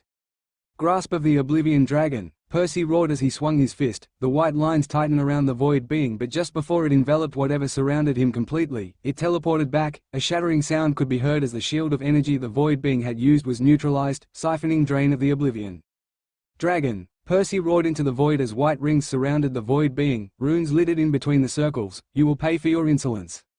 You will pay for killing Aradun," Percy roared as he started to drain the energy from the void being. "Your life will be transferred for Apollo." Percy roared as the void being screamed in defiance, "May the power of the Titan Helios and the power of the primordial ether, let him flow into the god Apollo of the sun, may his power over light increase and may his power over fire increase. Lord Apollo, god of the sun, I call upon you." Percy roared as the void being screamed once more before disappearing into a wisp of smoke, only for the smoke to come back together, but this time with a noticeably golden glow. It formed slowly, first making the legs, then the waist, then the torso, then the arms, and then finally his face. "Percy," Apollo asked him softly, not believing it, "how am I here?" "You are here because we need you back on Earth," Percy said, looking him in the eyes. "My time has finished, Percy, I am no longer needed," Apollo told him. "That is where you are wrong. Not only do we need you for the war, but we need you on Council of Olympus," Percy told him, looking at Apollo again. "The council is unbalanced and you know what happens when it is unbalanced," Percy told him. "How can I help, Percy? Those who return from the void are extremely weak from the time spent in nothingness," Apollo told him, hoping to stay behind. "Well, isn't that why I forced the power of Helios and ether to join yours?" Percy said, smirking. "Do not think I did not think this through," Percy said, grinning. "Right, and how are we getting back?" Apollo asked, trying to find a loophole in the plan. "Well, it should be appearing right about now," Percy said as a ripping sound was heard. White light that pierced the darkness came forth from the rip. Percy grinned. "Time to go home, Apollo," Percy said as he dragged a shouting Apollo through the portal, only to come across a horrendous sight. "No. Talia!" Nico cried as he ran forwards. The golden morning light shone throughout Mount Olympus and was especially breathtaking within the gardens of Olympus. "We've got a mission," he cried out as he watched Talia detach herself from Enoch's arms and looking at him before attaching herself back to him. "Go, my love," Enoch whispered into her ear. "I shall see you later," he said, holding her, her face snuggling into the crook of her neck. "I don't want to. What if I die and don't come back?" she said, holding on even tighter. "You won't," Enoch said. "I have 100% faith in your abilities." "But I don't," she whispered softly into the crook of his neck. "Talia, go. I will be watching over you," Enoch said softly into her head as he held her to his chest. The smell of pine cone filled his nose as he faded into nothingness, his hands cupping her face as she leaned into his hand as he faded to Tartarus. "Talia, we need to go," Nico said, fetish. Yeah, whatever, lead the way so I can get back to Enoch," she growled. Nico kept quiet, understanding.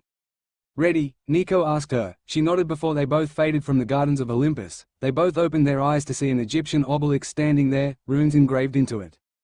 "Trap, of the gates," Talia said, uncertain as she tried to read the runes. "Whatever," she said as she flung a massive bolt at the obelisk. It smashed into it, rocks chipped off it when suddenly it began to crack. White lines shone forth from the cracks. Nico's eyes widened. "Raise your shield, Talia," he screamed as a wall of bones appeared before him just as the obelisk let out an explosion of light. Both dragon slayers were flung back, a dust cloud settled over them. "Thank you for freeing me, dragon slayers," a booming voice laughed to them. "Osiris," Nico growled. "Oh, a dragon slayer who actually knows me," the Egyptian god of death laughed. His green-like skin stood out against the bright blue sky. In his hands he held a crook and a flail, as he stood 35 feet into the air. "Don't worry, I'll reap your soul soon enough," the deity laughed.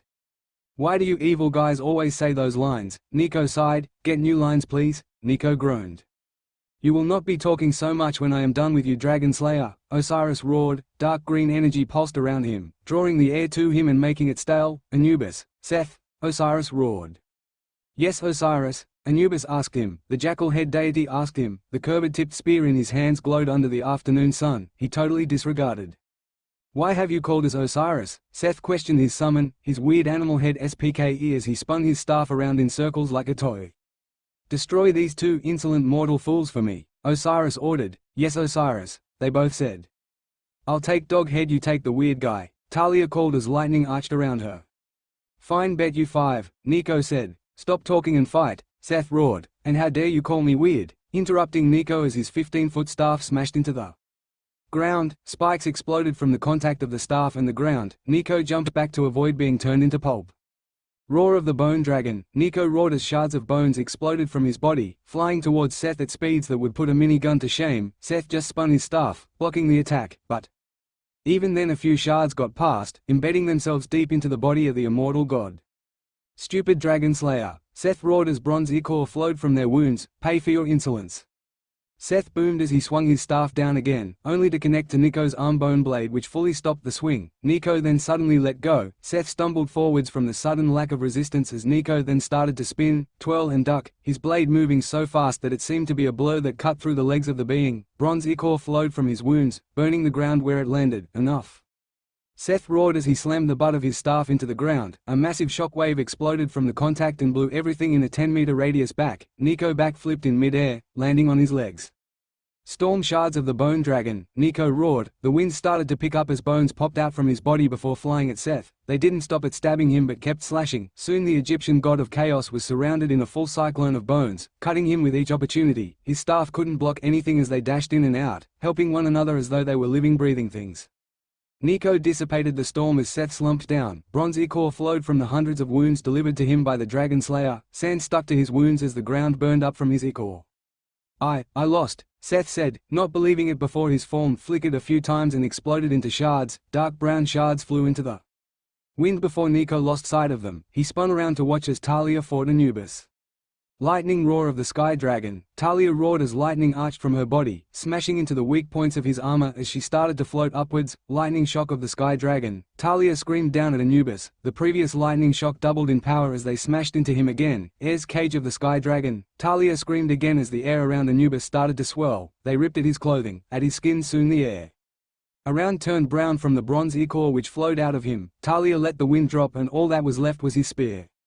Is that all you have, Osiris? Nico mocked the Egyptian god of death. Do you think I am? Osiris said, grinning. That was just a test, little dragon slayer. Rise, army of the pharaohs, rise and serve your god. Osiris boomed as he faced his palm to the ground. Immediately hands grabbed into the air, seeking a living thing to drag down to the depths of Egyptian hell.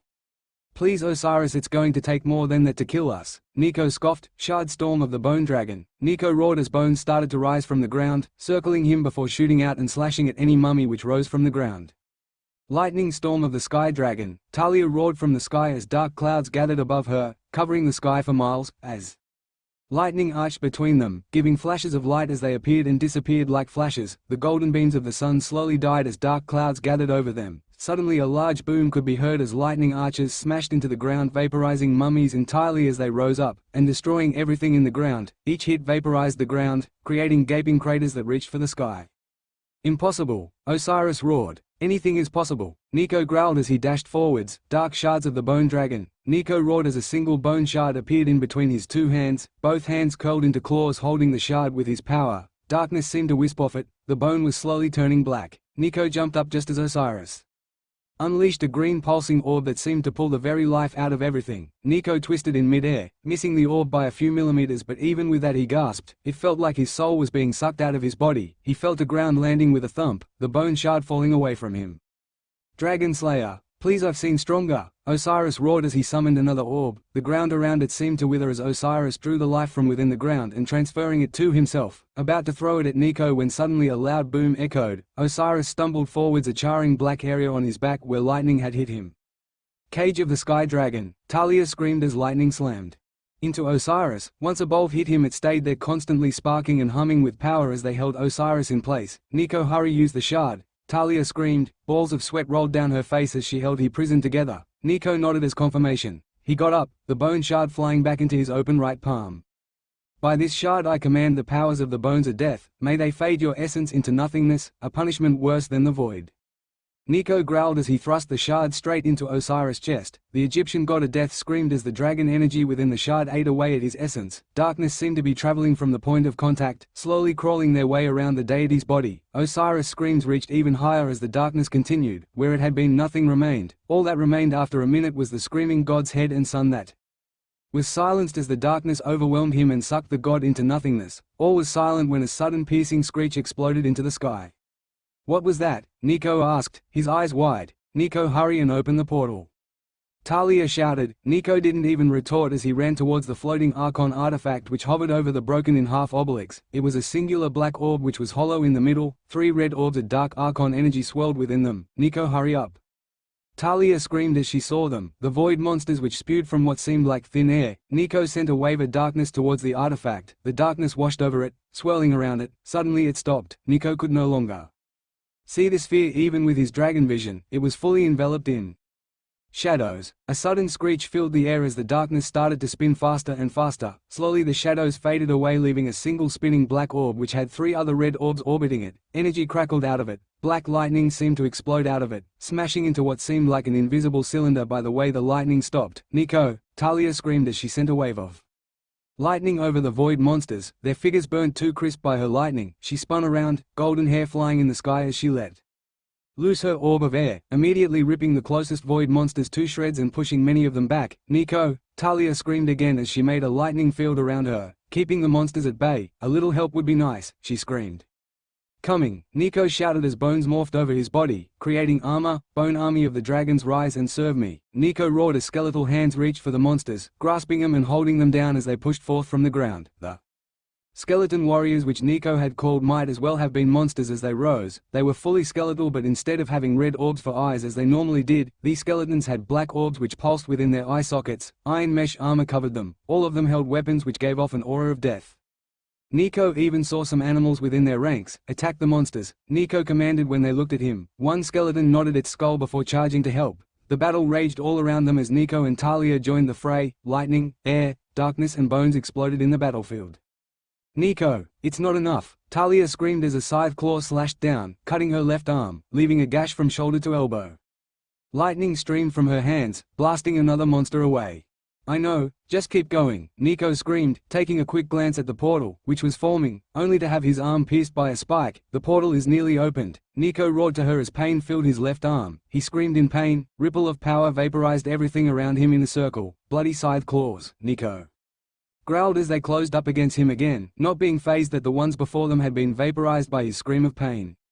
"Skull wall of the bone dragon," Nico roared as he raised a cylinder of bones around themselves, protecting them from the monsters. "Thanks, I needed that." Talia groaned as she slumped down, fumbling with her pockets to get the ambrosia stored there, finally getting it out and popping it into her mouth. Instantly all her wounds started to heal, bruises started to be less purple and energy flowed back into her. "I hope Percy," Nico said before a roar exploded into the sky, shaking the cylinder down to its roots. "Looks like Percy's here," Nico said, grinning as he opened a little porthole in the cylinder. "Yes. Percy's here." Nico air pumped his fist. "Thank the gods," Talia said as she stood up, wincing at the pain, which racked her body from that fight.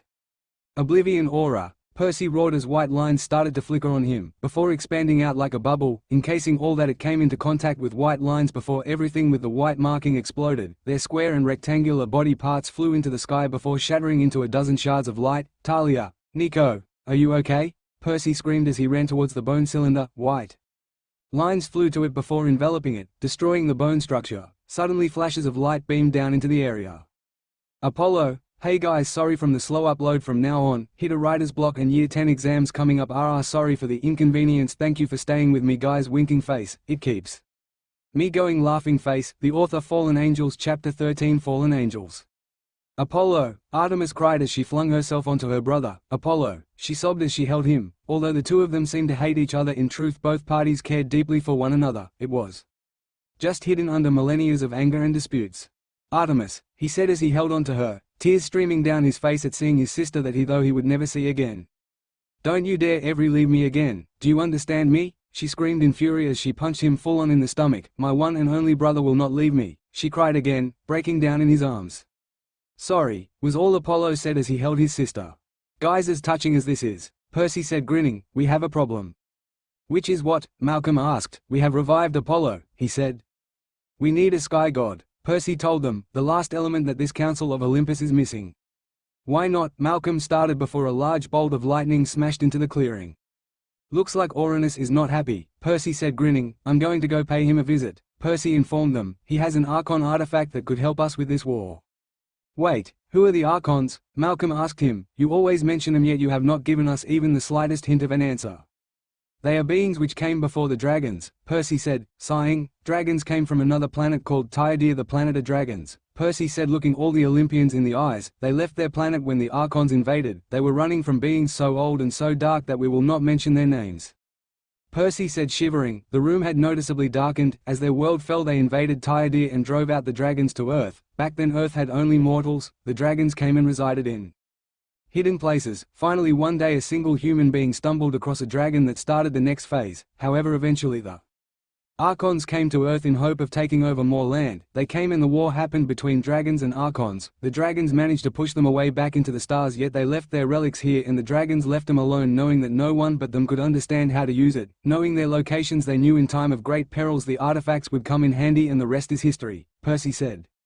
So, what are they? Malcolm asked him. Higher forms of energized beings. Their bodies are not joined at joints like ours but rather float in a single orb of energy, Percy said, remembering what Adam looked like. They had powers that would rival the powers of a dragon. So that's why you keep going after the artifacts, Malcolm said, slumping back down into his seat. Indeed, Percy said, but that is not all. Then what is? Hermes asked him, fearful. They are rising, and with that a race of monsters so old and so numerous that they can devour the stars, Percy informed them. Daldorians. What? Hades asked. I have never heard of them within the underworld. Nor have I heard of them under the sea, Poseidon said. That's because they are not of this world, Percy growled at them. Then how can they exist, for even I have never seen them? Hermes told him, his normal cheerful demeanor gone. They are of the void, Apollo said. All heads turned to him. While I was in the realm of the fated I saw them. They didn't sense me but I saw them. Their numbers, their powerless in battle, Apollo said, his face paling. They devoured the stars. Literally I saw suns being eaten like candy, black holes being sucked up like juices and planets being crushed like dust, Apollo said, shivering, nearly breaking down. Why would they concern us? Ares asked, not caring. Think with your head for once, you foolish godling, a voice thundered throughout the throne room. Mist settled down around them as a being walked right through. Enoch, Percy said, not even bothering to look. Was the mist needed? Yeah, Enoch said, grinning. Clear it, Percy said, rolling his eyes. Spoil sport, Enoch said as the mist retracted back to him. Don't ignore me, Ares roared as he lunged off his throne. A blood-red blade sliced at him, leaving nothing but a blur in sight as it flew in the war god's hand. Pathetic godling, learn your place, Enoch growled as he tilted a bit to the left, the blade missing him entirely. Suddenly he spun around his leg, smashing into Ares mid-drift, blowing him back into his throne dazed. I will kill you like the mortal descendant you are, he growled. The throne room shook as he did. I am no mortal, I am the god of war, Ares bellowed like a barbarian. Pathetic, you don't even know your own history, Enoch growled. Ares, sit down before we make you sit down, Percy warned him, glaring at him, causing Ares to look away. Now, as I was saying before Ares interrupted us, the Daldorians are returning, Percy said simply, and you Olympians have no chance at this war. You aren't even really gods, just mere powered mortals. We are gods, Poseidon thundered. What are you talking about? He questioned. You, gods? Please don't make me laugh, Percy said, devoid of mirth. Your ancestors drained and slew the dragons, taking their power and making them immortal. You are nothing more than an immortalized mortal with some small power of the dragons flowing in your blood, Percy growled at him. Daldorians are coming and we have only one way to stop them. Which is what? Malcolm asked him. We find the artifacts of the Archons and raise up a defense before they come in numbers that will consume this world. If dragons and Archons are on the same level, why don't the dragons fight them instead? Malcolm questioned him. Because God of wisdom, Enoch sneered, we dragons are on the same level as the Archons. If they were in war with these beings and were losing to their endless numbers, what makes you think we can do any better? Calling us to war is nothing more than calling us to fight to extinction, Enoch thundered. The air around him thickened, tendrils of lightning crackled around him. I'm leaving now, Percy said, turning his back and walking away, slowly fading out of view. Enoch, I'll trust you to take care of things here. As always, Percy, as always, Enoch said, nodding, not turning away from looking at the Olympian Council, their radiating bodies of powers cowering before his as he lifted off his blocks. Let's have some fun. Look out, Uranus, I'm coming. Percy grinned, his orange eyes blazing as he disappeared from view. Cold hard stone, dark clouds swirling around a castle. A castle in the sky. The fabled myth of man stood before a single silhouette. The light blue sky behind him darkened as clouds swirled in. Giant wings flapped down hard, the clouds dispersed around him, swirling as he forced the air up and down. He started to move forward. Suddenly he spun, his wings folding around him like a blanket as he spun, missing a projectile by that much. Lightning bounced between the clouds before smashing into his spinning body. Lightning arched around his wings. He uncurled them from himself, lightning bouncing between the two dragon wing tips. He brought his hands up to his chest as he suddenly unleashed the lightning back out, blasting right through a cloud. He spun around, he slashed his right hand out. Lightning exploded from it, blasting right through the dark clouds, the blue sky shining brightly before the darkness overtook it again. He spun again, unleashing a wave of lightning from his hands, the lightning in between his dragon wing tips getting weaker. Finally he flung his hands down, lightning circled him in an orb before he unleashed it. The dark clouds buffered it, folding back before forming back to its normality. The single figure spun around, his head craning as he felt them moving, dark figures that seemed to be running in air, their aura of death all around him. He stopped. "There's so many of them," he roared. A challenge as they appeared, their shadow-like bodies formed into the shapes of wolves, red eyes wisped with power, claws made of darkness seemed to draw in the clouds swirled around them. Suddenly they flew forwards, their back bodies disappearing into nothing more than a swirl of darkness. The silhouette flew up, a blast of black flames exploded from his hands, burning away one of the shadows. Immediately he spun around, a shadow wolf missing him by centimeters. He grabbed the wolf's head, black flames flickered in his palm before engulfing it. Howls of pain pierced the others, freezing the other shadows in place. He let go of the shadow, it fell from the sky like a fallen angel, falling from heaven, consumed by the dark clouds, making them darker. He flew up, a sword as black as the depths of Tartarus appeared. He lunged forwards, the sound barrier breaking. His sword became a blur cutting through the shadows as they lunged forwards, sometimes shaped like wolves, others like eagles, sometimes like humans, but all fell and then all was silent. The figure slashed downwards and a line of black flames exploded from the sword tip, cutting the clouds apart. He flew forwards, orange eyes blazing. He ignored the arrows as they bounced off his skin, flinging his right hand in a line as he flew. A wall of black flames exploded from the ground, burning the defending archers. The sword in his hand disappeared in a swirl of darkness as he flew right into the castle, breaking into the throne room in an instant. "Orinus!" The figure growled, rising from the ground like a shadow. "Perseus," he spoke, monotone. "Where is it?" Percy demanded, flames starting to come to life all around him, the castle lighting up. "Where is what?" Orinus said, grinning. "You know what I ask for," Percy stated. "I do," Orinus mulled. "Doesn't mean I would give it to you. You know what is on the balance, Orinus. Give it or I will take it by force. This is no time for your games. The stake of the world rests on these artifacts." Percy growled. The flames in the castle started to flicker towards him. "It wasn't even yours in the first place," he roared, the stones of the castle shaking by his very words. Orinus looked around, his eyes darting around warily. "It is mine," Primordial of the Sky thundered, stealing his nerves. "You want it? Come get it," he challenged. "Right claw of the black dragon," Percy roared as he dashed forwards. Black flames formed like claws over his right hand. He spun when he got close enough, bringing down his right arm like a guillotine. Orinus brought his arms up in an X formation, blocking the attack. Wing slash of the black dragon. Percy thundered as he brought his left hand down, a trail of soul fire trailing behind it before releasing a thunderous explosion. Tail of the black dragon. Percy hissed as he spun around, his right leg coming down in an arch, smashing into Orinus. The ground cracked around him, creating a crater. "Pathetic," Orinus growled as Percy looked down to his palm placed up against his chest. "Let me show you real power." He growled as a full unleash of energy exploded from his palm, blowing Percy back through a wall, into the outer courtyard of Orinus's castle. "Arbiter, I call upon you," he bellowed. A staff appeared within his hands. The body was smooth, made out of a thin grey cylinder. Blue lines pulsed with power along it, tendrils of energy coiled around it like a snake, flickering in and out of existence. On top of it sat a single crystal being held by 4 metal curved spikes, each black in color. "Arbiter, also known as Sharak Anor, the Archon's light," Percy growled, black flames coiling around him as he stood up, the ground burning around his feet. "Good, you know it." The Primordial grinned evilly. "But let me show you even more," the Primordial bellowed as he slammed the staff into the ground. Instantly the cobblestone ground of the courtyard cracked, before a beam of lightning blasted out of the crystal on the top of it. Percy brought both his hands up, creating a circle with both of them. The lightning struck the center and stayed there like an orb.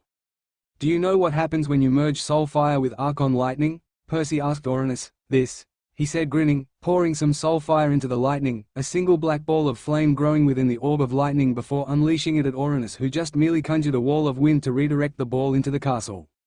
"Pathetic. You think I would fall to something as easy as that? I faced worse in the Dragon Wars." Orinus boomed at the Dragon Slayer before he stumbled back, black tendrils of lightning crashing into his body.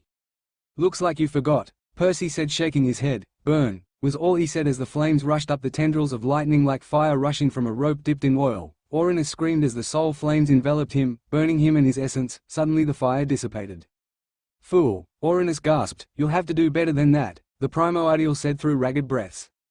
Roar of the black dragon. Percy roared as black flames explode from his mouth, blowing into Orinus and consuming the wall of air that was conjured, blasting him back into the throne room of the castle. "Enough," Orinus roared as he slammed Arbiter back into the ground. A wave of lightning and wind exploded from it, blowing Percy back through another section of the wall and into the sky, dark clouds surrounding him like an arena. "You want to fight in air? Let's fight in air," Percy roared as he lunged forwards, his dragon wings beating down hard as black flames trailed his hands. "Fool, you think you can stand against the might of a Primordial? Taste my wrath," Uranus thundered as he spun the staff over his head before swinging it from his right like a baseball bat. Lightning jumped from black cloud to black cloud, a section of the dark cloud. Arena moved in response to the movements of Arbiter, smashing into Percy like a giant fist, lightning and wind blasting him to the left entirely off course before Uranus swung it from the right again. Another fist-like cloud slammed into Percy, causing him to tumble roll. Uranus then brought his left hand up like a claw, lightning arching between his fingers, before he brought it down over the small figure of Percy in the distance. Lightning bounced between the dark clouds like a bouncy ball before a lightning bolt slammed into Percy, driving him downwards towards Earth. Foolish boy. Taste the wrath of the sky, Uranus thundered as he started to spin Arbiter above his head faster and faster. Storm clouds swirled above his head, lightning arching in between them, causing bright golden light to slash from the darkness. Suddenly the primordial brought it down to his waist level, the blue crystal at its tip charging up. Lightning and clouds started to gather into a single thing behind him. The staff began to shake, blue lines pulsing as more and more energy was pressed into the attack. A glowing blue orb, made of archonic energy, started to gather in front of the staff, clouds and lightning swirling around Uranus to join it. Suddenly he let it go. The sonic boom unleashed by it dispersed the clouds around Uranus for a while. Blue sky and golden sunlight shone around him before being consumed by the dark clouds again. Cold darkness reigned once more. Taste this, you insolent dragon slayer, the primordial roared as he unleashed the energy. Percy looked as Uranus unleashed that large orb of energy. Nice try, was all the dragon slayer said before spinning to the side, both of his swords appearing in his hands. He flapped his wings down once, blasting him towards the primordial, swords ablaze with black flames. He air-rolled to the right, dodging a blast of lightning from Arbiter, only to face an explosion in the face. A massive dust cloud appeared, slowly drifting to the ground before Percy exploded through the front, dust cloud swirling, swords drawn as he got closer and closer. The left blade swung up, blocking a lightning arch from Arbiter.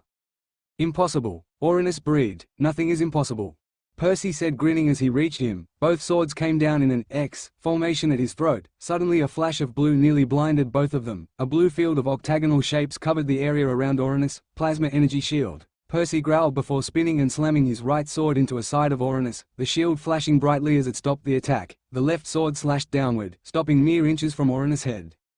Stupid fool, Uranus growled as he bashed the butt of Arbiter into Percy's chest, blowing him back a bit. You cannot destroy something made of the Archons.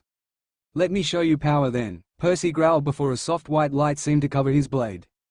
What trickery is this? Uranus demanded. No trickery, just power, Percy said before dashing forward again. His sword slammed into the energy shield. Uranus's eyes widened even more as he looked as white cracks started to appear on the shield. The primordial spun around, Arbiter being spun in his hand like a Shaolin monk's staff, then swinging it from the left towards Percy, only for him to flip over it in mid-air, then slashing downwards again, creating more cracks in his energy shield. You forget, Uranus, I am not a dragon slayer, I am a god slayer, he growled as he slashed again. White lines completely covered the shield before an exploding sound like glass could be heard. The energy shield fell apart. Instantly Percy took advantage of it, swinging his twin swords back upwards, black flames trailing it once more, the white disappearing, before exploding, blasting him away. Percy flapped his wings hard into the air before swinging his swords down, slashing twin deep gashes into the shoulders of the primordial. He spun away as Arbiter came back, raising both his swords to block the Archon staff. Suddenly he started to attack again, swords moving so fast that it seemed to phase in and out of reality, disappearing at times before reappearing. Silver blood rained from the sky. Then Uranus made a mistake, overextending a strike from Arbiter for too long. Percy let loose a blast of soul flames, forcing Uranus down from his dark cloud area straight into the clear blue sky. Right where I need you, Percy said, grinning. Die, you insolent fool, Uranus roared as he swung Arbiter towards Percy's head, only for his left hand to come back up, stopping the staff altogether. Suddenly Percy thrust his right hand out and grabbed Uranus' head, Oblivion's hand. He growled as white tendrils of light started to shine from his palm. White cracks started to spread from the point of contact, making a cracking sound like glass as it did. Uranus screamed as silver ichor leaked out from these cracks, when suddenly Percy got blown back. The primordial's body crackled with power. Your Oblivion's power is nothing compared to an Archon, Uranus thundered, his voice suddenly rasping. Oh yes, Perseus, Uranus is nothing but a host to me. Aritardin, Taldarim Archon, Percy growled. Nice to know you remember me, Perseus, or should I say Altadar Enator, son of the High Archon Counselor Altadarim and Traldic Mother of Dragons, the primordial body said. What? Percy asked, confused, before he suddenly clutched his head, screaming in pain. Oh, whoops, I forgot you erased your memories at that time, the primordial host had being said nonchalantly. Let me help you, he said before unleashing an arch of archonic lightning right into Percy, blasting him back, his body spinning in the air as he hunched down, trying to stop the pain in his head. Aratardon unleashed another blast of lightning, blasting into Percy. He then spun it in his hand before holding it at his waist, the crystal charged blue before releasing a blast of archonic energy, blasting into Percy and causing him to tumble from the sky. Aratardon readied another blast when suddenly Percy stopped tumbling. He unleashed the second shot only for Percy to catch it with his hands and ditch it back at Aratardon like it was a dodgeball. Aratardon, Percy thundered, the sky shook with his very words. Why have you awoken me? He bellowed, tendrils of white and black smoked off him. I have been sleeping for 10,000 years and now you awaken me, he roared. What trickery is this? The primordial body host shouted in disbelief. This is nothing more than a trick, Aratardon screamed at him. A trick? A trick? I am Alshadar the Xelanagian dragon of oblivion. You Archon are nothing more than an ant, Percy thundered at him. The sky seemed to literally rip apart at his words. The very fabric of reality was being torn apart by his words. Impossible. Aratardon breathed, Xelanagas are nothing but fabled gods.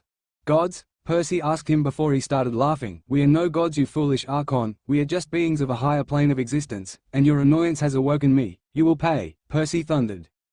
You lie, Aratardon challenged as he unleashed a blast of archonic lightning at Percy. Pathetic, Percy growled as he merely just flicked his hand and the lightning dissipated. Let me show you real power, he roared as a wave of white and black exploded from Percy slamming into Aratardon hosting within Uranus. I strip both of you of your immortality, Percy commanded as the primordial and Archon separated from each other, each captured within an orb of black and white which now glowed gold. I strip you of your power, he demanded as a flow of blue energy traveled towards him, power of a primordial and the power of an Archon merging together before stopping in front of him as an orb. I take Arbiter as my own, Percy growled, and I base you from the sky. My word is law, let it be heeded and done as I command, Percy roared, in the name of the Xelanaga, let it be done, he thundered as the two beams of darkness slammed into both orbs. Their screams could be heard. Percy waved his hand and the orbs disappeared, leaving two sickly-looking things before gravity took them again, falling from grace like angels falling from the realm of the heavens to the realm of mere mortals. Suddenly Percy stumbled before he started to fall. Arbiter was still within his hands but he had lost conscious. He suddenly started to glow silver before disappearing in a flash of silver, appearing on the floor of Olympus. The Olympians looked at him in fear. Artemis looked shocked, never knowing this. Percy lay there in an unmoving heap. Arbiter, the staff of an archonic mage, started to float from his hands and fly towards the center of the throne room. Let it be done. Hey guys, sorry about the late post, I've been having exams and kinda lost my inspiration to write this story. Don't worry, I'll finish it but I might not upload as often. I've already got an idea for the next storyline but I'll leave that till later. Sorry about the late post from Not Guys and thanks for your patience. The author. Defense of the Daldorians, Chapter 14, Defense of the Daldorians. Disclaimer: I do not own any of Rick Riordan characters and the idea of this scene was not originally mine, but Blizzard's. Also the names used within my story so far have different names to the races of Blizzard, but it was originally their idea. Let it be done, the voice echoed throughout the throne room, resonating with power. Who is there? Poseidon demanded. Calm down, the voice spoke, it's just me, Enoch said as he came into view. No mist this time, Enoch, Hades said, his eyes flashing dangerously with hellfire. Watch it, Enoch growled, before looking to Percy. Wake up already, he groaned, I know you're faking. You suck, you know that, Percy groaned at him as he stood up, his body protesting. Did you really have to snap awake? Enoch asked him, one eyebrow raised. Well, not really, but I grew tired of sleeping, he yawned. Nonsense, Enoch huffed, you just got bored. Maybe, Percy said grinning. Percy? Artemis asked, scared. It's me, Artemis, Percy said, turning to look at her and smiling warmly. It's still me. That amount of power, Poseidon mused. If you become like Zeus Poseidon, I will not hesitate to rip you and your throne apart, piece by piece. Percy growled, the throne room shook. I was more than capable before, what do you think now? He questioned the new king of Olympus. Yes, Poseidon gulped. Good, now if that's behind us, Percy said, daring anyone in the throne room to question him. We need to find someone to take the element of the sky or it will fall into chaos. Who? Malcolm asked. Heracles, he's a son of Zeus. No, too cocky, Percy mused. Poseidon, I give you a choice. What choice? The Lord of the Sea asked him. Revoke your title as God of the Sea and become King of the Sky, Percy said. Atlantis will move from the sea into the air. We would then have someone rule the sea in your stead. Wait, Hermes called out. What about taking a Roman demigod? Romans? Percy thought again. Is there any surviving son of Jupiter? I think so, Hermes trailed off. Go fetch him. Percy told the god of messages as he flashed out, "Looks like you'll keep your title as god of the sea Poseidon." "Indeed, Perseus, and if you do not mind I'd like to keep it that way," he told him grinning. "Not at all, Poseidon, not at all," Percy said, shaking his head as a flash of light appeared. Lord Neptune, a roughly 6-foot boy, kneeled, his golden hair shuffling around as he did so, sky-blue eyes hidden by his head being down. "You summoned me?" "Yes," Neptune said as his image shimmered from Greek to Roman. "We are missing the element of the sky after the demise of your father. You are aware of your father's death, are you not?" "Indeed, Lord Neptune," the Roman demigod of Jupiter stated. "Well, we need someone to fill the role of the sky with someone who can wield it," Neptune explained. "What has this to do with me, Lord Neptune?" the demigod asked. "Will you take the power of the sky and become a god?" Neptune asked him, trident ready. "You want to make me a god?" the demigod asked, or shocked. "Yes, demigod of Jupiter, we want to make you a god," Neptune repeated, sighing. I accept your gracious offer, Lord Neptune," the demigod said, bowing even further into the ground. "Good," Neptune said. "Perseus, if you may." "Excuse me, Lord Neptune," the demigod spoke up, not looking up yet. "Isn't immortalization through the use of each god?" "No," Percy said. The demigod turned around, eyes wide. "Who are you?" he stated in disbelief, his golden gladius appearing in his hand. "Put the weapon away, boy," Percy said, waving his hand, forcing the gladius to fly out of his grip and into the darkness. "I am the person who is going to give you your power." "My apologies, my lord," the demigod said, bowing. "No, no, no," Percy said, annoyed. "Don't bow. My goodness, what is wrong with you people? Stop bowing," he growled. "What is your name?" Jason Grace," the demigod of Jupiter said, getting up, still looking down. "Grace," Percy breathed, his eyes widened. "Talia," he thundered into the sky. Jason's eyes widened now. "What, Percy?" Talia said. "You interputed me and Enoch." "Look," Percy said, stepping back and letting her see Jason, "and I didn't need to know that," he gagged. "Who is this Percy, and why would I care?" she growled at him. "Jason, introduce yourself please," Percy said, grinning, Talia's eyes widening. "Wait, Talia as in Talia Grace?" Jason asked, not believing his eyes, his ears. "Jason, as in Jason Grace?" Talia asked at the same time, neither believing it. "Go on, Talia, meet your long-lost brother, the son of Jupiter and the next god of the sky," Percy said, grinning as both siblings rushed forwards, embracing each other in hugs tighter than Cyclops. "New god of the sky?" Talia asked, confused. "He's taking over your father's spot on the council," Percy told her. "Is this true, Jason?" Talia asked, shocked. "Yes," Jason said, head high, chin up, confident and proud. "When?" Talia asked him. "Now," Percy said before throwing a sky-blue colored orb into Jason's chest. "I am Alcedar, the Zelenagian dragon of oblivion. I command the flow of Uranus, the primordial of the sky. May the power of his winds flow within you. I command the lightning power of Aratardon, the Tal'Darim Archon, to flow within your blood. May the sky become your domain." Jason screamed as Percy stopped talking. The power of the sky burned away his mortality and infused his blood with the golden ichor that flowed within the gods, blood of immortality. Jason finally stopped screaming. Talia just stood there in shock. "You will not get the full power of either of those beings," Percy explained to him, "until you are pure in heart and mind. Until then there will always be blockades. Do you understand?" "Yes," Jason said when he could talk again. "Good, now sit in your throne, Jason Grace, new god of the sky." Percy declared. "He will need to be trained and taught about his duties and powers. I expect you, the Olympians, to help him. Do you understand?" Percy said, looking each Olympian in the eye. "He is family, you will help him. Do I make myself clear?" "Yes," the council said. "Swear it on the sticks," Percy demanded. "We, the council, swear on the sticks to help Jason with his new duties as a god until he is proficient in them," they declared as one. "Good, but now we have more pressing matters to attend to." "Like what?" Malcolm asked, a notebook and pen appearing once more. "Daldorians," was all Percy had to say. "They're coming." "We know that. Wasn't that the reason why you went to get that Archon artifact?" Crystal questioned him, pointing towards Arbiter. "Yes, but do you think that they would come just against you?" Percy questioned her. "Did you really believe that they would only come after immortals? The mortal world will fall prey to this as well as will you. The only hope of saving us in battle is the Archon artifact." "So what if the mortals die? Let blood be shed," Ares bellowed. "If they die, we can just generate a race full of demigods. We would get stronger," he thundered. "Stupid fool," Percy roared. "Without the mortals you would be overrun by the sheer numbers. Even with mortals the fight would be tough." He growled. "The mist will fall soon. They will see Olympus, but before that we must talk to the governments of Earth." "Too late," Hestia said, waving her hand, as a mist formed showing purple sacks slam various points on Earth. "They'll be coming straight for here, killing all the citizens along the way." Percy growled. The more they feed the stronger they become, we need to meet them in battle. We don't have enough forces to fight each group, Malcolm complained. If we can flock all of them into one area, Percy mused, we could beat them in one swoop. How? Apollo asked. I've seen them in action, they swallow worlds. How are we supposed to take them into one area? Easy, Percy said grinning, we move our fighting force there. The amount of energy emitted will cause them to come, we'll stop them before they can feed any more, Percy explained, and then we can use Arbiter as an eradicator. Will this work, Percy? Artemis questioned, unsure.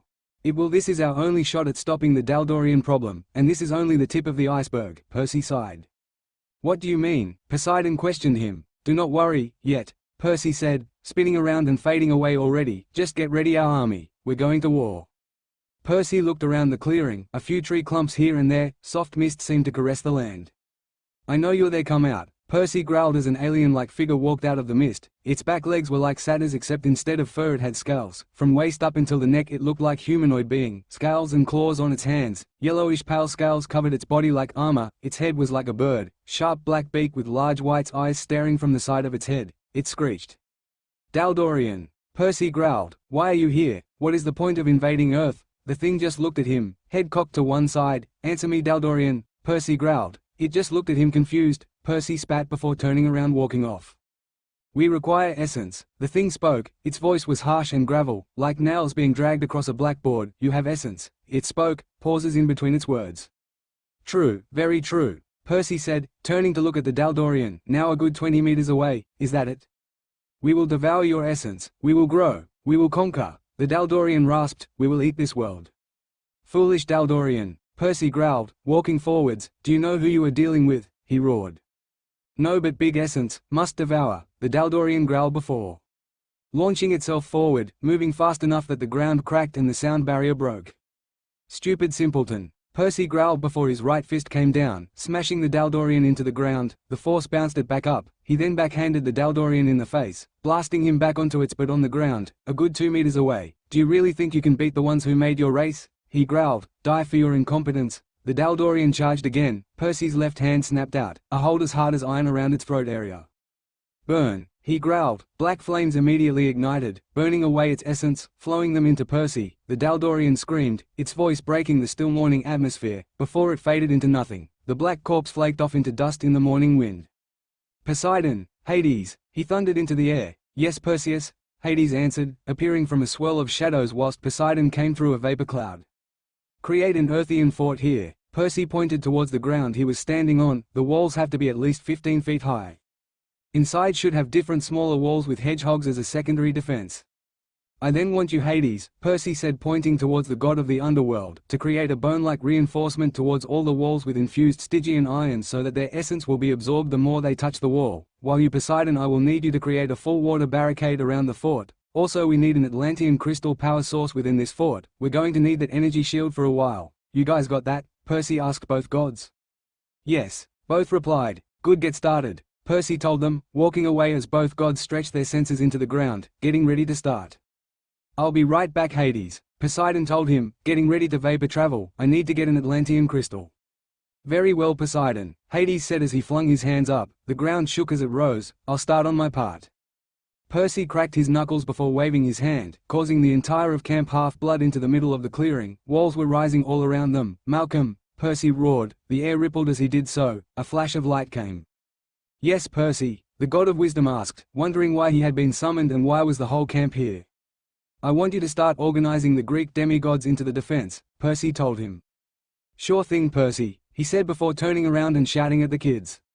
Oh, and tell them about the Romans, Percy told him. Malcolm paled. Do I have to? He asked Percy.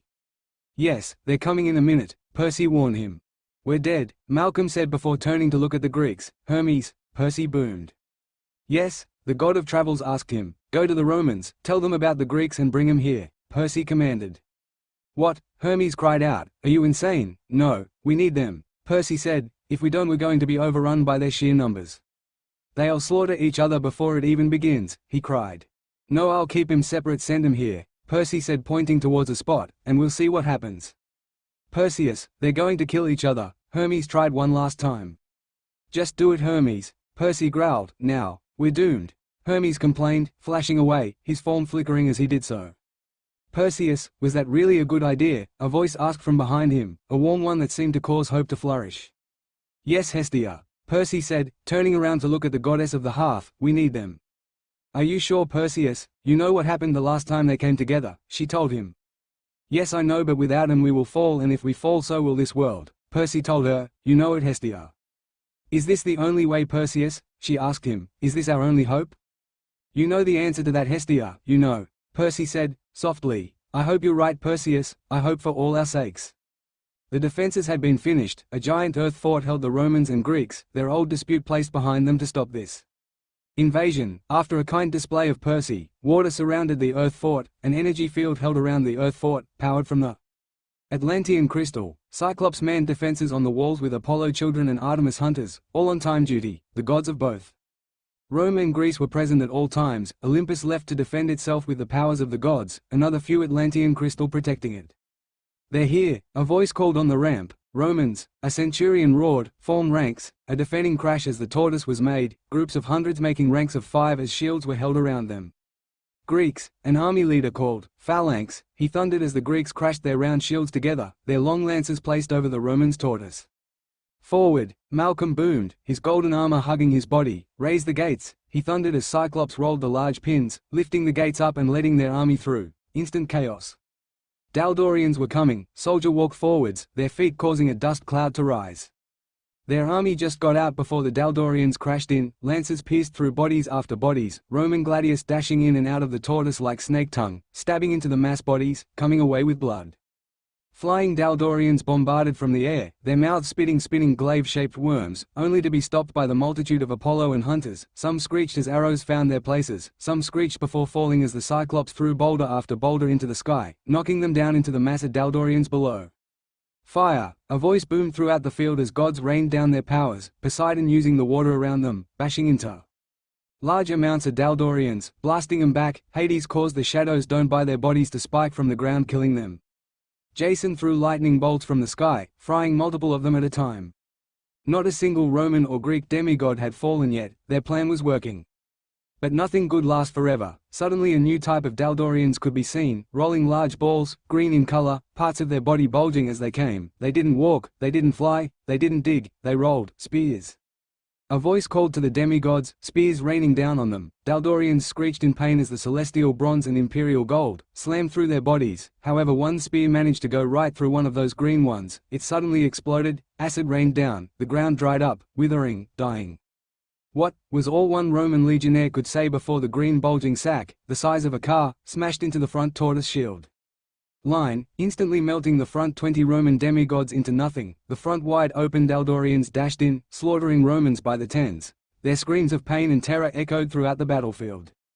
We have Tortoise 5 down, I repeat, Tortoise 5 is down, a voice spoke throughout the Olympians. Cyclops back up one move in as defense to Phalanx Section 5, Malcolm thundered, go, go, go. He roared as Cyclops with large celestial bronze shields rushed out into the battlefield, destroying Daldorians by the tens as their large clubs based right into their enemies, crushing them and their internal organs. Their large shields pushed the hordes of enemies back as they moved in front of the Greek phalanx. Roman Tortoise 9 down, a voice reported to Malcolm, Roman Tortoise 10 dead. Another one said, we require assistance here, we need, die you stupid bug, arg, ah. Dead silence followed. Malcolm grimaced as he looked at the Olympian board, Roman tortoises disappearing so fast, Greek phalanx starting to get hit. I want all Roman tortoise to fall back and all Cyclops units to take their places, now, he thundered, looking on the board as Roman tortoises started to retreat whilst the Cyclops took their places. Spear throwers focuses those green orbs, I want them down now. He roared through the telepathic link, Greek air units, you are authorized for liftoff. Go, go, go. He commanded as Greeks flying on Pegasus came from behind the fort, Greek bombs dropping on the Daldorians, burning them up. Roman air units, I want those flying Daldorians occupied. Liftoff is authorized, go now. Romans on eagles flew into the air, their spears and gladiuses flashing in the sun before slashing through the flying Daldorians. Malcolm grinned, they were doing it. The air Daldorians were preoccupied enough that they couldn't do anything whilst the ground were being destroyed. With the Cyclops and the Greeks, suddenly the tide changed again. Fresh new reinforcements joined the fight, slashing and attacking like the first wave. Suddenly a godly scream entered Malcolm's mind. He looked that way and immediately regretted it. A minor god had been jumped by a Daldorian, their claws and teeth ripping into the minor godling. Golden ichor spilled out, its essence being drained, its blood turning red. "Help," the minor god managed to say once before a claw came down on his throat, silenced forever as red blood spilled out. His limp body stopped shaking as it was dragged back into the horde. "Fall back," Malcolm roared through the telepath connection. His eyes darted to the board, seeing as the army started walking back, the gates lifted, letting him through, before slamming back down, crushing a good few Daldorians. "Report," Malcolm snapped instantly after the gates closed. "We lost 2 entire Roman tortoises, another 4 have a quarter to half injured, and half of those are too severed to fight on for the next few days. We have lost 1,000 Cyclops out of the 3,000 we have. Greeks have faced a loss of 20 demigods, another 40 fatally injured and another 30 unable to fight for the next few days. Our air units have suffered minor losses with only the Greeks losing 3 Pegasi and riders, whilst the Romans only lost 4 eagles and 3 demigods."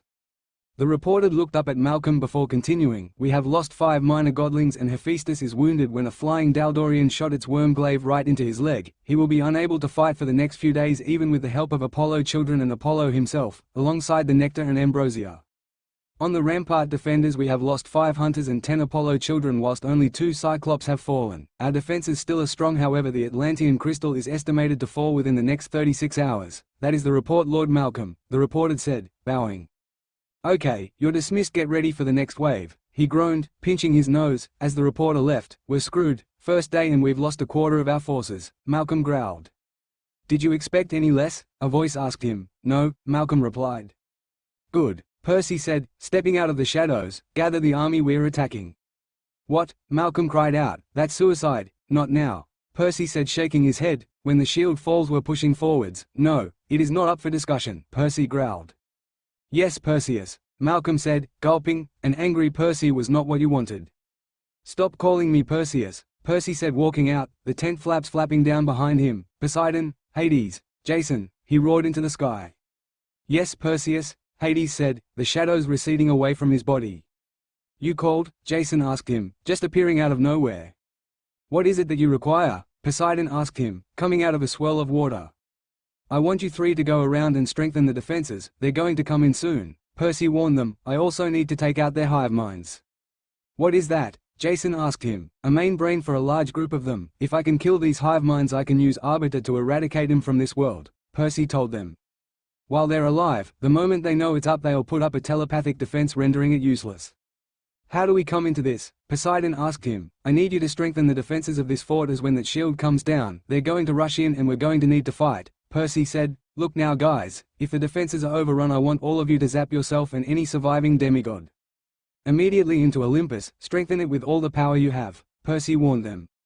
"Why?" Jason asked him. "Just do it," Percy growled. "Now go," he said before walking away. He walked around on the wall, looking as Apollo campers and hunters talked, laughed and joked, putting aside their old prejudices. He smiled. This is how it's meant to be. He looked down as Poseidon caused water to come flooding into the stream around the fort.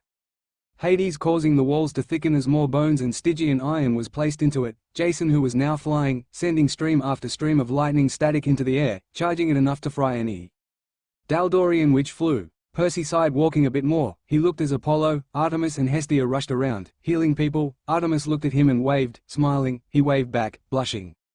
Everything was fine. Campers and legionnaires sharpened their weapons, getting into position, laughing and joking in their last few hours, when suddenly everything went wrong. "They've broken through," a Roman scout boomed before screaming as a claw ripped right through his chest, sucking the godly essence out of him and throwing him aside, blood flying. "Romans, Greeks, formation!" Malcolm roared as the Romans immediately formed tortoises and the Greeks formed their phalanx. The Daldorians poured over the walls in swarms, smashing into the Roman lines, battering them and forcing them back a bit before the Greek phalanx lances stabbed into their bodies. "Jason the air!" Percy roared as he jumped down into the swarm outside the walls, finding the hive minds and moving towards them. "Copy," was all he said before lightning filled the sky, blasting the flying Daldorians down into their own hordes. "Hades, we need the undead now," Malcolm roared as he swung his shield around, blocking a stab before stabbing a spear right through the neck of a Daldorian. "Done," Hades roared as the skeletal hands reached for the surface, ripping at Daldorians. "Poseidon the water!" Jason cried. "I'm doing it!" He roared as the water outside the fort swirled, smashing upwards into the hordes of Daldorians, ripping some asunder and blasting quite a lot back. Percy nodded before he engaged the first hive mind. Their heads looked like a mantis's except it was brown, their body was large. Humanoid bodies with large scales protecting them, standing up to 15 feet in the air, their 4 arms swung in the air, each claw on them sharp enough to rip Archon energy shields apart, its 8 spider-like legs spread out in a circle around the base. Hive mind, Percy spoke. Who are you? The hive mind replied, the telepathic words blasted in Percy's mind as floated there, trying to send him to the ground. Xelanaga, Percy growled, his hands starting to give off a weird white glow. Impossible. Dead. Long ago. Essence, the thing rasped. Die, he growled, pointing a finger at the hive mind. A single beam of oblivion blasted into it, sending the thing stumbling back before screaming through its mind, instantly causing nearby Daldorians to combust from the sheer psychic scream. Tendrils of oblivion started to crawl from the point of contact, crawling around her like vines. What are you doing? The thing bellowed. Destroying your DNA, he spoke. You are an abomination to this universe. Begone, he thundered as she began to smoke. Kill him, the hive mind roared. Daldorians immediately responded, lunging at Percy, missing as he just rose higher into the air.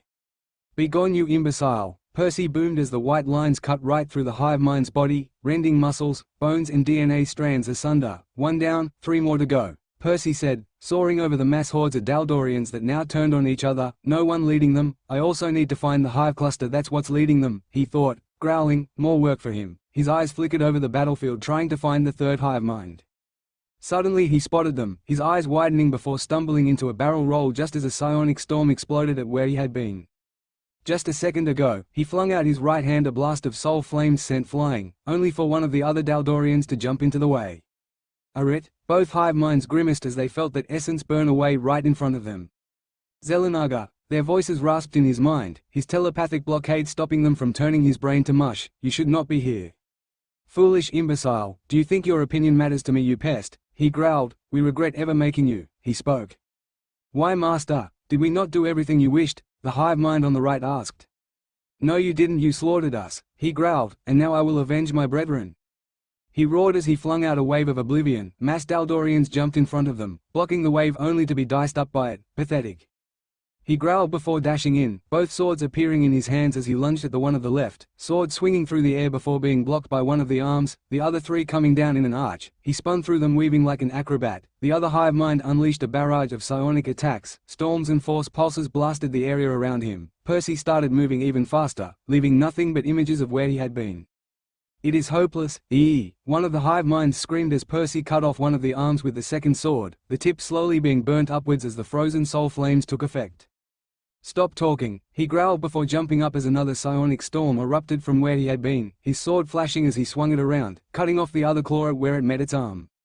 It screamed again, causing the Daldorians around it to freeze. Percy dashed forwards, his sword spinning as he spun, cutting off the first 3 legs of the hive mind, forcing it to its knees. Die, you maggot, he growled as he swung his sword at its neck, only to be stopped by a scythe claw from its back. Xelanaga, it roared as another 5 popped from its back, swinging at him like munching claws. Looks like the maggot fights, he growled before spinning around, white wisp of oblivion whipping around his sword. He suddenly reverse grip it before sending it spinning at the hive mind. The oblivion-powered blades cut through the scythe claws, burning them apart before they could stop it. Then it hit one and fell to the floor, the oblivion around it out as it cut through the void-covered claws. Foolish Xelanaga, do you think we do not know of your tactics? The hive mind growled, before it suddenly gasped, a blade protruding from its chest, black flames stuttering out, before suddenly reigniting and burning the hive mind, its Daldorian horde instantly going into chaos, attacking everything around it. Stop talking, Percy growled, before jumping back, dodging a psionic blast. The other hive mind looked at him, each of its 4 hands cupping an orb of psionic energy, waiting to be released. Who sent you? Percy growled, waiting, ready to dodge. You could not have found this world by random. Who sent you? He demanded. We will not tell. We are horde. We will consume. The hive mind screamed before unleash all 4 of them, but not how he expected. Instead the hive mind crashed all 4 orbs together before releasing it, a psionic wave. Instantly Percy brought up an oblivion shield. The white energy crackled as the wave pulsed over it, cutting through it. Like a wave smashing into a rock, he could hear the Daldorians nearby exploding into messes of guts and blood. Tell me, he roared, unleashing a jet of soul flames, burning through the psionic shield that the hive mind had brought up, burning away an arm, the soul flames slowly eating away at the stump. We will consume. The hive mind bellowed like the animal it was, rushing at Percy with blowing claws, psionic energy crackling off it. Percy backflipped, dodging a claw. The energy pulsing off the psionic claw could be felt, a sudden squishing sound could be heard as its chest split apart, launching a single spike, covered in psionic energy. Enough of this, he thundered. The spike exploded in mid-air as an aura of black and white surrounded Percy. You, he said, pointing a finger at it, will die now, you useless piece of thrash. He roared as a beam of black soul flames with white oblivion crackling around it crashed into the hive mind. It screamed echoed throughout the hordes before silencing. One left. Percy looked to the sky, ready to jump when suddenly everything went bad. He felt it coming, his head snapped to where Poseidon was, his eyes glowed. Too late he saw as Poseidon fell, red blood gushing out of his throat as he tried to protect the retreating army. He threw the trident into the sky, it arched down before exploding, releasing the Atlantean crystal energy into the army of Daldorians, exploding. He looked as Hephaestus fell, his already damaged Odi further mauled as his turrets fell, his hammer fell from his hands, flame extinguished as his red blood gushed over the land turning it red. Demeter fell, her ropes of grass, wrapping Daldorians and crushing them, but she didn't see the worm type. It burrowed out of the ground, right through her chest. The goddess of nature screamed as it sucked at her essence. The scream became a gurgle before she went silent and limp, the worm retreating back into the ground, her body falling to the ground with a giant gaping hole in her chest, red blood pooling around her. Hades, fall back now. Percy roared over the battlefield, his voice thundering over everything. He watched as a massive shadow fell over the fort and disappeared, every single living being gone. Percy immediately faded to where Arbiter was, the center of the fort. They were coming. If they found this, they would destroy humanity. He lifted it, raising it up. Energy crackled as tendrils of Archon power smashed into the walls. He lifted it up. Light seemed to be drawn to it. The world began to dim as Arbiter drew in its light, its power. He could hear them now, scratching on the outer wall surfaces, having broken through the first layers. He gritted his teeth. How did this come so wrong? They were winning. He grimaced. They would get no breathing room. Right after this, the Dragon Slayers are going to invade then. After them the Archons. He stomped his foot on the ground. A part of the outer wall fell, crushing a portion of the massing Daldorian hordes. Percy growled. He could see them now, their massing brown and yellow bodies, throwing themselves at the wall, clawing away the earth. He stomped again. The wall surrounding the inner courtyard fell. Daldorians by the hundreds swarmed in, looking for blood, before Percy slammed Arbiter into the ground. A swirl of blue energy exploded outwards, lighting the sky a bright electrical blue. Daldorians froze in their spots, their skins turning to stone, eyes glazing over. It was like as though they had looked into Medusa's eyes. They were no longer living, they were statues. As the wave passed over the broken fort, it turned it to stone. The ground and its leaves got turned into stone. Daldorians of all kind were turned into stone. The remaining hive mind screamed in rage as its scales slowly hardened before covering its face. The Archon artifact had done it. It had frozen all of them in place. Even the ground and its leaves, even the sky and its trees were frozen in time, frozen in stone. Percy just stood there, breathing heavily as Arbiter fell from his hands. Its sky blue crystal turned grey, its blue lines gone, its majesty used up, and as it fell from his hands parts of it flaked off. Hitting the ground it exploded into shards, flying into the wind and disappearing. Percy stood there, swaying before dropping to his knees and letting darkness overtake him. The last things he saw were the frozen faces of the Daldorians. Okay, thanks to Super Cooper 101 I realize how it can be a bit confusing as I haven't fully told you what's happening, so here it is. The lore. Note this lore was originally used in Blizzard's game StarCraft. Xel'Naga will be the start to this story. They are a race of beings in a different plane of existence entirely. It was said that so technologically advanced were they that they could change entire species, entire races of beings by their power and technology. They found a world which hosted the Daldorians. Or if you play StarCraft you should know how this goes by now. Akka the Zerg, they were primitive and the Xel'Nagas thought it a good idea to capture some and use them in their army. They changed their genetic strands of the whole race, taking them in captive areas and forcing them to fight, seeing how they worked. These Daldorians were fierce in battle and would swarm the enemy's defenses by sheer number. Alone they were not good, together they could become unstoppable. However, a fatal mistake was made. There was a single Xel'Naga who wanted power and detached himself from his race. He unleashed the Daldorians out from their prisons. They ripped apart the surprised Xel'Naga outposts that were stationed around the world. However, this one, evil, Xel'Naga knew that eventually the Daldorians would lose. The Xel'Naga were too powerful to just be taken down by such mere beings. Therefore he modified their genetics, making them stronger, hiding caches of them away just in case something were to happen to the current Daldorians.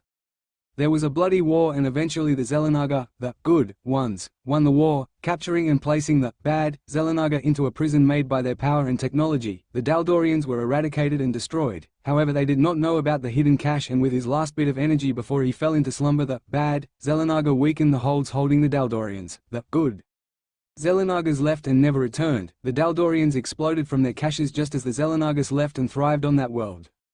The Xelanagas then founded a world with the Archons, Aka.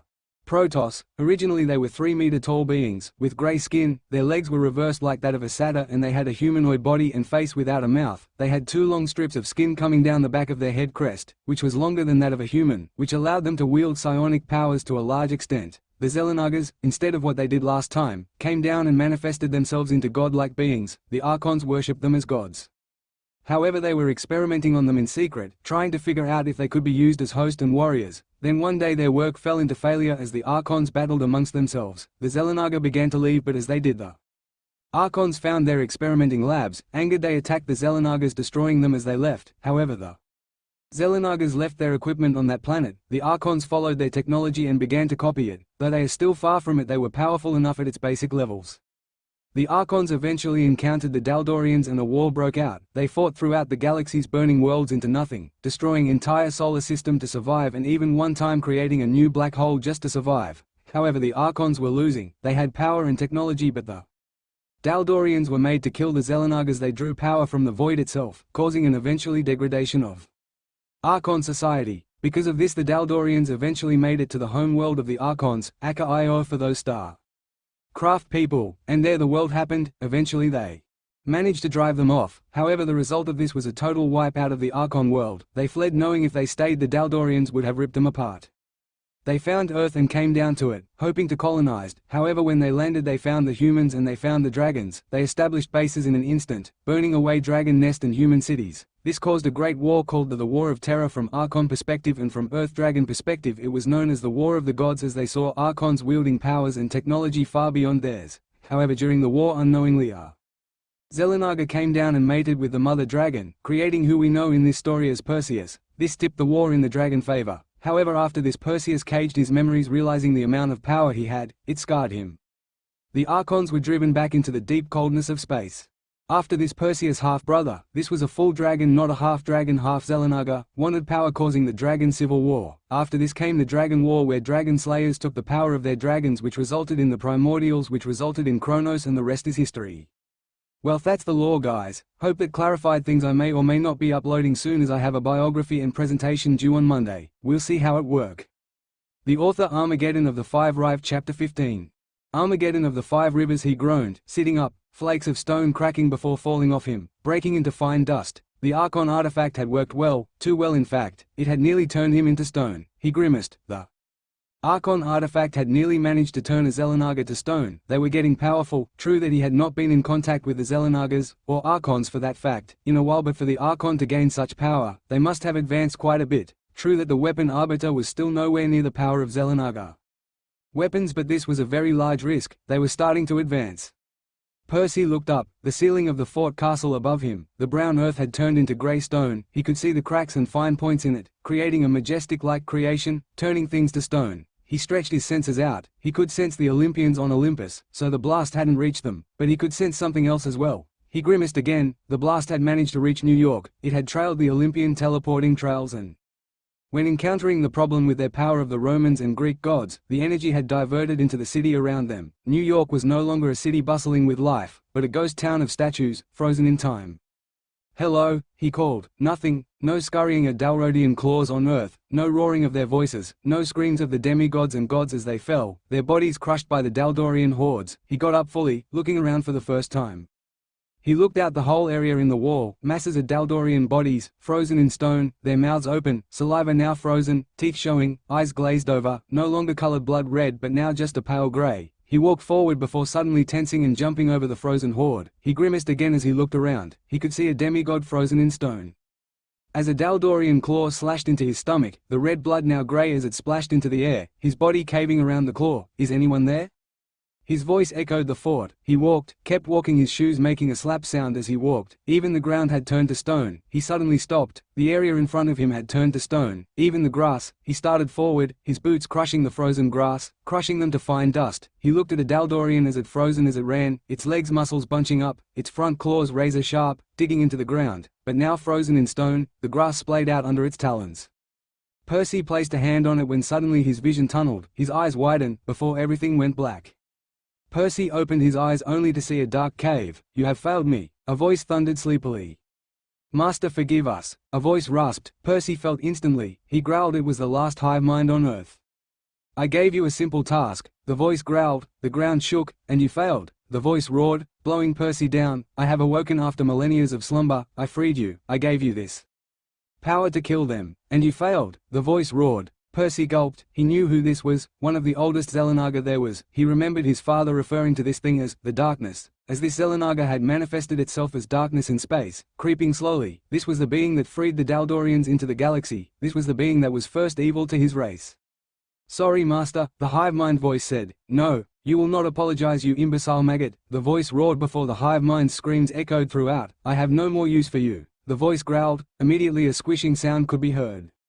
"You," the voice commanded. Immediately Percy felt his body move, his eyes widen. He was within a Daldorian host. "You will be the new command, do you understand?" the voice growled. The power emanating from it rivaled, if not surpassed, Percy's own. "Yes, master." Percy felt the Daldorian host shudder. "Good, I have no more use for hive minds or hive clusters. You will be known as Alatadar the Mind." The Dark Xelanaga spoke. "Do you pathetic maggots understand?" "Yes, master." Their voices responded as one, rasping. "Good, you shall stay in these rock forms as punishment until the given time when you shall be freed and rain down terror into the world. Do you understand?" the voice roared. "Yes, master," they replied, timid. "Be gone," the voice thundered. Percy's vision tunneled before blackening. When he opened his eyes, seeing endless darkness, but he knew their consciousness were out there, he could feel them, in a dormant state. Percy turned his head, to find that he finally could turn. He was no longer stuck within his host, but he was not himself on a telepathic level within the connection of the Daldorian psionic bond. Percy looked around, only to be able to see one glowing orb, 5 times his size. It glowed orange in color, constantly pulsing with power. Tendrils of orange whipped of the sphere before dispersing. "The mind, so this is it," Percy whispered to himself, "the mind. Who is this?" The mind whispered softly, still slumbering from the Dark Xelanaga's command. Immediately Percy unleashed his own telepathic tendrils from himself. Tendrils of black and white whipped out from Percy, stabbing deep into the core of the glowing orange sphere. "What is this?" the voice shouted, waking up. "Die," Percy commanded as the black tendrils increased, the screams of the Daldorian getting louder. "Silence," Percy commanded. Immediately a dome of white lines appeared everywhere around the area. The orange sphere slowly started to change color. Tendrils of black and white expanded from the contact points like vines expanding from the ground. "Your mind is now my own," Percy growled. "Do you understand?" "Yes," the voice came back to him, like it was in days. The tendrils of black and white had not entirely consumed it. "You will not awaken until I tell you to. Do you understand?" he growled. "Yes." "Do you know who I am?" Percy asked him. "You are my master, I am your tool," the sleepy voice resounded back. "Good," Percy said, smiling. He had the Daldorians in his control. "Now tell me, when did the Dark One come to you?" "The Dark One came to us millennia ago, demanding, right after he awoke from the black hole the Xelanagas created, that we were to travel here," the mind responded. "How did he escape?" Percy grimaced. "He had awoken so long ago." "An Archon ship encountered the black hole and unleashed its ultimate weapon," the mind spoke, "the inverse beam. It was a weapon that would immediately change whatever it fired upon into the opposite. Male to female, light to darkness, antimatter to matter, ships into scrap metal, stars into a black holes into white holes. The black hole they came over was the first black hole created by the Xelanagian technology. It had sucked in the dark Xelanaga and held him prisoner, but the beam had changed the black hole into a white hole, blasting everything back out. Rocks, meteors, stars, everything came back out, and along with them so did the Dark One, the mind told him. "Stupid Archons, testing beyond their own good," he growled. "Is that all?" "Yes." "Good." Percy spoke. "I will not leave. You will not awaken the Horde until I tell you to. Do you understand?" Percy questioned. "Yes, master," the mind confirmed. "Good," Percy said before fading out, his vision tunneling, before the darkness collapsed in. Percy opened his eyes. The light from the sun blared in. He took his hand away from the frozen statue of the Daldorian, grinning. He had managed to turn the Dark One's plan against him. looking around, the frozen figures of stone. Looks like I need to go to the underworld.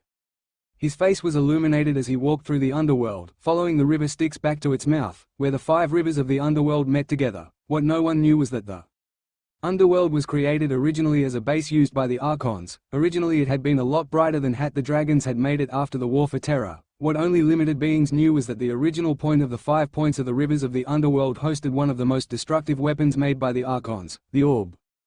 They had used this to carve out of the underworld. The result of this was the 5 rivers and their base. Each river was soon corrupted by archonic energy and technology, causing them to be known for what they are. That orb had been lost when the dragons stormed the underworld. The rivers had rose at the commands of the Archons, killing a few dragons as the Styx burned away their essence, but by doing this the rivers had rose over the orb. It had sunk into the depths of the 5 rivers, its real name lost forever along with it. The shadows were gathering, he could feel it.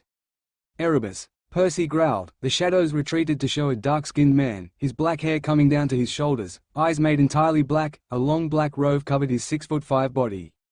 Perseus, the primordial of darkness spoke, his voice was smooth like silk. "Where is your wife Primordial?" Percy questioned, his hands twitching. "Right here," a woman's voice spoke as she stepped out of the shadows. She was dressed in a robe the same as Erebus, black hair reaching down to her waist, eyes as black as his, a slender frame. "Nyx," Percy growled, backflipping over her when she appeared behind him. The river Styx was now behind him. "Perseus." "Nyx," the primordial of the night said. "What are you doing here?" he growled. "Why are you here?" Nyx demanded. "You know why," Percy said looking at her. The river gave off a soft green glow. "You cannot have it, Perseus," Erebus growled. The shadows swelled around him. "Oh, and why is that?" Nyx challenged. "Because if you get that weapon," Percy said looking them in the eye, "the dragons will die." "The dragons are old, Erebus, it is our time to rule." "You will bring chaos to this world," Percy growled. "We will rule," Erebus thundered as he unleashed spear-shaped shadows at Percy. "Nature is more powerful than any immortal," Percy growled. "No being can control nature fully. We can control a part of it, but nature is nature," Percy said, dodging each spear shot. "We will not be ruled by nature, we will rule nature," Erebus roared before charging at Percy. "Stop," Nyx shouted, wondering why her husband was so foolhardy. They had both seen Percy in battle during the Dragon Civil War. They stood no chance one-on-one, but they weren't one, they were two. She sighed as Erebus was blasted back by a wall of black fire. "Foolish primordial," Percy growled, "do you really think that alone you can take me? You were there during the Dragon Civil War, don't you remember a dragon when you see one?" he roared. His face became more sharper, black spines jutting out underneath his jaws, scales appearing. His fingers became more claw-like, feet becoming more talon-like. A black tail sprouted out from his waist. "Foolish dragon, Nyx, let's take the first dragon blood of this war," Erebus growled. "Gladly," Nyx replied, her smile was cold. "Stupid primordial," Percy thundered, "you think you can defeat a dragon?" "Yes," Erebus growled before launching himself at Percy. Shadows wrapped themselves around his arms, dissipating to leave an arm. Blade gauntlet. The blade was pitch black, seemingly sucking the light out of the air. He jumped up, dodging Percy's arm as it came down. The ground cracked as the dragon claw smashed into it. Pebbles of the Styx bank flying. Erebus swung both his arms across, hoping to catch Percy's neck. Nyx suddenly unleashed a barrage of darkness, their tips hardened to pierce his dragon's scales. Percy backflipped, dodging the arm gauntlets and letting Erebus get smashed by Nyx's shadow spears. Percy spun, pivoting on his left foot, the ground pebbles of the Styx banks crunching as he roundhouse kicked Erebus in the back, blasting him towards Nyx. Erebus disappeared mid-air, the shadows consumed him. He reappeared behind Percy, his arms swinging fast enough that they became a blur. Nyx kept flinging her hands out, spears of shadows being released at Percy fast enough that it kept him on his toes as he dodged the incoming blurred spears. Percy flipped back again, dodging a barrage of shadow spears as they crashed into Erebus. "Give up, Perseus," Nyx said, shadow shafts floating around her, waiting like wolves. "You may be able to beat one of us, but 2 of us are too much for you," they growled. "Oh really?" His eyes changed, glowing orbs of black fire pulsed within his irises. "We'll see about that," he roared before lunging forwards, black flames whipping around his dragon claws. "Pay for your crimes against them." He boomed. His claws spun around, smashing into the arm gauntlets that Erebus had, before exploding, forcing him back. He then flipped over Erebus, his left hand holding onto the primordial's right shoulder, the soul flame burning him, before he landed behind Erebus, his tail wrapping itself around the primordial's neck, black flames rushing up it, burning. Suddenly he was blown back, his tail slipping off, Erebus going free. "Percy!" brought his hand to his chest, feeling the long shaft of cold darkness, trying to seep into his very being. White wisps started to float around him. They crackled up the shaft like lightning on a lightning rod. "What is this?" Nick's breath. "What, you don't know?" Percy growled, getting up. The shafts of darkness exploding into nothing as oblivion ate through it. "Is that I was asleep during the Dragon Civil War. You do not know who I truly am," he growled as tendrils of black soul flames and white oblivion wisped around him. "You are a dragon, nothing more, nothing less," Erebus growled, shadows whirling around him like a tornado. "How sure of that are you?" Percy questioned him. "Certain," Nick said as shadows wrapped around her like a cloak. "Wrong," Percy boomed. Black soul flames and white oblivion exploded around him. "I am a Xelanaga mixed with a dragon," he growled, the ground around him breaking, pebbles from the Styx banks jumping up and down. "You primordial have no chance against me," he roared. "Lies," Erebus roared, dashing forwards, his arm gauntlet blade spinning around, shadows following its trail. "I do not lie," Percy roared, anger flowed through him. "Stop, Erebus," Nyx cried out, too little too late.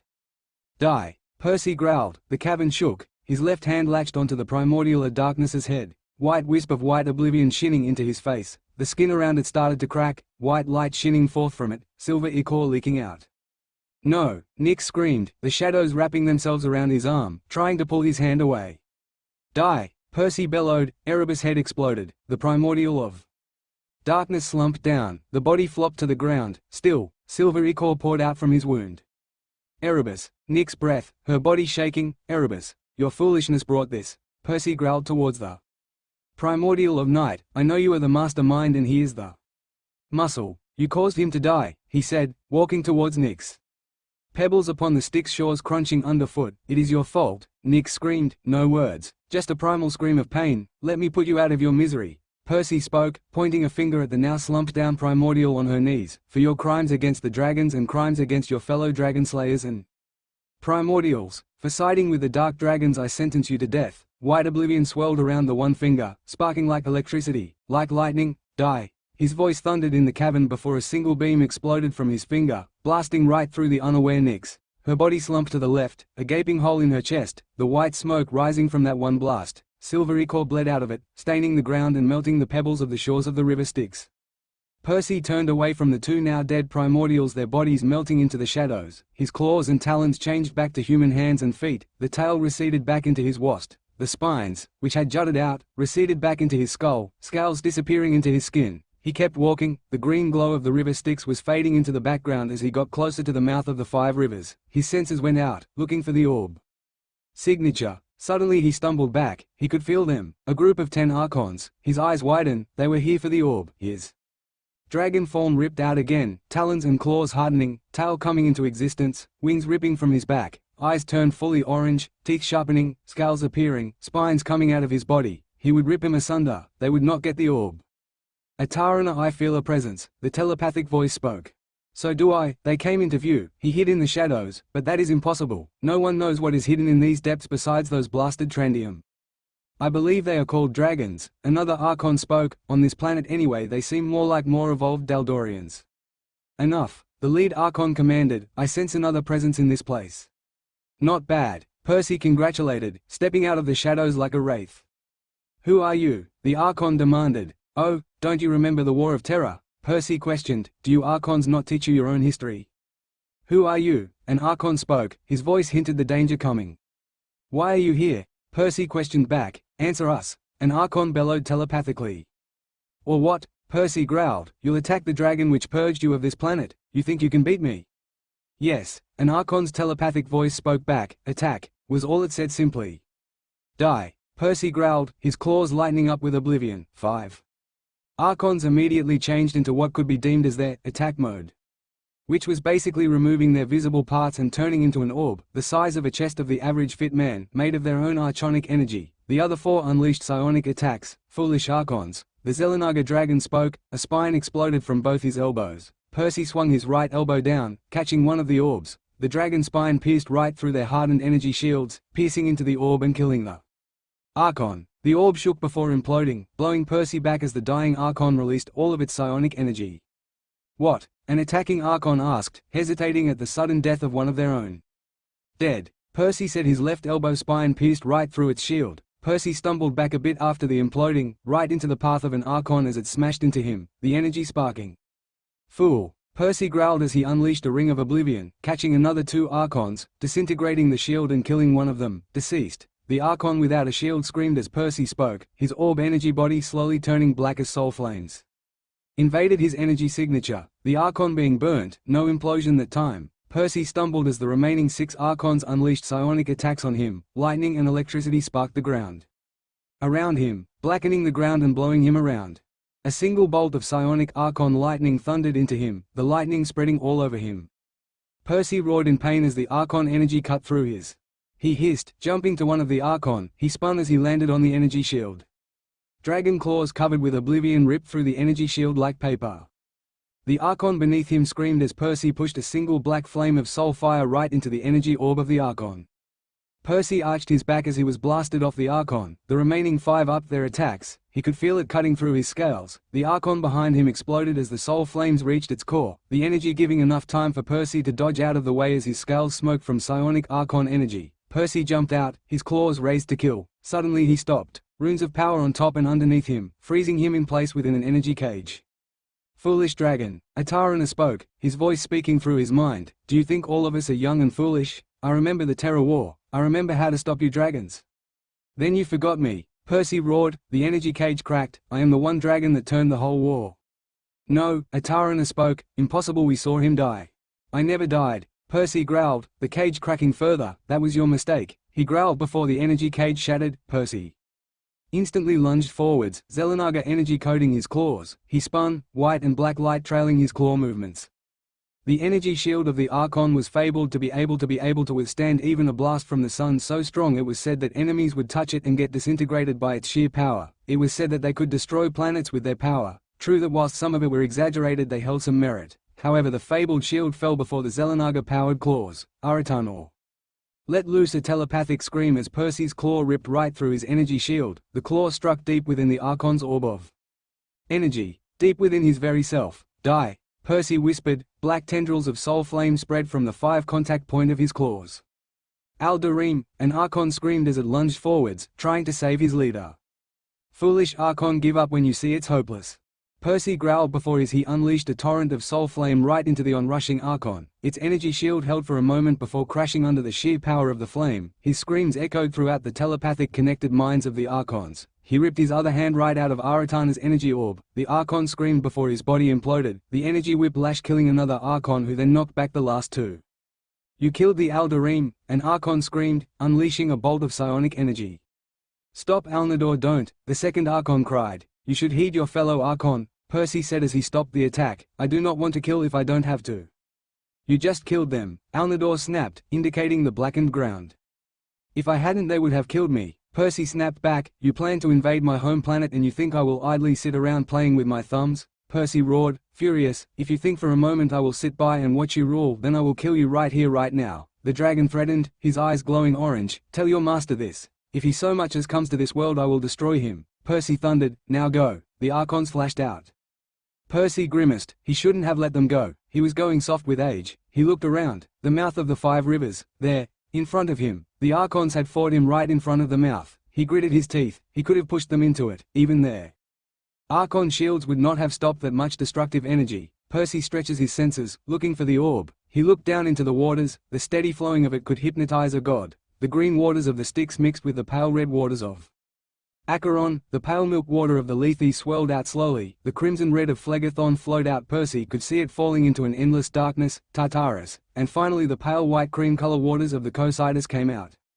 Rivers of the underworld, I command you to rise, Percy said. His body began to float, the ground underfoot cracking from the power, crumbling as he unleashed his Xelanaga energy. Styx, the river of hatred, rise, Percy commanded. The green waters of the Styx exploded into the air, swirling, steaming. Acheron, the river of pain, rise. The pale red waters swirled up in a funnel, the green waters of the Styx circled around it in a hollow circle. Lethe, the river of oblivion, rise. The pale milky white waters swirled around the middle of the funnel. Phlegethon, the river of fire, rise. The red crimson waters shot up, circling the funnel in a stairway motion. Cocytus, the rive of wailing, rise. The final last amount of creamy white water exploded into the air, filling the middle of the funnel. The ground stretched down and down and down. He could see nothing beyond endless darkness, like the fall to Tartarus. Rise. the orb of the Archons rise, see the light of this world once more. His voice exploded into the darkness seemed to swirl around something, trying to hold it back as it rose. He couldn't see a thing, nothing was coming. Then a single small beam of light, pale white light shone softly in the darkness, cutting through it like a knife. It rose more, he could see it now, it was a transparent sphere, it puzzled with power.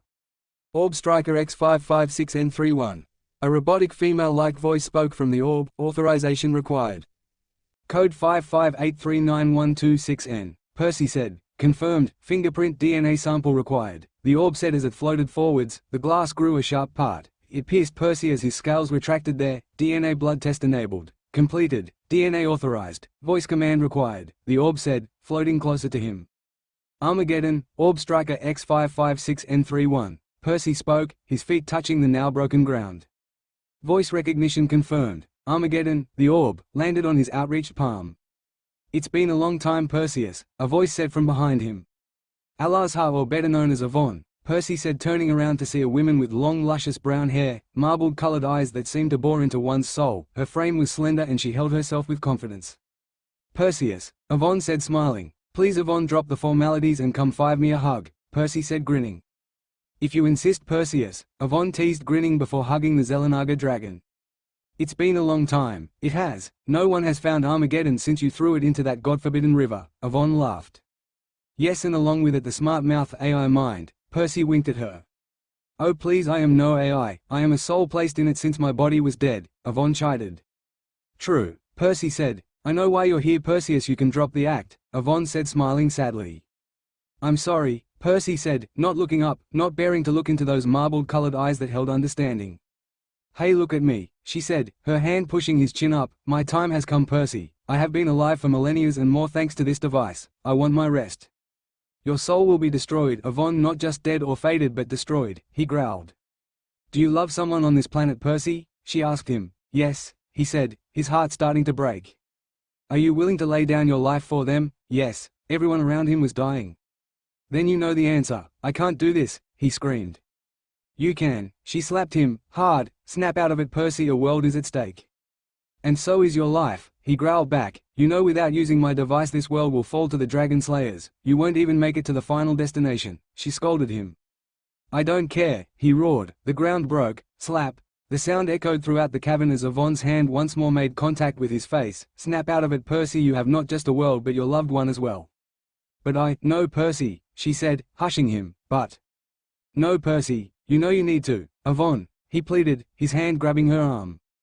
Percy, please, I have seen enough death, I have seen enough pain, will you not let me go? She asked him quietly. Nothing could be heard anymore, all was silent. His hand fell back to his side. All I ask, Percy, is that if no one remembers me, you will. Remember the good times we had, remember the time before all of this, before the war. Remember me as who I was, not who I am now, as the innocent girl, not the bloodthirsty murderer. Please, she pleaded. Okay, was all he said. He was broken that he was going to use her soul to destroy those pathetic dragon slayers, to save the world, to save Artemis. Don't be sad, Percy, it's my time to leave, she said as she faded back into Armageddon. Okay, he replied, short, simple, quick, dead. The orb flew into his right palm. Let's save them one more time, Yvonne, he said as a rib. In reality appeared. Together one last time, Perseus, one last time, was all he heard before stepping through the rip, and the world came crashing down. Okay guys, sorry for the sort of semi-different writing style. I had to write an alternate ending towards one of the novels being read in class and kind of adopted the style. The novel is The Road by Cormac McCarthy. It's a good book, post-apocalyptic genre. Quick heads up, I might or might not be updating soon. This story is also nearly done, winking face, maybe 2 to 3 more chapters. Till next time, the author. Landing of Olympus Chapter 16. Landing of Olympus. The main throne room of Olympus was now for strategic displacement. Once the throne room for majestic Olympian gods, now bloody and dim, they watched as a wave of grey energy slammed into Olympus. The remaining gods groaned as the shield they had raised was pressed by an Archon attack. Bring the shield in, we can't hold it if the shield encompasses such a large area, Malcolm roared. All demigods to the throne room now, Hermes roared as they poured in, carrying the dying and the wounded. Now, Hades screamed. The shield contracted immediately.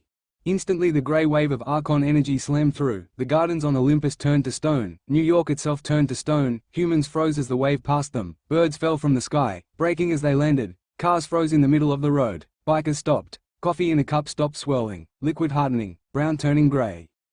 "It will not hold," Artemis screamed. "It will. It must," Apollo roared, pouring even more solar power in. As soon as it came, it disappeared.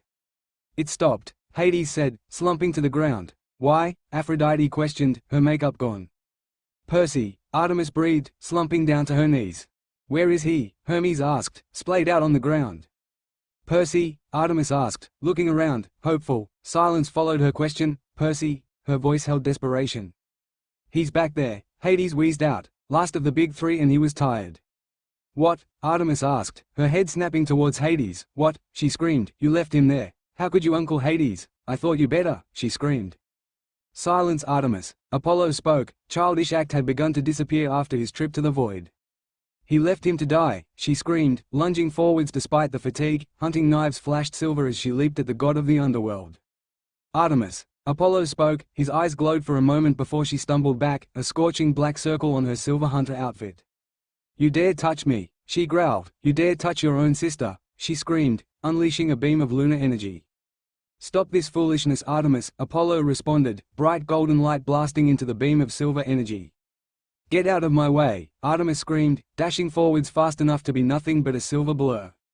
"Artemis, stop," Apollo said softly, his hand stopping her arm as the knife flashed close to his face. She spun, using the grip point as a pivot point as she swung and kicked him in the face. "Artemis." His voice held warmth, trying to calm her. She screamed, feral, as a covering of lunar energy surrounded her knives. She swung them, the air cut as they swung. "Artemis." His voice held warning as he stopped another swing, her knee coming up and blasting him back.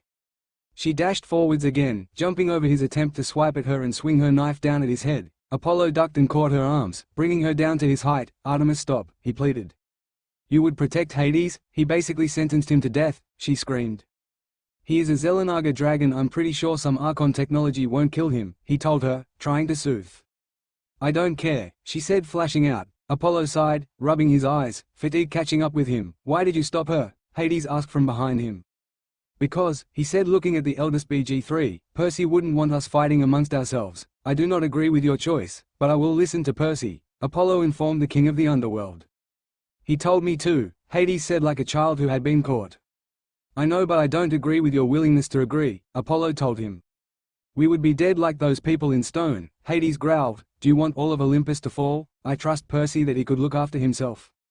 Maybe, Apollo said before disappearing in a flash, the ground charred by the sun god. "Malcolm," a voice cried out across the throne room. "Yes, Tracy?" he asked, turning to watch the last demigod of Demeter running towards him. "We've got a problem," she said, gasping for air. "How bad?" Malcolm asked, grimacing, no longer even daring to ask what it was. "Dragon Slayer bad." After that news, Olympus had instantly become alive once more. Immortals and demigods ignored the frozen stone gardens of Olympus and New York and instead starting preparing. Any remaining children of Hephaestus were immediately sent to work on weapons and armors, trying to stock up since the attack of the Daldorians, children of Hades, and any surviving demigods of Poseidon were immediately sent to raise walls around Olympus.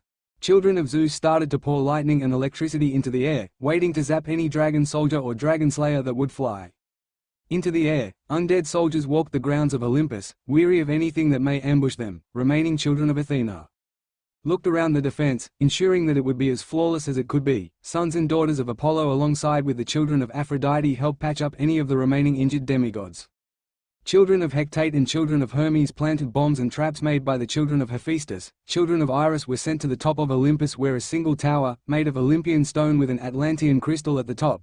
However, Iris had modified this crystal to a model she had been designing on, with the help from children of Athena and children of Hephaestus. They created this tower and a modified Atlantean crystal. The children of Iris were given the duty to charge this crystal with energy. "Malcolm," a voice cried out, over the din of Athena's children debating about the defenses of Olympus, alongside with a very serious Hades. "Keep going," Malcolm mentioned to them. "Yes, Tracy?" he asked the daughter of Hermes. "We have no way down into New York," she said. "Why would we need contact with the ground below?" Hades asked. The room went quiet. As the last of the big three, Hades was seen as the leader amongst the Olympian gods. "The frozen New York could help to our advantage in defense," a child of Athena said. "However, it could also cause our demise," another spoke. "How so, daughter of Athena?" Hades spoke. "By hiding ourselves within a place where everything is frozen in stone, the enemy could just break down a building and crush us all," the daughter of Athena said. That is true, however, what if we used those buildings towards our advantage? Another commented, what if we hid within those buildings or pushed them down to crush the dragon soldiers? That is true as well. Another said, Malcolm, what do you think? Tracy asked him. It's a risk. If you do not risk things you will never truly gain anything, Hades said softly, but that soft voice held enough power to silence everything. That is true, my lord, Tracy said, bowing. Do not bow, Olympus will fall soon no matter what we do. Hades said, sighing. We do it. He said, looking at all of them. It's a risk we have to take. We have to slow them down until Percy arrives. What if Percy doesn't come? That one question had enough power to shut up even the god of the underworld. He will come, a voice said, the silver flashing with it. Artemis, Malcolm said, inclining his head. Malcolm, she greeted, I will take myself and any remaining hunters down to the city and start to fortify the buildings we can. I will need children of Hephaestus to build cannons and other turrets at certain areas, she informed them, slamming her hand on the marble table to make her point. Take what you need, Hades said. Thank you, uncle, she said before flashing out. Another flash came in, gold this time. Apollo, Hades said immediately. Uncle, he said, I will take half my children and place them around the city alongside with any of the turrets or cannons children of Hephaestus makes, exactly like your sister, Hades said, sighing, pinching his nose. Go do what you need to do. Thank you, uncle, he said, flashing out. Exactly like your sister, Hades said softly. The defenses have finished, Malcolm said when Hades tuned back into the conversation. We need to land Olympus, Tracy said, the last daughter of Demeter, standing beside her idea once more. We will get destroyed if we do, the same daughter of Athena said again. Lord Hades has already said for us to do it. You dare go against the last remaining big three and the eldest at that. The son of Athena growled across her. Hades grimaced when he said that, reminding him that he was indeed the last. Lord Hades, are you sure? The daughter of Athena asked, wanting confirmation. This could be their death warrant. Yes, if we do not take risk we will never gain, Hades said, sighing. Very well, my lord, the daughter of Athena said, bowing from her waist. How do we land Olympus? Malcolm asked. Hermes, Hades boomed into the sky. Yes, Hermes said, appearing. Gather the gods of Olympus. Hades said, I want all of them here. Why? Hermes asked. We are landing Olympus, Malcolm said, Hermes' eyes widening. What? Why? He basically screamed. Just do it, Hades growled. Before I get mad, can't you just call them? Hermes growled back. I am not Zeus, I cannot blast lightning into the air. Hades, getting angry. Does it matter? Hermes snapped back. Stop, Malcolm pleaded. Go now, Hades roared, shadows swirling and shaping around him even more. No, Hermes roared back, his staff materializing in his hand. You dare defy me, Hades thundered. I am still a big three. His Stygian iron sword appeared in his hand, the shadows fell away like water. And you are the last big three, Hermes screamed at him. Even more reason to listen to me, Hades screamed back. Do it yourself, Hermes bellowed before attacking, the staff swinging down in a sharp arch. Stop, Hermes, Malcolm screamed. Useless, Hermes, Hades boomed before swinging his sword, stopping the staff. He then spun to the side. The Stygian iron sword gathered the shadows around itself before Hades unleashed it. The sword cut right through the simple clothing Hermes was donned in. Hermes screamed in pain as the Stygian iron cut into his essence. Hermes swung his staff around, knocking another sword stab and slamming the end of his staff into Hades' head, knocking him back. Stop, Hades, the god of wisdom and battle strategy screamed. You dare hit me? Hades roared, ignoring Malcolm.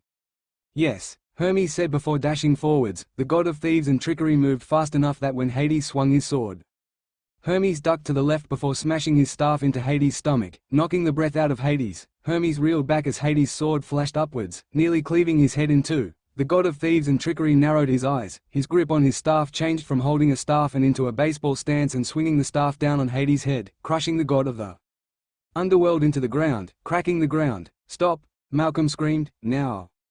Shut up, Malcolm, Hermes growled. I've had enough of these upstuck big three thinking just because they're so powerful that they can act however they want. He spoke, bitter. Enough, Hermes, a voice carried throughout the throne room. Apollo? Hermes asked, his eyes widening. Stop, Hermes, Apollo said, glaring at the god of thieves and trickery. You would stop me? Hermes asked, disbelief. Yes. You agreed with me, Hermes screamed at Apollo. What happened to you? The OID, Apollo said. I'm leaving, Hermes spat bitterly. You're staying, Apollo said, glaring, a sudden aura of gold surrounding him, getting brighter and brighter, or I will make you stay. You and what army? Hermes asked, unaware that the surviving Olympians had flashed in, including Artemis. No army, just myself, Apollo said, glaring at Hermes.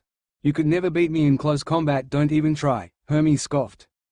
Try this, Apollo growled. A solar beam smashed into Hermes, knocking him back. You would hit your best friend? Hermes asked, disbelief evident. Yes, we are at war, no more time for nice when we are about to die in a few months or weeks, heck even days, Apollo growled. Snap out of it, Hermes, before I snap you out. Now sit down and shut up. Apollo snapped at him, solar energy swirling around his hand like a golden gauntlet, expanding as he got angry as though it was breathing. Hermes just slumped down to the ground. Now why are we here, Uncle Hades? Apollo asked as the Lord of the Underworld stood up and dusted himself. We are going to land Olympus into New York. The point of contact will be the Empire State Building, Hades informed them. Immediately the remaining gods of Olympus started roaring. What? A minor god screamed. Why? Another one yelled. We can't land Olympus. A few minor gods screamed. The major Olympians just grimaced. It is possible. Hades tried to speak over the din. Impossible, the minor gods screamed. Order, Hades thundered. The shadows swirled around him menacingly. I said, order, bellowed this time, and silence fell across the room. Last of the big three talking. Is it even possible to land Olympus, Lord Hades? A minor god asked. Yes, Apollo said, speaking on behalf of Hades. Impossible, a minor god cried out. The Olympian Council has known about this for a while, Apollo informed them. However, we never used it before because we didn't need to. Now we do. You lie, a minor god screamed at him. I am the god of truth, I cannot lie, Apollo reasoned with him. You expect us to believe you, friend of Hermes? Another minor god growled. Silence, Hades boomed. Malcolm, Hades said, beckoning the god of wisdom and battle strategy. With the landing of Olympus upon the building known as the Empire State Building, Malcolm stated, Olympus will not be harmed by the frozen building in stone, and with the walls risen on the outer edges of Olympus it would become the main source of protection. We have taken an Atlantean crystal and placed it on the peak of Olympus alongside with a hidden shield generator within Olympus itself. Apollo children and hunters will be littered throughout the city of New York, hiding in the buildings and raining arrows down on the invading army, whoever they may be. Whilst it is true that when we land Olympus it gives the enemy a chance to drop any of the frozen buildings on us, however, if we rig these buildings with Greek-made bombs whilst having the Roman long artillery from the high grounds of Olympus, we can ensure a higher survival rate. Worse come to worse, we will raise Olympus, Malcolm concluded, a thin hope for those fearful of dying. What do we have to do? A voice spoke out, breaking the silence that had fallen over them. Apollo raised them, Hades stated. Yes, uncle, Apollo replied, his eyes glowing bright gold before a rumbling was heard throughout Olympus. What's this? They're going to kill us, a minor god screamed, fear radiating of him like waves. Silence, the voice of Hades boomed throughout the throne room again, silencing them. It wasn't working. The minor gods screamed in panic as the ground within the throne room began to shake even more. Cracks began to appear, snaking out like vines waiting to devour. The Olympians are going to sacrifice our godly bodies to land Olympus, a minor god screamed. They act all good and mighty, now they're going to sacrifice our very essence. Attack, for the minor gods. The minor godlings roared in approval. Uncle, I cannot raise the four corners if these minor godlings attack me, Apollo said, his face scrunched up as he poured energy into Olympus, trying to get the corner statues out. Stop, Hades roared at the minor godlings that were now charging energy.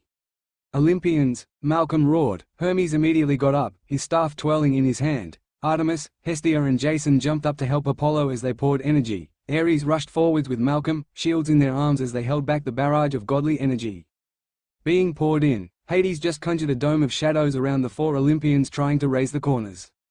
Stop this, Hades roared. Do you want Olympus to fall? You are going to sacrifice us to land Olympus. We will not be destroyed, they screamed, unleashing a barrage of godly power into Hades, a wall of shadows coming up just in time to block it. Done, hold them off, Hades, we'll land Olympus, Apollo yelled across the roar of energy that was slamming into them. Let's get this done and over. They cannot hold off forever, Hestia said softly. I agree, Aunt Hestia, Apollo said, his eyes landed in the middle of the throne room. Just behind the defensive line of Olympians, a single circle had appeared to be scorched into the ground, another smaller circle within it, runes flowing in between, moving in a clockwise rotation. A single pedestal rose from the ground, its pure white color shaped like a crystal as it rose from the ground like some sort of gift from hell. Four transparent white crystal grew out of the pedestal, exactly like itself, as though it reached out towards the energy in the throne room.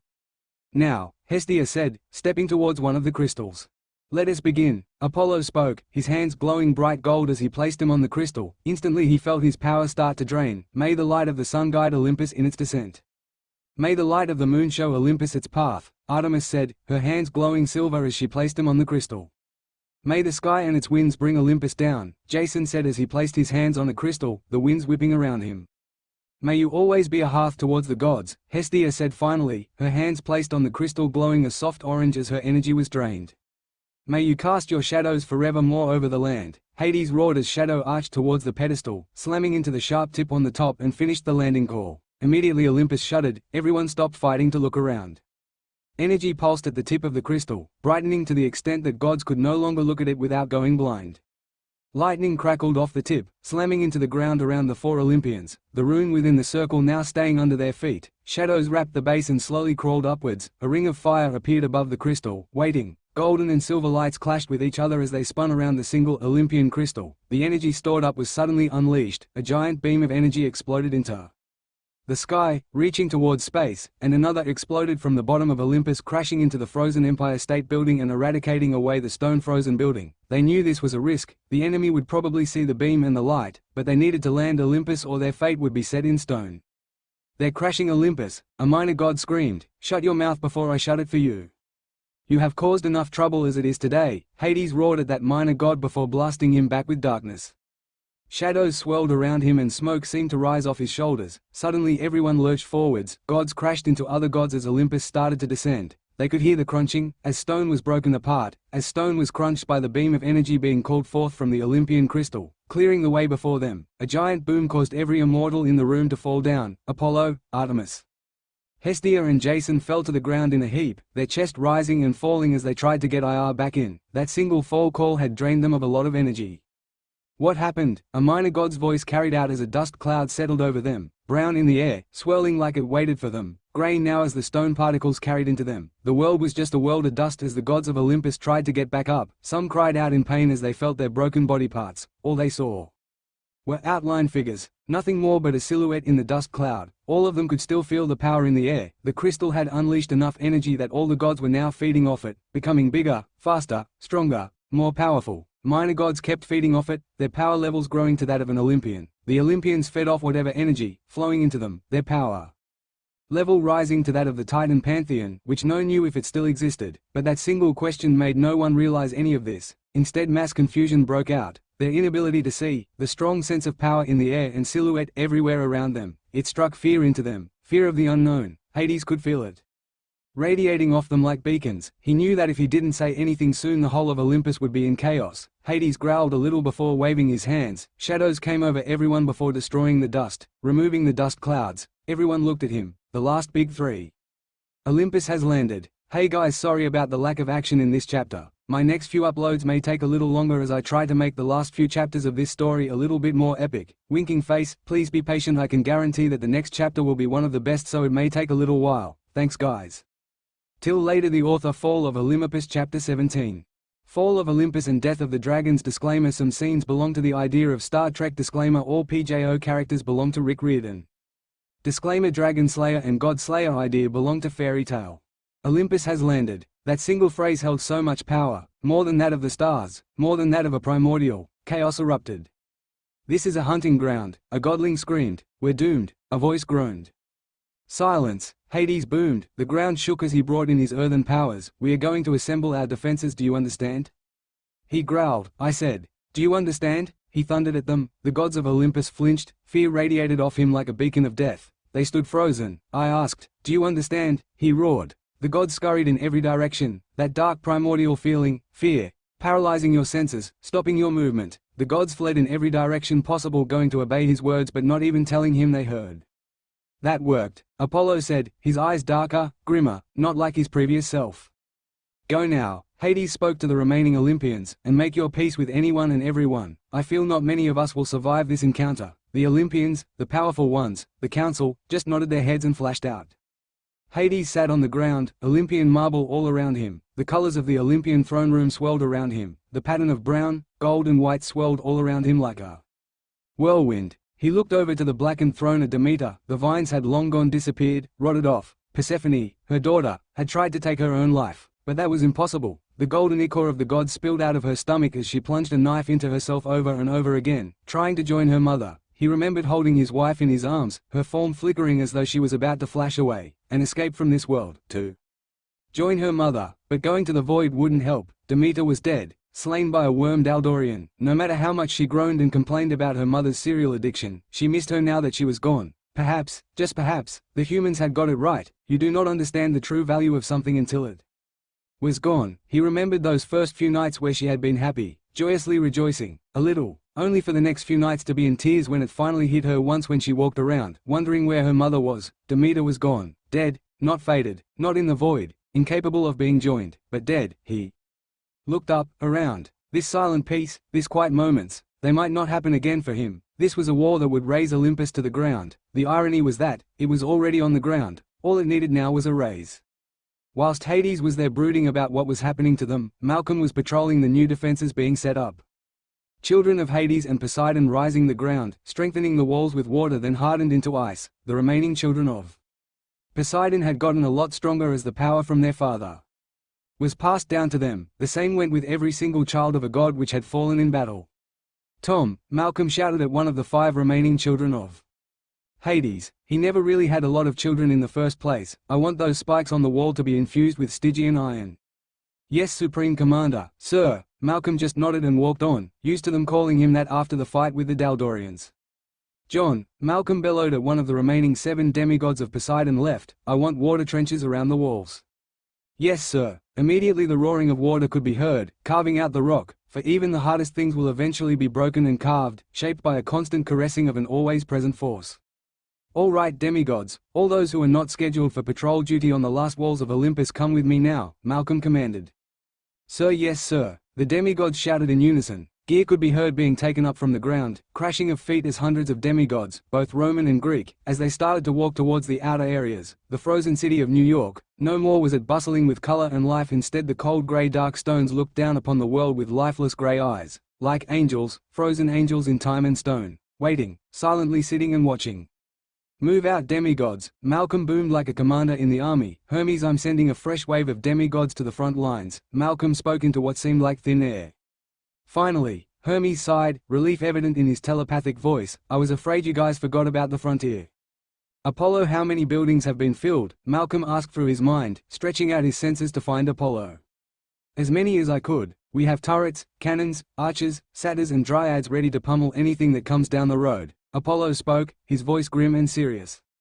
Artemis, done. Her voice spoke, he could still hear the sadness in it.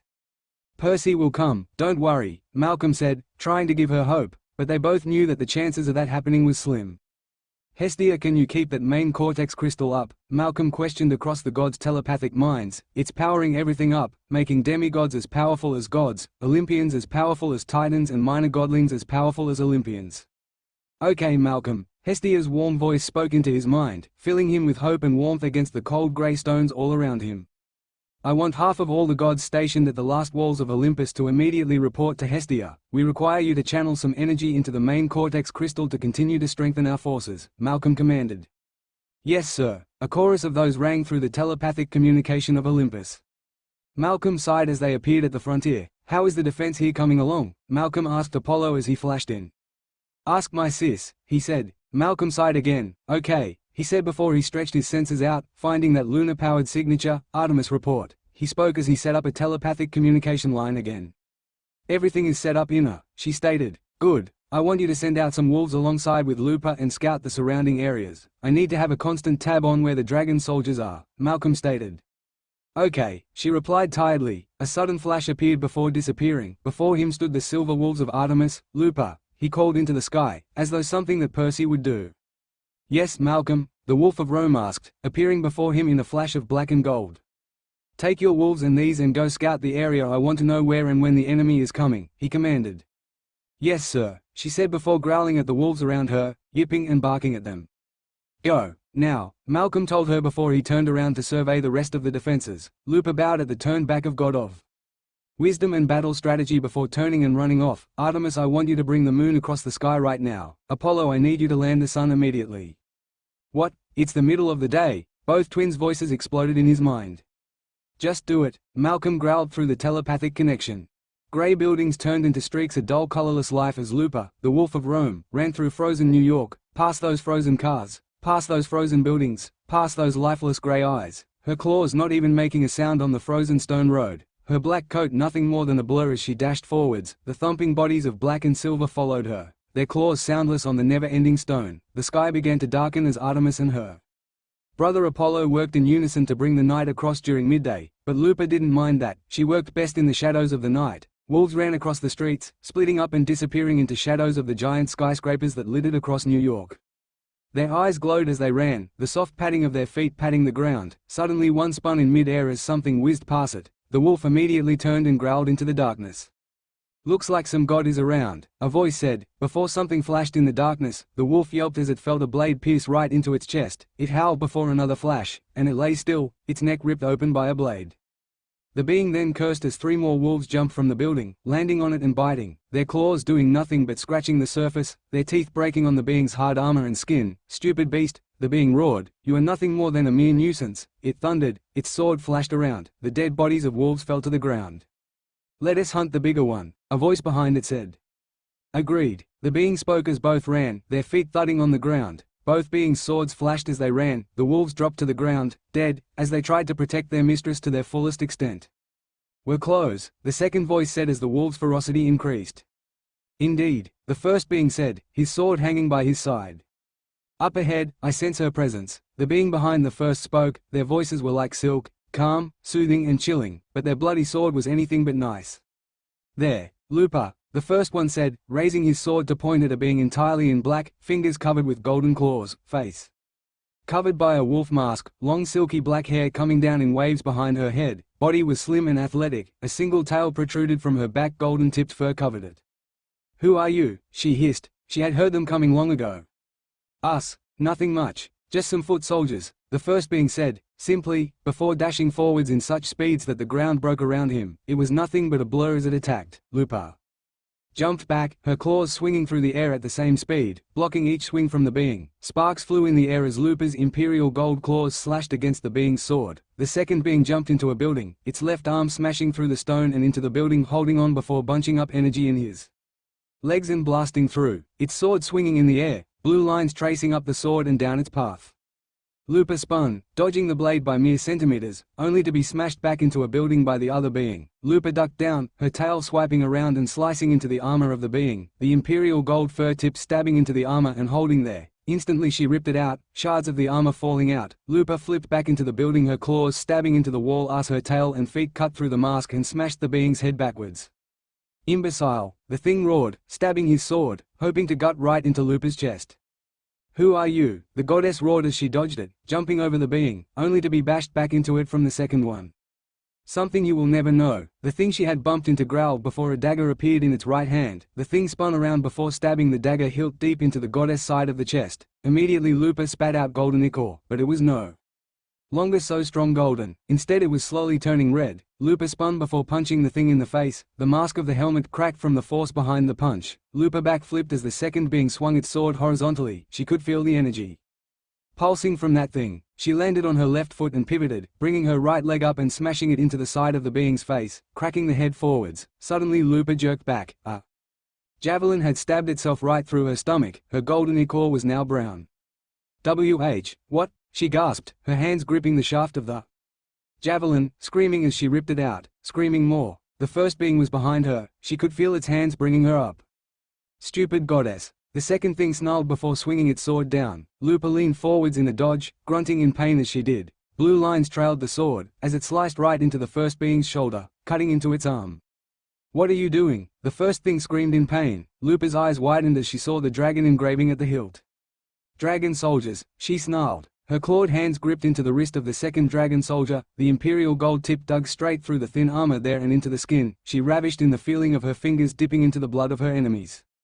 Her wolf side was taking over. The soldier screamed into the air as blood spurted out of its wrist artery. The fist unclenched itself as Lupa basically ripped the hand from the arm. The dragon soldier screamed in pain as it gripped its right arm stump. She swung her left claw arm across, scratching through the mask of the dragon soldier. 3 deep cuts. The dragon soldier screamed against as both its eyes were sliced in half. Blood squirted out of its face.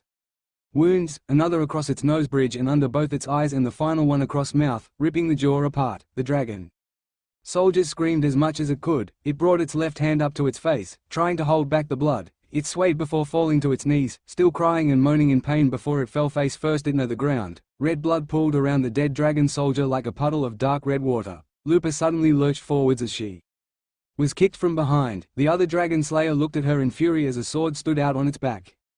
"I'm going to rip you to shreds," it roared before dashing forwards, catching Lupa and blowing her into a building. The concrete stone walls cracked from the pressure. Lupa immediately kicked out, grimacing as she did. Brown blood leaked out of her wounds. The dragon soldier stumbled back as Lupa's feet claws ripped into its armor. She jumped down and ducked, the dragon soldier's sword slamming into the frozen building behind her and smashing it. Her tail came up, cutting a scratch into the mask of the scouting dragon soldier. She thanked the fattest that this was not one of the remaining dragon slayers, or she would be dead long ago. Her eyes narrowed warily as the dragon soldier roared at her. The thing dashed forwards, the ground breaking as he dashed. The sword came down, blue lines trailing it like some sort of ribbon. Lupa leaned to the left as the sword cut deep into the ground to her right. She brought her right leg up, smashing it into the being's right part of the mask, cracking it as it stumbled back from the blow. Lupa leaped up, her claws ripping at the mask and upper body armor of the dragon soldier before its hand came up around her neck and smashed her into the building behind her.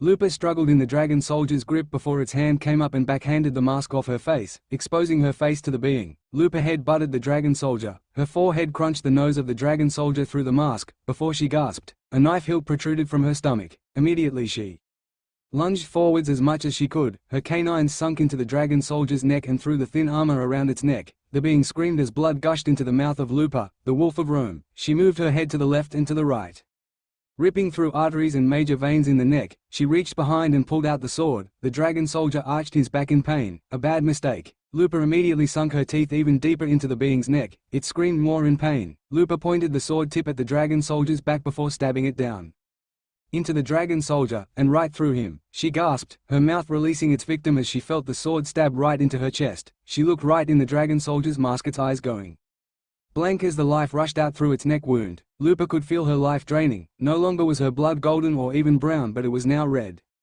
Must have happened during the battle, she thought. The other dragon soldier had stopped screaming long ago. She looked at the dead face of the dragon soldier, only to find herself staring into its helmet. She could see her reflection. Red mortal blood trickled down the corner of her mouth. Her canines had broken during the bite. Her face was pale from the loss of blood. She closed her eyes. Her time was coming near. She knew it. Darkness rushed in like a cold embrace.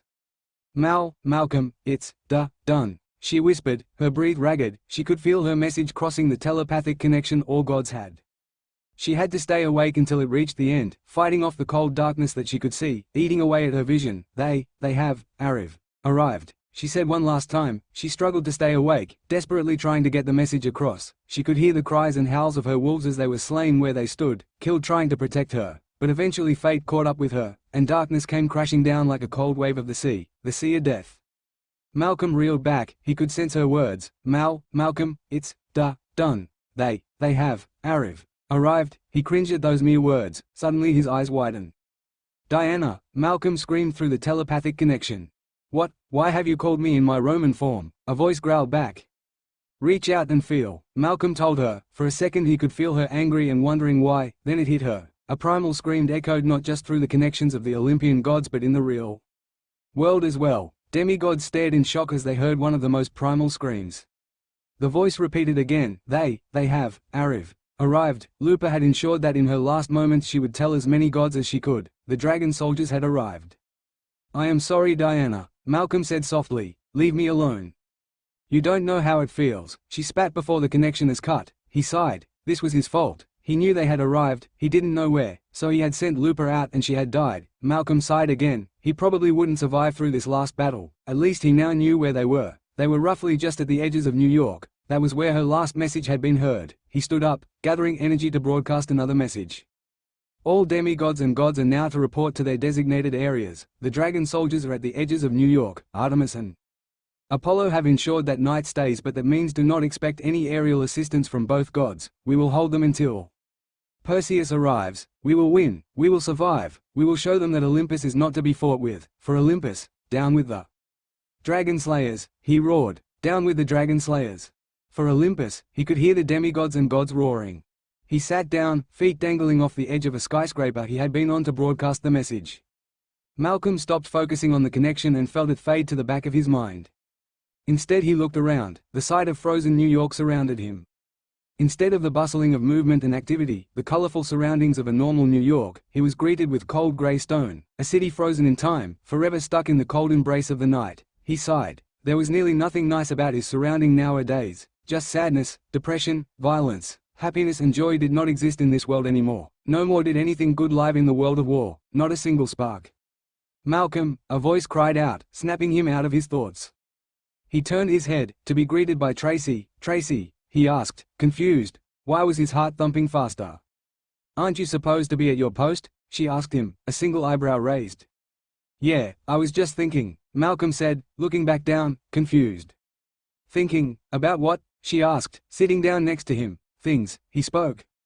"What things?" she asked him, innocently. "You're not going to let me go, are you?" he asked her, looking at her. "No, not really," she said, smiling, her hair covering her blush forming.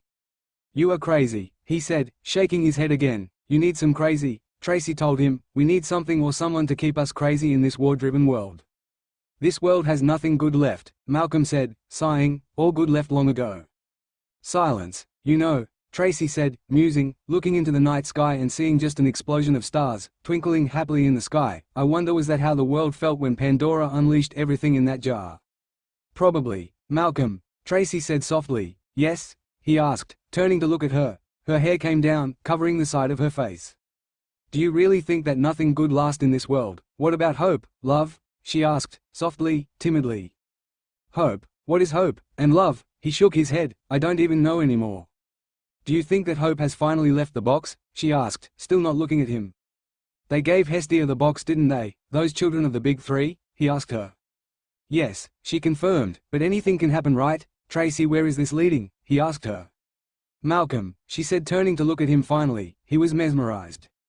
Her ever-changing features, blessed by Aphrodite herself, changed again. Long luscious hazel-brown hair flowed down around her face like a frame in waves. Brown eyes looked at him. He could almost feel the pain radiating from the depths within them. Her heart-shaped face was just brought out more by her hair, mouth poised in perfection, rosy red. He wanted so bad to just lean down and feel how soft were they. They parted a bit. He wanted to do it now.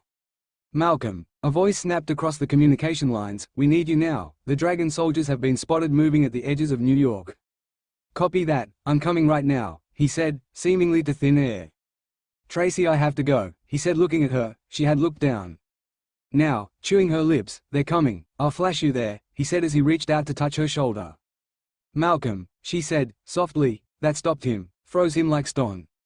"Tracy?" he asked softly. The energy had gathered at his fingertips, waiting to flash someone somewhere. "Tracy, what?" He was cut off. Instantly Tracy had got up and leaned in, her lips capturing his. He was shocked. Her lips were softer than they looked. The taste of roses filled his mouth. His hand came up and clasped down on her shoulder, just as he deepened it. Immediately she started to glow gold, the energy swirling around her, ready to flash her out. "I love you," she said, before disappearing in a flash of gold. Malcolm just stood there. Her words swirled around within his mind, just as the energy of gold has swirled around him like they had for her before. Tracy loved him. Was that why she kept asking him? She was something good. He touched his lips. The feeling of hers pushed against him still lingered, but already he could feel it fading, the soft taste of rose disappearing into the sky as he breathed each time. His heart flooded even more. A heart beating in a dead man's body. A dead man surrounded by stones and statues. A dead man in a world stuck in time. The words kept replaying in his head. Tracy loved him. Did he love her back? "Malcolm," a voice snapped him out. "We need you now." "Copy, I'm coming now," Malcolm said before flashing into the throne room of Olympus, the feeling of her lips already nearly gone. "What is it?" he questioned. "Didn't you hear our previous messages?" A demigod of Athena growled. "They're here at the outer rims and are pushing in." "Where's Nico and Talia?" he asked, sitting into a red throne with 12 various demigods of Athena spread out in front of him, their backs to him as holographic images from godly technology and power were placed in front of them. "They reported here a few hours ago. They've gone to different sites where there wasn't an Olympian council god there," the one to his far right reported. "Which was where?" he asked. "North and south," a demigod stated as a gigantic circular holograph map appeared. "Hades has taken the northeast, Apollo the west, Artemis east, Aphrodite northwest, Ares southeast, Hermes southwest, whilst Hestia stayed here to power up the cortex." "Sir, I'm receiving communication lines requesting to engage the enemy," a demigod spoke. Malcolm groaned internally. This was like a movie. "Tell all units to hold. If we engage now they'll be caught and ripped to pieces." "Yes, sir," the demigod said, spinning back into place as his eyebrows scrunched up in concentration. Sir, Dragon soldiers are now 200 meters away from our front lines all across New York and rapidly closing, another demigod warned him. Tell me when they are 100 meters out, Malcolm commanded. Sir, I have various messages from hunters requesting permission to fire, a demigod said, and one is saying they're going to do it anyway. Tell them hold, he growled, just for a little longer. Sir, Dragon soldiers have reached the 100-meter mark. All Roman front lines are to now shield lock, any demigods residing within the buildings are to hold fire. Malcolm spoke as a giant circle appeared in front of him, a blue as the holographic 3D map of the city splayed out in front of him. Green dots were littered around Olympus, representing demigods, satyrs, dryads and hunters, whilst the red were the enemy, Roman javelin 5th line ready. Fire, he roared, what seemed like into empty air. Immediately he saw a few numbers of the front line reds reducing. Small, but still falling, it's not enough, he growled, Romans javelins 4th line, fire. His voice thundered, again he saw red dots disappearing. Still not enough, Roman javelins 3rd, 2nd and 1st line. Fire, he roared. Instantly he saw a different number change as more fell, but still not enough, everything within a building fire on my mark. He said, he could feel the nervous tension all the way from the throne room of Olympus. Now, he bellowed. Instantly he saw a falter in the rushing red dots as they were bombarded from the buildings, their numbers getting cut down by the sudden increasing strength of the demigods as Hestia kept the cortex running and pumping out power for the Olympian side. Greeks phalanx position, he ordered. He could almost feel the ground shaking as the Greek demigods placed their long massive pikes on top of the front Roman shields. Hold, thrust, Malcolm cried out. Instantly the front line of dragon slayers fell. Bring me up minor images of the entire battlefield for each location, Malcolm ordered. Yes sir, a demigod of Athena responded. Instantly he looked at the damage caused. Dragon soldiers were falling, their bodies riddled with holes from the Greek pikes. Roman slow advance, Malcolm ordered as he watched another field. The Romans demigods now flickered in and out their gladiuses like tongues out of a snake's mouth, stabbing anything they could see. Their imperial gold gladiuses stabbed deep into the dragon soldiers' armor and penetrating a bit of the flesh as they started to shove forwards a bit. Do not advance too much, Malcolm warned, we do not want to be caught. Sir, Dragon soldier reinforcements have been spotted. Where? Malcolm asked. Everywhere sir, the demigod replied. Roman shield lines stop slow advance. Transit to total frontal mode, Malcolm ordered. Greek phalanx line hold. Building archers fire with caution. Ground archers fire at will, Malcolm told the soldiers of Olympus, his knuckles turning white from the grip he had on the chair. Sir, we are being pushed back on all fronts, a demigod said.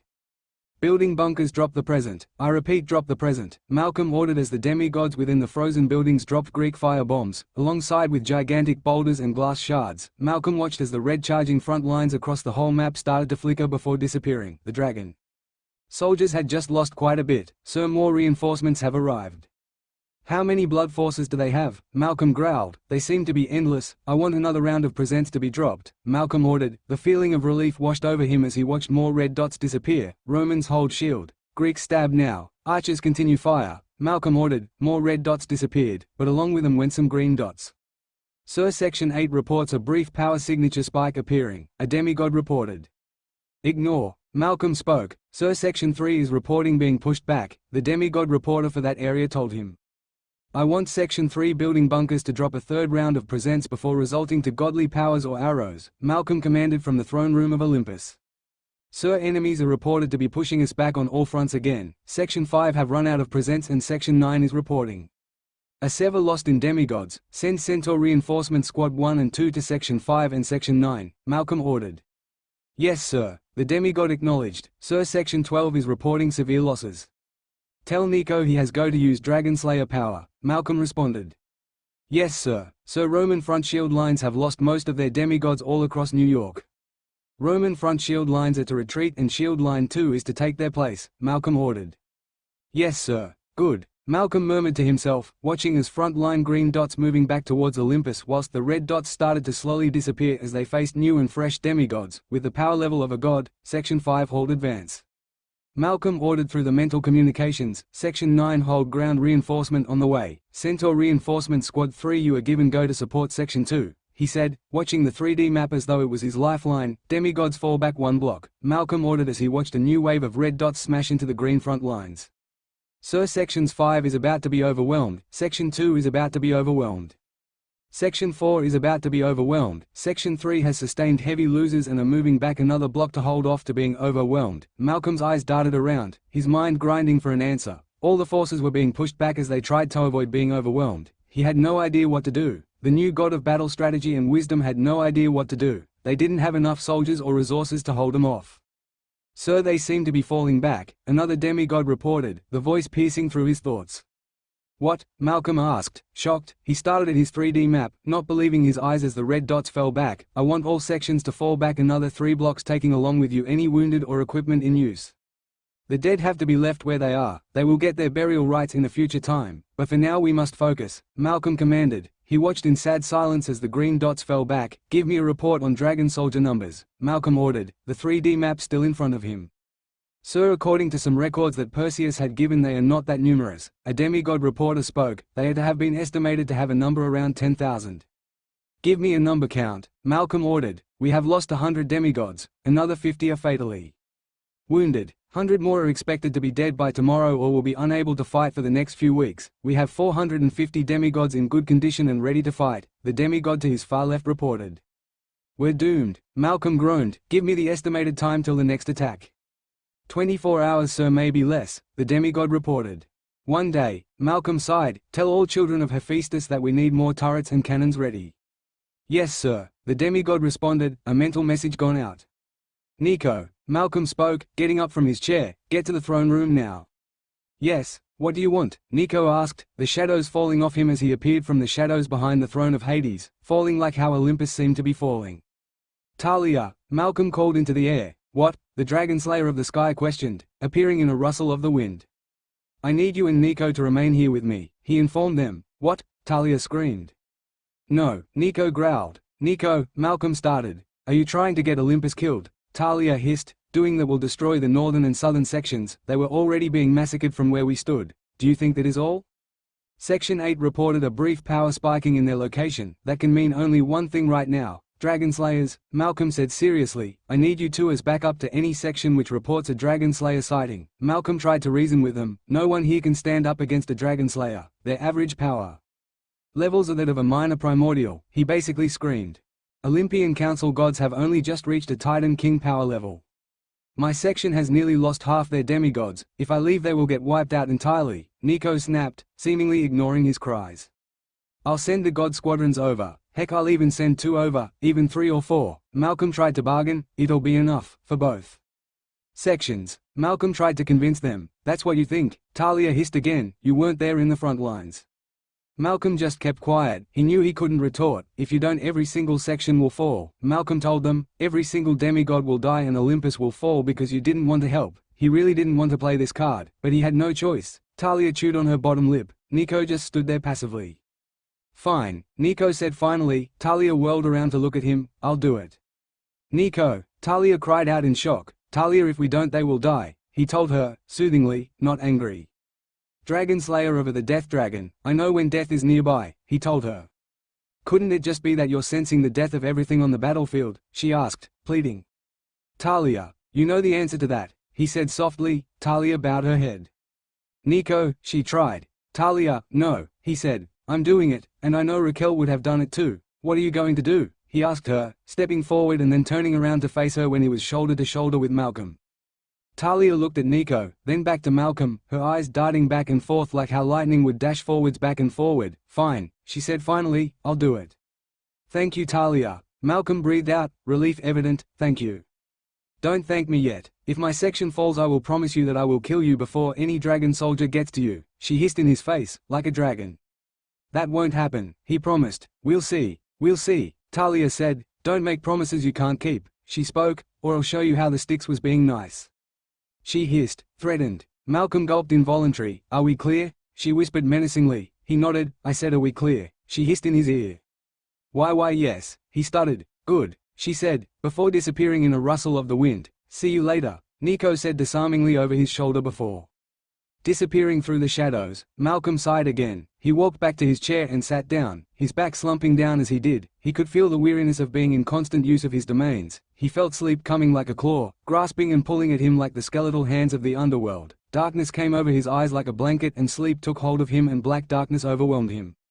Nico stalked down the corridors of Olympus. He had just shadow traveled out of the throne room, right to the outside door. He looked at the once majestic columns and colors of Olympus, now seeming ever more vibrant as energy was spread from the cortex by Hestia, but the world was anything but vibrant. He knew that outside of those nice swirling colored walls, laid a world wasted and frozen in stone. The battle with the dragon soldiers was evidence. Even Olympus itself held evidence of it. Nico looked at the sky as he stepped out into the garden, the frozen-in-stone garden. The night sky exploded above his head. He looked to the east. Already the sun was rising. Even with the combined powers of Artemis and an overpowered Apollo, they could not stop nature. Nothing could stop nature. Nature was the ultimate force that the gods only could control part of. Even the Titans and the Primordials could only control a part of nature. Dragons could control a larger portion, Archons the same, and Xelanagas even a larger portion. True that whilst they learned how to control space and time, black holes, white holes, wormholes, even a supernova explosion, but even they could not hold off nature forever. All units report to your sections. The voice rang out. Dragon soldiers have started to move faster than expected. I repeat, all units report to your sections. The voice boomed throughout Olympus. Nico could hear the patter of feet as demigods rushed to their sections in New York, running out at the entrances of the newly landed Olympus. Nico sighed, a nervous wave flowing over him. He had to get to the throne room. He looked to the sky. Only 12 hours had passed since the fallback of the forces of Olympus. Nico's black boots clacked on the ground as he walked, so obviously heard. Nico, Malcolm's voice spoke through his mind. Hurry up. Yeah, I'm here, he said, pushing the doors to the throne room open. Good, Malcolm said, the back of the chair facing him. Sir, dragon soldiers sighted at 300 meters, a demigod reported. Nico and Talia stood side by side as they watched Malcolm direct the defense of Olympus from a tree. All units are to hold positions, Malcolm ordered. Attack on my mark. Nico and Talia watch in anticipation, their nervousness rolling off them in waves. Building bunkers, fire now. Malcolm ordered. Land archers, fire in 3 seconds. Now. His voice was calm, totally unlike what he felt inside. Roman front-line shields. Lock, Greek phalanx ready. Malcolm spoke, and it was done. Roman demigods locked their giant rectangle red shields together, the imperial gold eagle ensign on it standing out and gleaming in the early morning sun, the long pikes points of the Greek phalanx over them, the celestial bronze shining as they readied to be bathed in the blood of the dragon soldiers. Sir, dragon soldiers 150 meters and closing. Cyclops artillery fire. Malcolm ordered. Boulders the size of cars were launched from the Cyclops' shoulders, smashing into the charging lines of dragon soldiers. Some stopped, their swords slashing through the boulders, others getting crushed by the large rocks. Sir, dragon soldiers have reached the 50-meter mark, a demigod reported. Operation Jack Surprise in the box commence. Malcolm ordered. Greek fire bombs exploded from right under the feet of the dragon soldiers, the green magical fire burning on their armor and melting through it. Their screams echoed throughout New York as their skin was burnt through the melting armor, the metal scorching into the flesh. More red dots disappeared off the 3D map. Sir, we have sight of more reinforcements arriving, the demigod reported. Roman Eagle Air Force, you have green. Go, go, go, Malcolm roared.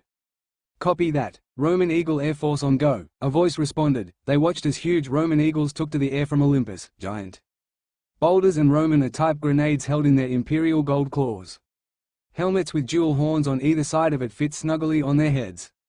Their large calls broke into the morning sky. Dragon soldiers looked up, only to see their death as boulders smashed into the ground, dirt and soil blown into the sky from the Greek fire bombs from underneath them, and the Roman Air Force dropping boulders and grenades in.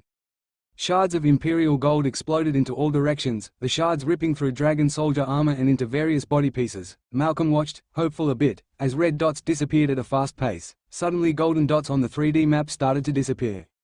What's going on? Malcolm roared. Why are our air forces disappearing? Sir, dragon air units have been sighted. Dragon soldiers are riding on dragons, the demigod reported. Dragons? Malcolm asked, in disbelief. They would destroy the army of Olympus. Sir, Perseus foresaw and readied a small elite air group, a demigod told him. Where are they? Malcolm questioned. Maybe there was hope. They are called the DAFC, Dragon Air Force Counter, the demigod answered him. All DAFC, you are given green to go. Slay those dragons. Malcolm immediately spoke, taking in the information and using it. Thank you, sir. A voice came back, a voice he knew all too well. Tracy? He asked softly. Hey, Malcolm. Her voice came back, sweet, warm, like nectar, godlike. What? He roared. What? He couldn't believe it.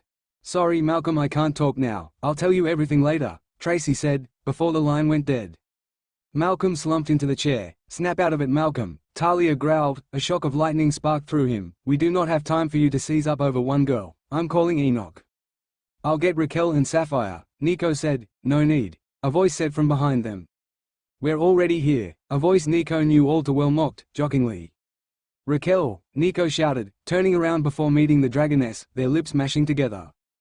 "Enoch," Talia squealed, rushing into his open arms and kissing him. "Guys, break it up. The others are coming," Sapphire said. "No jokes, no joy, just sadness, her body already that in a dragoness." "Let's go," Enoch said, letting go of Talia, his body morphing into a dragon. "See you later, Nico," Raquel said, before her body began to change as well. Nico and Talia stepped away from them, as their dragons and their lovers looked at them one more time before beating their wings once, as a shimmer before a cloth appeared over their backs, the Olympian symbol clear on it, and launched themselves into the air, the dome above the throne room receding to let the dragons out. "All units, we have dragon reinforcements on our sides. I repeat, there are dragons reinforcements with the Olympus symbol on their back. Do not attack them. I repeat, they are allies, do not attack them," Malcolm thundered to the army of Olympus. "Sir, more dragon air units have been sighted," a demigod told him. "Greek Pegasus Air Force, you have green to go," Malcolm informed them.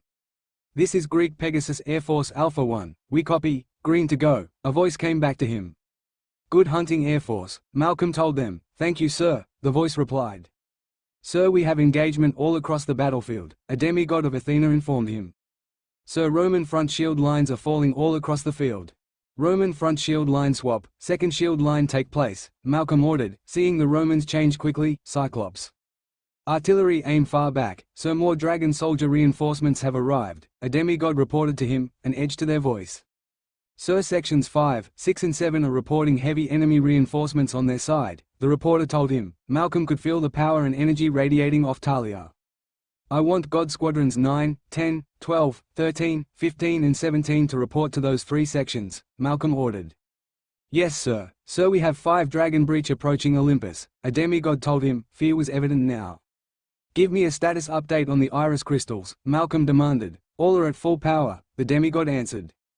"Bring them on commission," Malcolm ordered. "Yes, sir," the demigod replied as 5 points in Olympus, the iris-powered Atlantean crystals were charged and raised.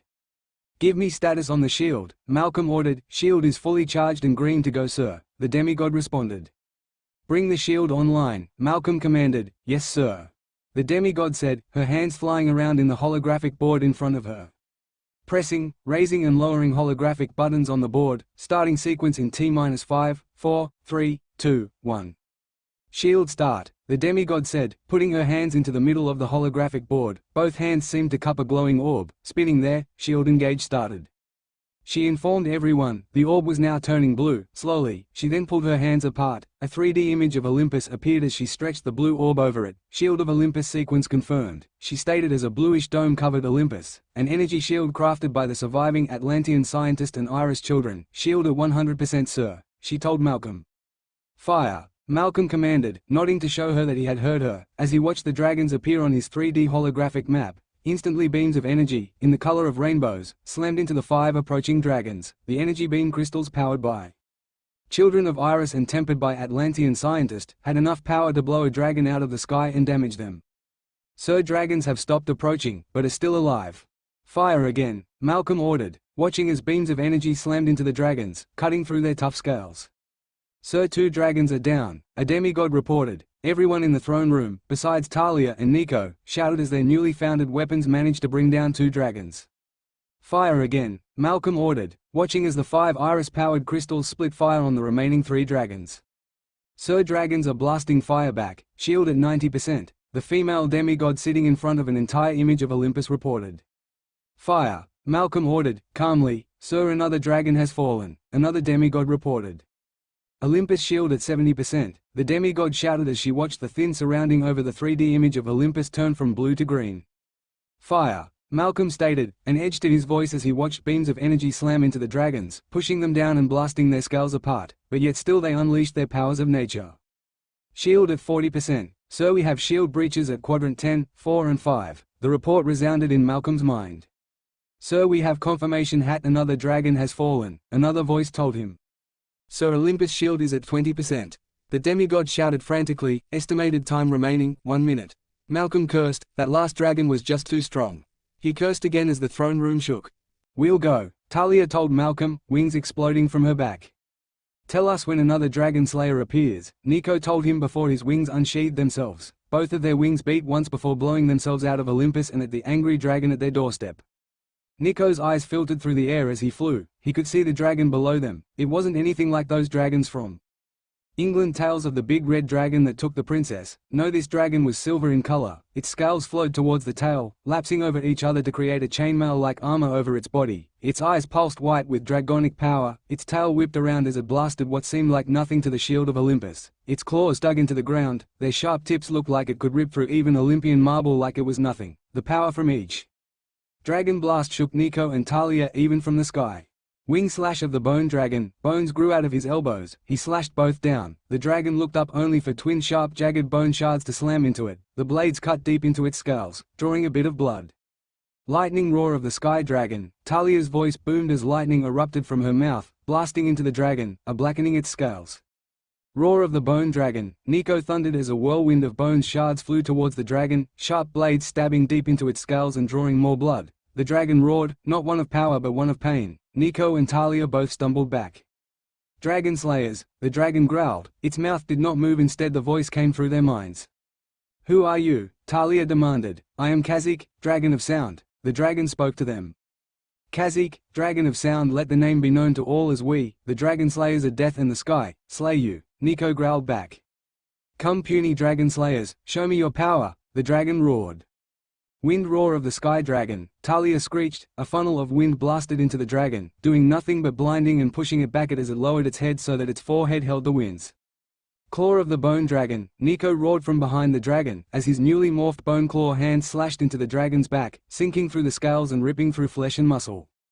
Red blood squirted out like a fountain. The dragon roared in pain. Nico flipped over its head as the tail came whipping from the back, only for the dragon to open its mouth and unleash a blast of sound. Nico screamed as his height and hearing took the blast fully. The dragon slayer of death was blown back, his hands over his ears as they bleed. Nico! Talia screamed. Lightning aimer of the sky dragon. A bolt of lightning fell from the sky and smashed into Talia. Kazikh, the dragon of sound, turned away as the light blinded it. The light faded. The dragon blinked its eyes, trying to get rid of the blindness. Talia immediately took advantage. Lightning arched around her body, covering it like a medieval knight armor would. A shaft of lightning held in her hands like a javelin. She dashed forwards, yelling a battle cry, as the lightning shaft came down, sparking, arching. The dragon roared in pain as the lightning shaft stabbed right into its right eye. Talia screamed as she unleashed a pulse of lightning from the shaft right into the head of the Kazikh. The sound dragon roared in pain before unleashing a wave of sound, blasting Talia back 10 meters. You will pay for that, dragon slayer. Kazikh growled through its mind. I will destroy your soul and force Enoch to watch as I devour your body. Talia didn't answer but instead roared and rushed forwards, twirling and swinging down the shaft of lightning at the end. The shaft smashed into Kazikh's head, smashing it down into the ground and cratering the ground. Lightning exploded from the point of contact. She lifted the shaft up again, for another strike, only for the dragon to suddenly launch forwards, the forehead lined with spikes covered in sound energy, ripped right through her lightning armor, the lightning curving around the sound-covered spikes. They stabbed deep into her body. She screamed. The sound covering of energy was ripping her from the inside. Suddenly she was in the air. The pain was gone, only for a new one to burst from her back as she landed on the ground a few meters away after Kazikh had thrown her off, then head-butted her using the forebone of its skull. Her ribs were cracked, definitely. She could feel them snapping and grating against each other as she breathed. She screamed in pain, before gritting her teeth. Talia, a voice echoed in her mind. Listen, it's Malcolm. We're going to try and change location of the main control room. Keep it occupied. She growled. Obviously he had no idea how badly hurt she was. Foolish dragon slayer. That telepathic voice snapped her back to reality. The dragon, the size of a bus, was stalking towards her. Do you think that I, Kazikh, the dark dragon of sound, survivor of the Civil Dragon War, can be defeated by a mere lowly dragon slayer of the Sky Dragon? It sneered as much as dragonly possible. Talia tried to scramble backwards, only to cry out in pain as her broken ribs rubbed against each other. Look at this, the Sky Dragon Slayer of Enoch, can't even scramble backwards. It taunted, maybe I should take you as a captive. It spoke to her sadistically. It'll be interesting to see Enoch's face as he watches his precious lover tortured, it said, close enough now that she could feel its breath. And maybe we'll have more fun after that, it whispered in her mind, the tongue of the dragon licking her.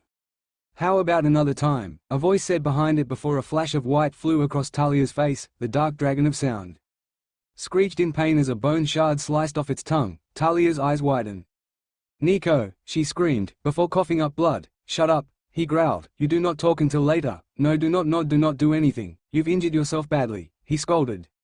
Sorry, she mumbled. Shut up, he growled. Silly girl, he said grinning, before turning back to the screeching dragon with a scowl. Now I got a dragon to slay for touching my friend, he sneered.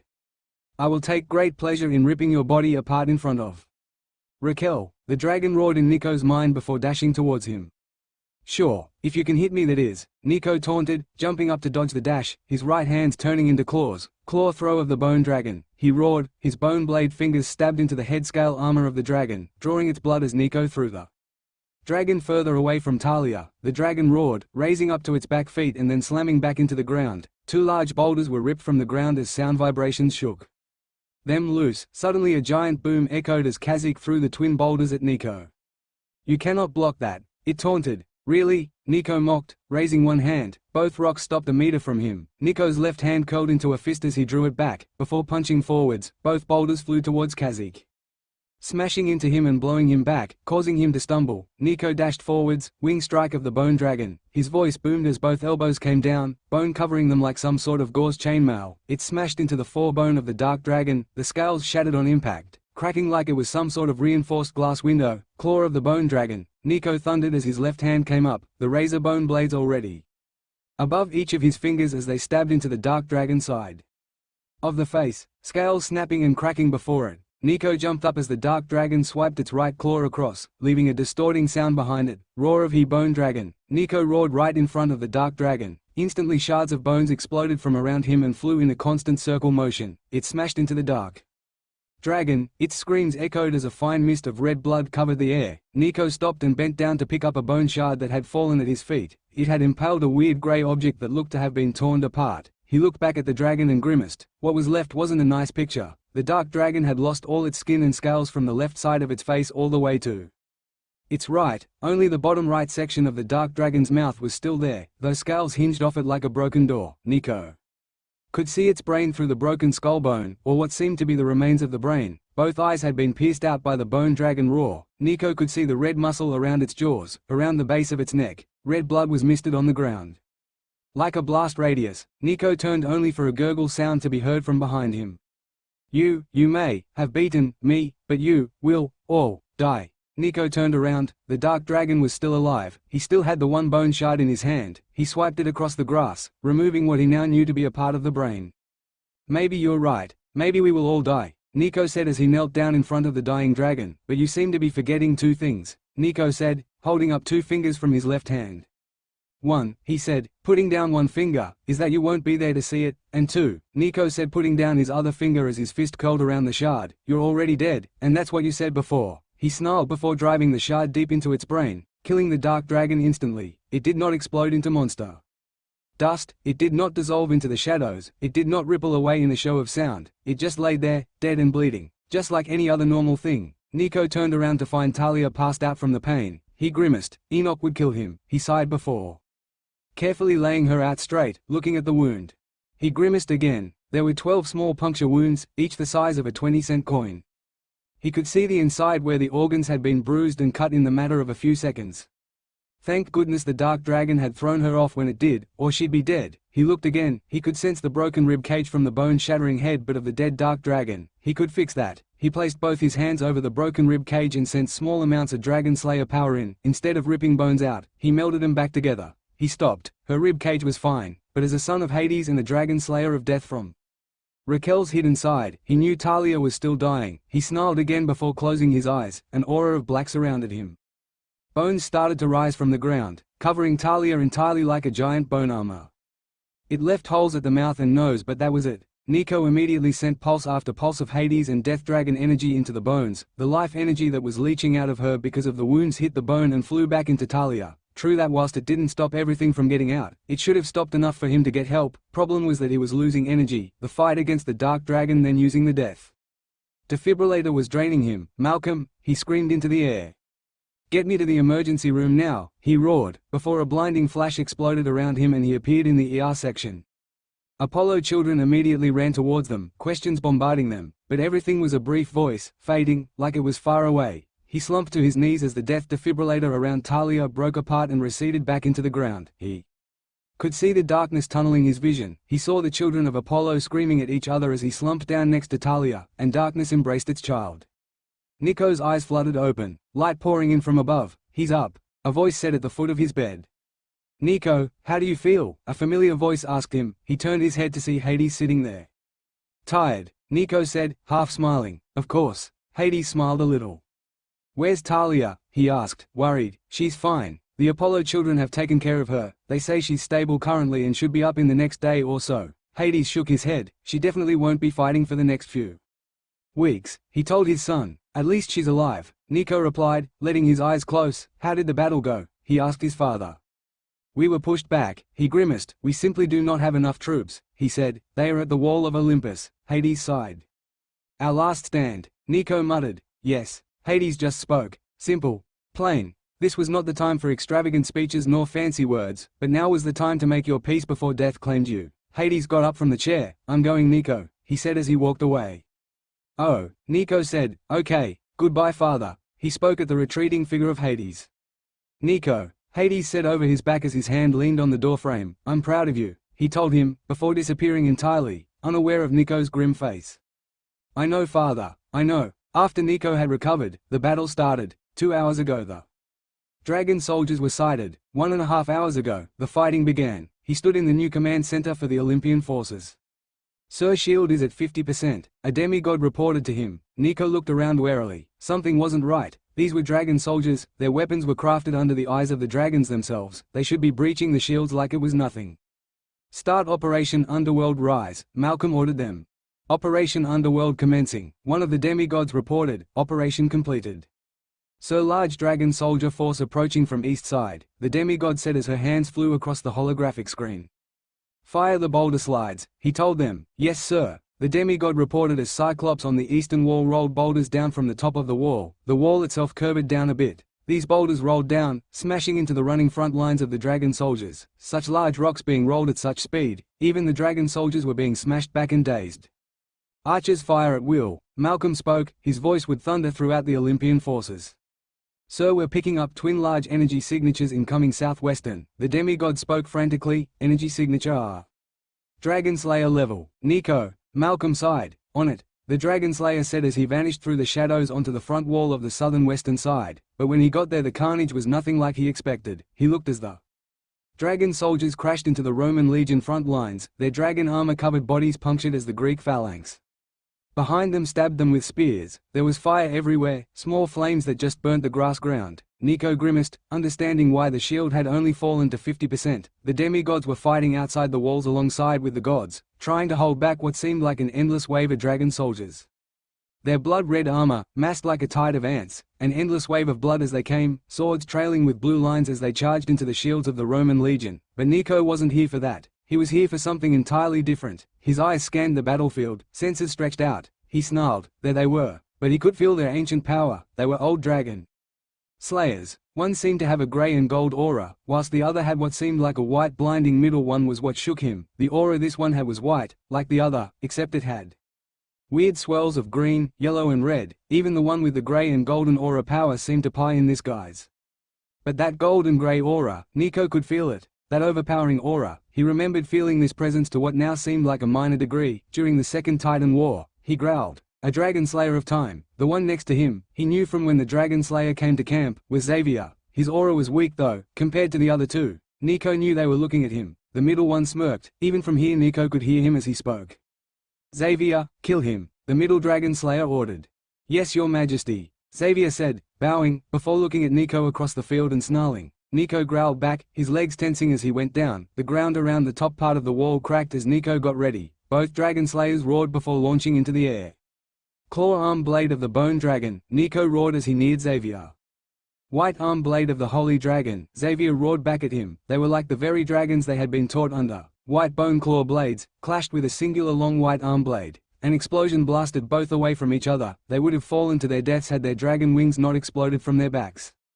"Roar of the bone dragon," Nico thundered as shards of bones flew from where he stood in a small whirlwind. "Roar of the holy dragon," Xavier thundered back just as loud as a beam of white light collided with the bone shards. But there were too many shards for the single beam to destroy. Some got past and slammed into Xavier, the sharp ends stabbing deep into his body. His screams echoed throughout the sky. "Wing slash of the bone dragon," Nico's voice boomed in the blue sky, the war for Olympus still going on below him. As he dashed forwards, twin bone blades protrude from his elbows as he swung both down towards Xavier as he held his right shoulder. Blood poured down that arm as bone shards had stabbed deep into it. White scale shield of the Holy Dragon, Xavier screamed, as white hexagonal shapes appeared in front of him, blocking Nico's attack, but the sheer force behind the blow forced him back in the sky. Tail kick of the Bone Dragon, Nico roared as he spun in the air, his leg coming down in an arch. Xavier twisted to the side, dodging the attack, only to get caught in the rear whip of Nico's left leg. The bone blade on his left foot cut across Xavier's face. The Dragon Slayer of Witang, the Holy Dragon, screamed as blood ran down his face. Arm claw of the Bone Dragon, Nico growled as his right hand morphed into a singular bone blade. He thrust it, only for his arm to snap as it hit some sort of invisible force. Stupid Dragon Slayer, Xavier snarled as he looked at Nico. A scar ran across from the bottom of his right jawline all the way to the top of his left temple. I have survived the Dragon Civil War for a reason. Freezing white emblem of the Holy Dragon, Xavier snarled before punching Nico in the chest. Nico screamed as a white circle appeared in front of his body, runes sickling it as it slowly spun there. What is this? He cried. He couldn't move. An immobilization technique. Xavier gloated, white wings edge of the Holy Dragon. Xavier snarled as his left arm was surrounded by white light, before smashing Nico across the throat and blasting him back. White eradicating roar of the Holy Dragon. Xavier roared as he flapped higher into the sky, Nico's limp body visible. Xavier opened his mouth as a beam of white light exploded from it. It flew towards Nico, blasted into his abdomen. His body curled around the beam in a fetal position as he slammed into the ground, scattering dragon soldiers and demigods alike. Do you see now? Xavier roared. Do you see? I am Xavier, Dragon Slayer to Witang, the Holy Dragon. You cannot beat me, scum of the underworld, he snarled. Don't be so sure, a voice growled from behind him, his eyes widened. Impossible. Xavier turned around only for a fist to be driven into his face. The fist belonged to a very angry Nico, Storm of the Bone Dragon. Nico roared as bone shards started to swirl around him. Xavier couldn't see out of it. The bone shards that were spinning around them had formed an orb around Nico and him. Do you think such a lowly trick can defeat me? Xavier roared. Secret Dragon Art, Holy Shield of Witang, Xavier roared as an orb of white energy gathered around himself. Secret Bone Dragon Art, Nico roared, his eyes turning pure red.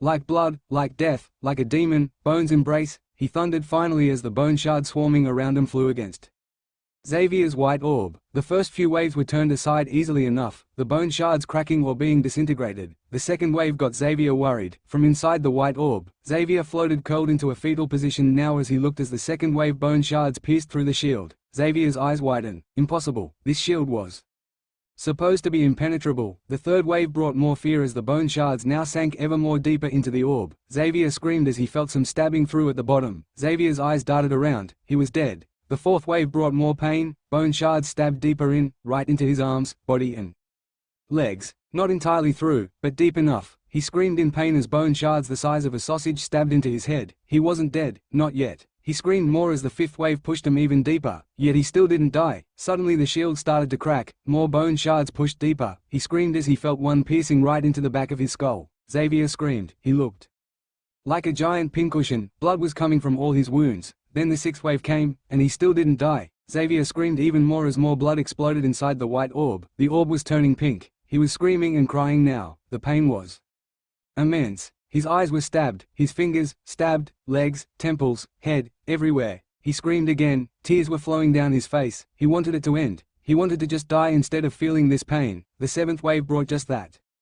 Nico, on the outside, just looked at the orb as it went from pure white, to light pink, to darker pink, to a red, before the entire thing went red. Nico pulled away the shard storm, light filtering in after he had covered himself and Xavier's orb in bone shards. Nico looked at the hovering white orb. He looked back down at the remaining two Dragon Slayers. Nico flew until he was above the orb. Blast of the Bone Dragon. Nico roared as he unleashed an energy blast that blew the white orb right into the ground at the remaining two Dragon Slayers' feet. The white orb flickered, before exploding into a million shards of white energy. Dissipation in the wind. At their feet lay Xavier, or what had been Xavier. His body was so stabbed through with bone shards he looked worse than a pincushion. Both Dragon Slayers just looked into the sky to see him. Kill him, the one with the overpowering white aura commanded. Yes, your majesty. The one with the golden and grey aura responded before exploding into the sky as his dragon wings came out. The Dragon Slayer looked at him. Nico looked back at him. Grey eyes, golden blonde hair, tan skin. Who are you? Nico asked warily. I am Elerich. He said simply, I already know who you are. he stated, monotone, no need for introductions. Dragon Slayer of Amit, Dragon of Time? Nico asked him. Correct, Ellerich said simply, and you must die, the dragon Slayer said, before moving forward at speeds that Nico could not follow. His stomach curled around something as it was driven into his stomach, before his back arched as an elbow found its way right down into the middle of Nico's backbone, blowing him from the sky and smashing the ground, cratering it. Roar of the Bone Dragon, Nico thundered, only for Ellerich to be right next to him by the time the blast got out. Weak, was all he said before punching Nico in the stomach again. Wing Slash of the Bone, Nico roared at him, only for Ellerich to punch him in the face.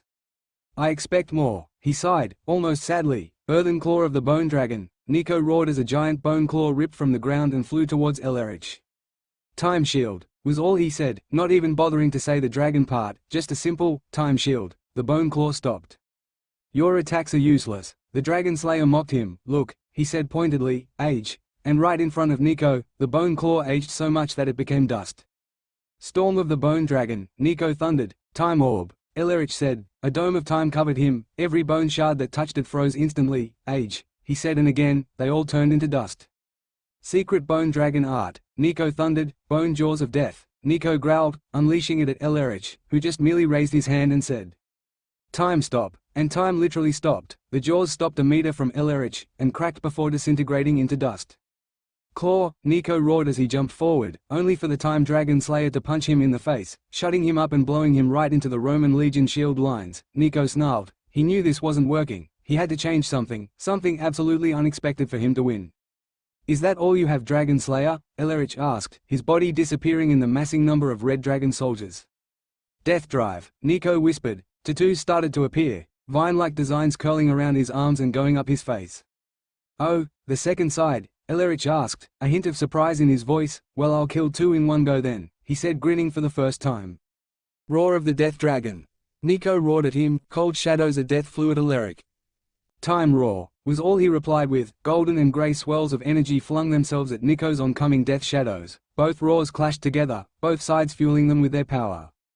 Suddenly Nico broke it, jumping over the roar. Reverse Claw of the Death Dragon, he growled when he got close enough to Ellerich. Nico's left hand came up, 5 dark death shadows covered his hand as he swung it at the Time Dragon Slayer, who just tilted his head to the side and dodged it before his own fist caught Nico in the stomach again, knocking the wind out of him and blowing him into the ground as he followed it through with a double-fisted punch. Orb of the Death Dragon, Nico roared from the ground as an explosion orb of death shadows flew from himself. Time Shield, Ellerich said as he flew backwards from the sheer power of the explosion. Exploding Crimson Edge of the Black Dragon, Nico thundered as he brought his body in before unleashing a wave of death at everything around him. Dragon soldiers fell where they were as the wave passed over them. Time Wall, Ellerich countered. Bored, useless, he sneered. Claw of the Death Dragon, Nico roared in rage, a single black blade covering his right arm. Nico dashed at Ellerich, jumping up when he got close enough. The Black Death blade came down, only for it to be stopped by Ellerich as his hand came up, gripping where the blade met the arm. Ellerich held him in the air. Foolish Dragon Slayer, he said dismissively, before throwing Nico back again. Black Fire of the Death Dragon, Nico roared as he spewed black fire right at Ellerich. This is not Soul Flames, the Time Dragon Slayer sneered before dashing forwards. Nico's death roar stopped as Ellerich's hands came around his throat, but we'll let him decide, he sneered. Ellerich's wings extended before pushing him and Nico towards the last. Dragon Slayer, Your Majesty, Ellerich said, bowing. I have caught him, he reported like a dog. Dragon Slayer, this last one said, not even looking at him. The man had a nice face, except for twin black marks on either side of his cheek. Tell me, why do you fight for Perseus? He asked Nico. Straight to the point. How do you know Percy? Nico growled at him. Answer the Majesty. Ellerich snapped at Nico, punching him across the face. Hold Eric, he does not know a superior when he sees one, the man said, calmly, holding up one hand to stop Eric. Who are you? Nico spat. Who am I? The man asked back, before bursting out laughing. I am Telar-Shanak, the life dragon and original son to the Dragon Mother, he said. Nico kept a straight face, but inside only a single thought went through his mind. He was dead. Now tell me, the dragon said calmly, but Nico could tell it was anything but. Where is Perseus? He asked, looking at Nico in the face. His eyes blazed with power. Nico spat on the man's face. I'll never tell you, he snarled. The man just closed his eyes for a second, before they opened again. They blazed with even more power now. It was like Nico was looking into a neutron star. The gravitational pull of it was immense, the power that it radiated, it was more than anything he had felt.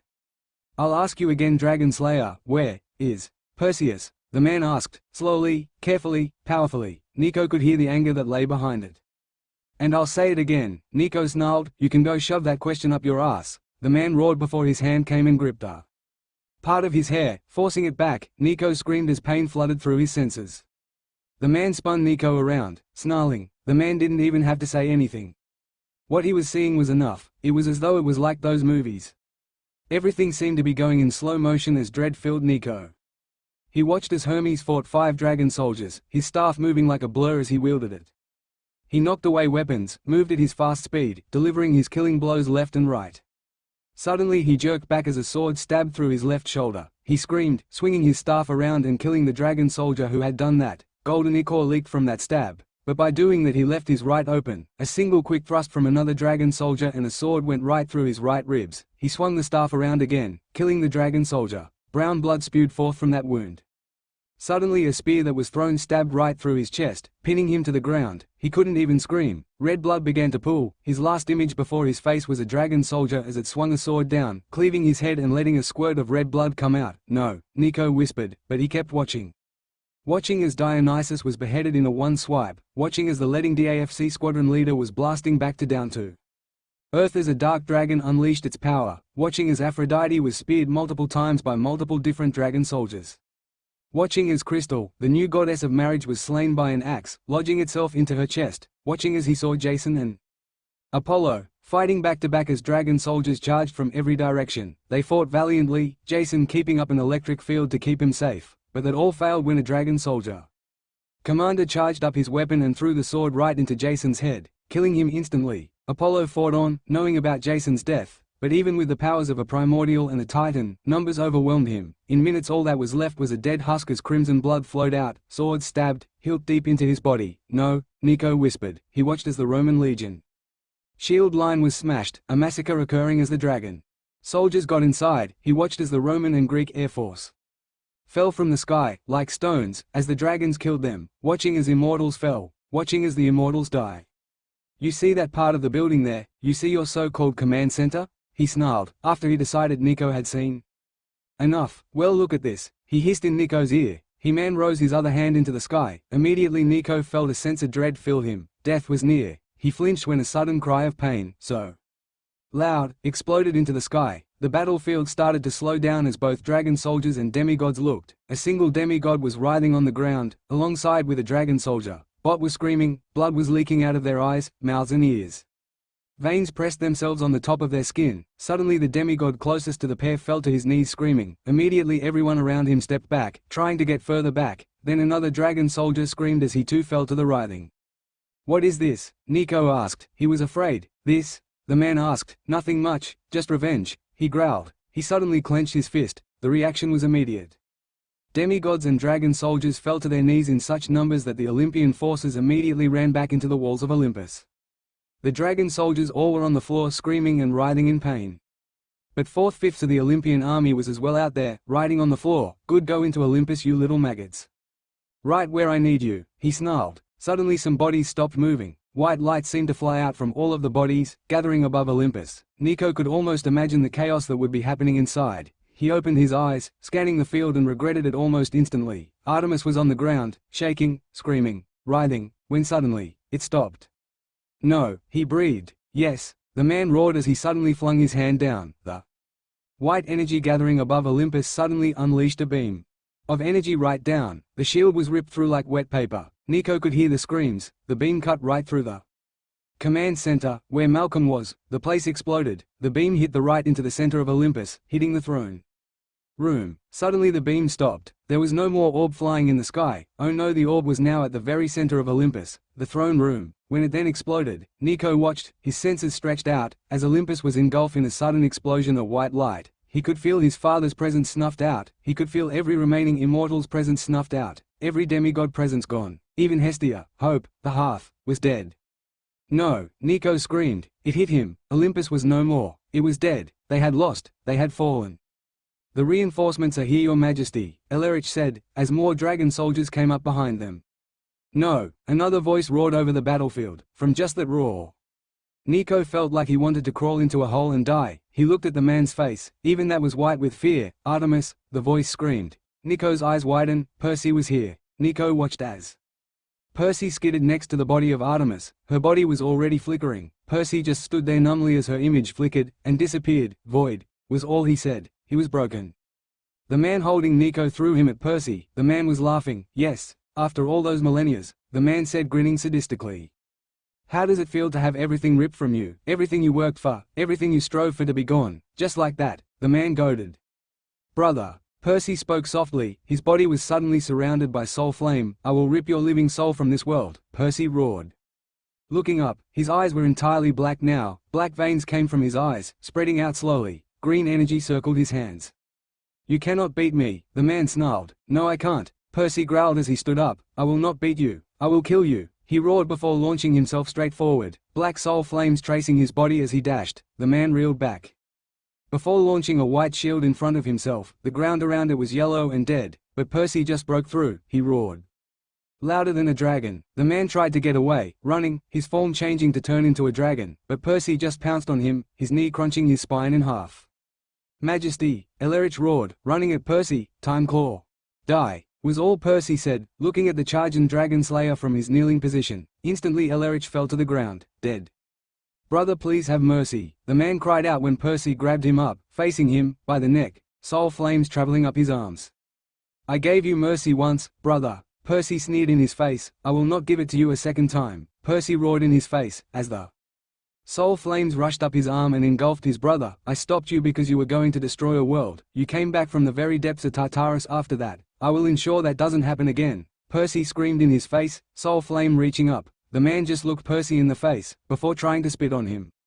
The spit didn't get past his mouth as when he opened his mouth to spit. Soul flames rushed in, burning away his tongue, and eating down through his throat. His silent scream no one heard. Percy threw the burning corpse on the floor. He snarled once more before crushing the skull underfoot. He looked at the massing army of dragon soldiers. He roared once more. They couldn't even move. Fear was all they felt. Percy raised his hand. His fingers curled around an orb. Suddenly an orb materialized in his hand. For helping in the destruction of Olympus you all will die. Percy snarled as the orb suddenly brightened. An overwhelming light shone forth from the orb. Nico suddenly appeared next to Percy. He gulped. The power coming off him could potentially vaporize Earth. Stay close, Nico. Percy whispered to him, stray off and you'll die like them. Why yes Percy, Nico said shaking. If Percy heard he gave no acknowledgement. Die. Percy snarled at all the dragon soldiers. White lines exploded from the orb, coming wave after wave into the dragon soldiers. Their skin smoking, burning, eradicating. Their screams echoed throughout the frozen New York. Suddenly the orb shattered, but it was no longer needed. Percy's hand was smoking, but every single body of the dragon soldiers were dead, smoking square cubes of flesh, muscle and bone. Percy slumped to his knees, shoulders down. Percy, Nico stuttered. Go to Tartarus. Percy whispered, go back to Raquel and the others. Talia is already there. Enoch took her there before the beam was unleashed. Oh okay, Nico stuttered. He started to fade away. He looked at the slumped figure of Percy before everything went black. Darkness embraced him. When his eyes reopened, when his eyes re-saw the light, all he saw was the worried face of Raquel, and he slumped down into her arms, falling unconscious from his energy drainage. Darkness once came again, like a blanket to embrace its child. Okay, for those who saw the deleted author note, ignore it. The new story will be done when this is finished. I am writing from Gmail Drive, so please forgive me if I'm writing slower. No, for those who read my previous story, this is not the ending. I repeat, not the ending. There is still another 2 to 3 chapters, so don't worry, this is not the end. Till later, the author. PS, I repeat, this is not the ending like Fall of Olympus. PPS, I hope this is epic enough for you guys. If it isn't, sorry. Tears for the Past, end. Chapter 18. Tears for the Past, end. Percy just sat there, until Nico left, the moment he felt the death Dragon Slayer's presence returned to Tartarus. He immediately got up. He stabbed one finger into the air and then joined it with his thumb. The air around it seemed to darken, not everywhere, just there. A single cracking line split the sky. Like a doorway to endless darkness, Percy just walked through it before it closed with a pop. Nothing remained to show the world, no evidence, nothing. Percy's eyes remained open. Their orange glow shone in the darkness like twin lights. The void, Percy whispered, endless cold darkness controlled by chaos, and where gods go when they fade. Indeed, Perseus, a voice said from behind him. Lorraine, Percy said, sister. Brother. the voice said as it floated to the front of Percy. All that was there was a single floating orb of light. "You're subconscious," he whispered. "Yes," the voice spoke back to him, warm and light. Percy just shook his head. This wasn't his sister but the remains. Old bones should be put to rest. "Where is Artemis?" he asked, but he already knew the answer. "You know the answer to that," the voice said softly. Percy's hand flicked on with soul flames. "The older meant to rest," Percy said. "We are," the voice replied. "May you find rest in death," he told the orb. "My sister's time is up. May your bones rest in peace." He spoke as a tendril of black fire softly wrapped themselves around the orb, black vines of fire stretching over it, until they covered it completely. Percy clenched his hands, and the orb dissipated. He felt his fury raging within himself. His sister, Chaos, he remembered that day. Flashback. "Percy," a voice screamed across the bright plains. "Yes, Laurie," he said. "Did you find a butterfly?" he teased. "No," she chided, smacking his arm. Even in the midst of war, they could act like this. "Then," he asked, raising one eyebrow, "I got my first dragon slayer," she screamed, jumping up and down in joy. Immediately Percy's stomach sunk, a bad feeling filled in, but he could not break her joy, for that was all they had. Joy. That was all that remained within this war. He could not break her heart like this. "That's great, Laurie," he exclaimed, the perfect facade up as she squealed in joy. Flashback. He slumped down on his knees as tears fell from his tears, the scene coming back perfectly well.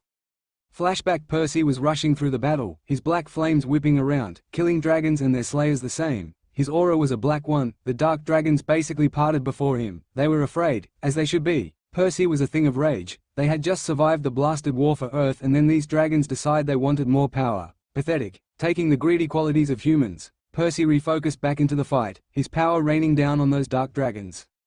"Percy!" Laurie screamed as a dragon slayer snuck behind him, unleashing a wave of power towards her brother. Percy grunted as he stumbled. The energy signature was oddly familiar. He roared, turning around only for his eyes to widen. A blade stabbed into his stomach, but that wasn't what shocked him. No, he could survive such a wound. What shocked him was the person who had done it. "Percy!" his sister screamed, not seeing the person who had done it. A cloak was seen from her side of things as the being circled the power of chaos around himself like clothing. "Ready to see your sister die?" the Slayer sadistically said. Flashback end. Percy screamed in rage. Immediately a castle materialized in front of him, his black surroundings blurred. Things were being shifted. Changed. He appeared in a room, a single circle stage at the center. Artemis lay there, her form remade within the void. He rushed down to her side, scooping her into his arms. No wound visible, but she wasn't moving. "No, no, no," he screamed. This was the exact same position they had been in. "Perseus!" a voice spoke. He knew that voice anywhere. "Chaos!" Percy roared. The very room began to crack. "Stop, Perseus! I can fix this!" Chaos, the beginning of Greek mythology, screamed. "Fix this? You took her, and now you take Artemis!" he screamed in fury. The room split in half. "I'm sorry," Chaos screamed as winds began to pick up, ignoring the fact that there wasn't supposed to be any wind. Flashback. Percy could do nothing as he stood there, immobilized as the Slayer casted a dragon freeze spell. He could do nothing as he watched his sister run to him, unaware of the Slayer there. "Percy!" Laurie screamed as she reached him. Percy couldn't do anything, no words would come out. His dragonic powers raged at the immobilization spell. "You're wounded," she screamed. Those were the last words she ever spoke. Suddenly she arched her back, her hybrid human dragon form writhing in pain, her mouth open in a painful silent scream. He didn't hear anything else. He didn't even get to see her face another time. A suddenly bang blew him in her back. He immediately got up, the immobilization spell falling apart from the explosion. The dust cloud parted. "Laurie!" he screamed, as he rushed to her side, her blank eyes staring emptily into the sky. He knew it was coming. "No, no, no. Laurie!" he screamed. "No. Please!" he screamed again, and it happened. Her figure exploded into a cloud of glowing black dust. Whirling itself into a whirlwind, a single figure there, a hand reached out to cup his cheek, before it evaporated into the battle. He watched as the dust cloud ventured too close to a blast of fire, and it was destroyed. The laughing voice behind him boomed. "Yes, after all those years of planning, finally," the Slayer roared, laughing. "Chaos!" Percy roared, his eyes widened in rage as he dashed onto the dragon slayer of Laurie, the Dragon of Chaos. Flashback end. "Sorry?" Percy roared, the room split even more. "Sorry doesn't cut it," he screamed, power whipping out from him, smashing into Chaos and blasting him into the wall. Suddenly Percy screamed in pain. A needle had stabbed itself deep into his right arm, before another one hit his left, another through his right and finally one through his left. "I am sorry, Perseus," Chaos said, teleporting in front of him. I know where the forgotten Xelanaga is. Everything I have done is to ensure he dies one last time, Chaos told him. Lies, Percy roared, trying to destroy the disgusting being before him, only to fail as the needles drained more power.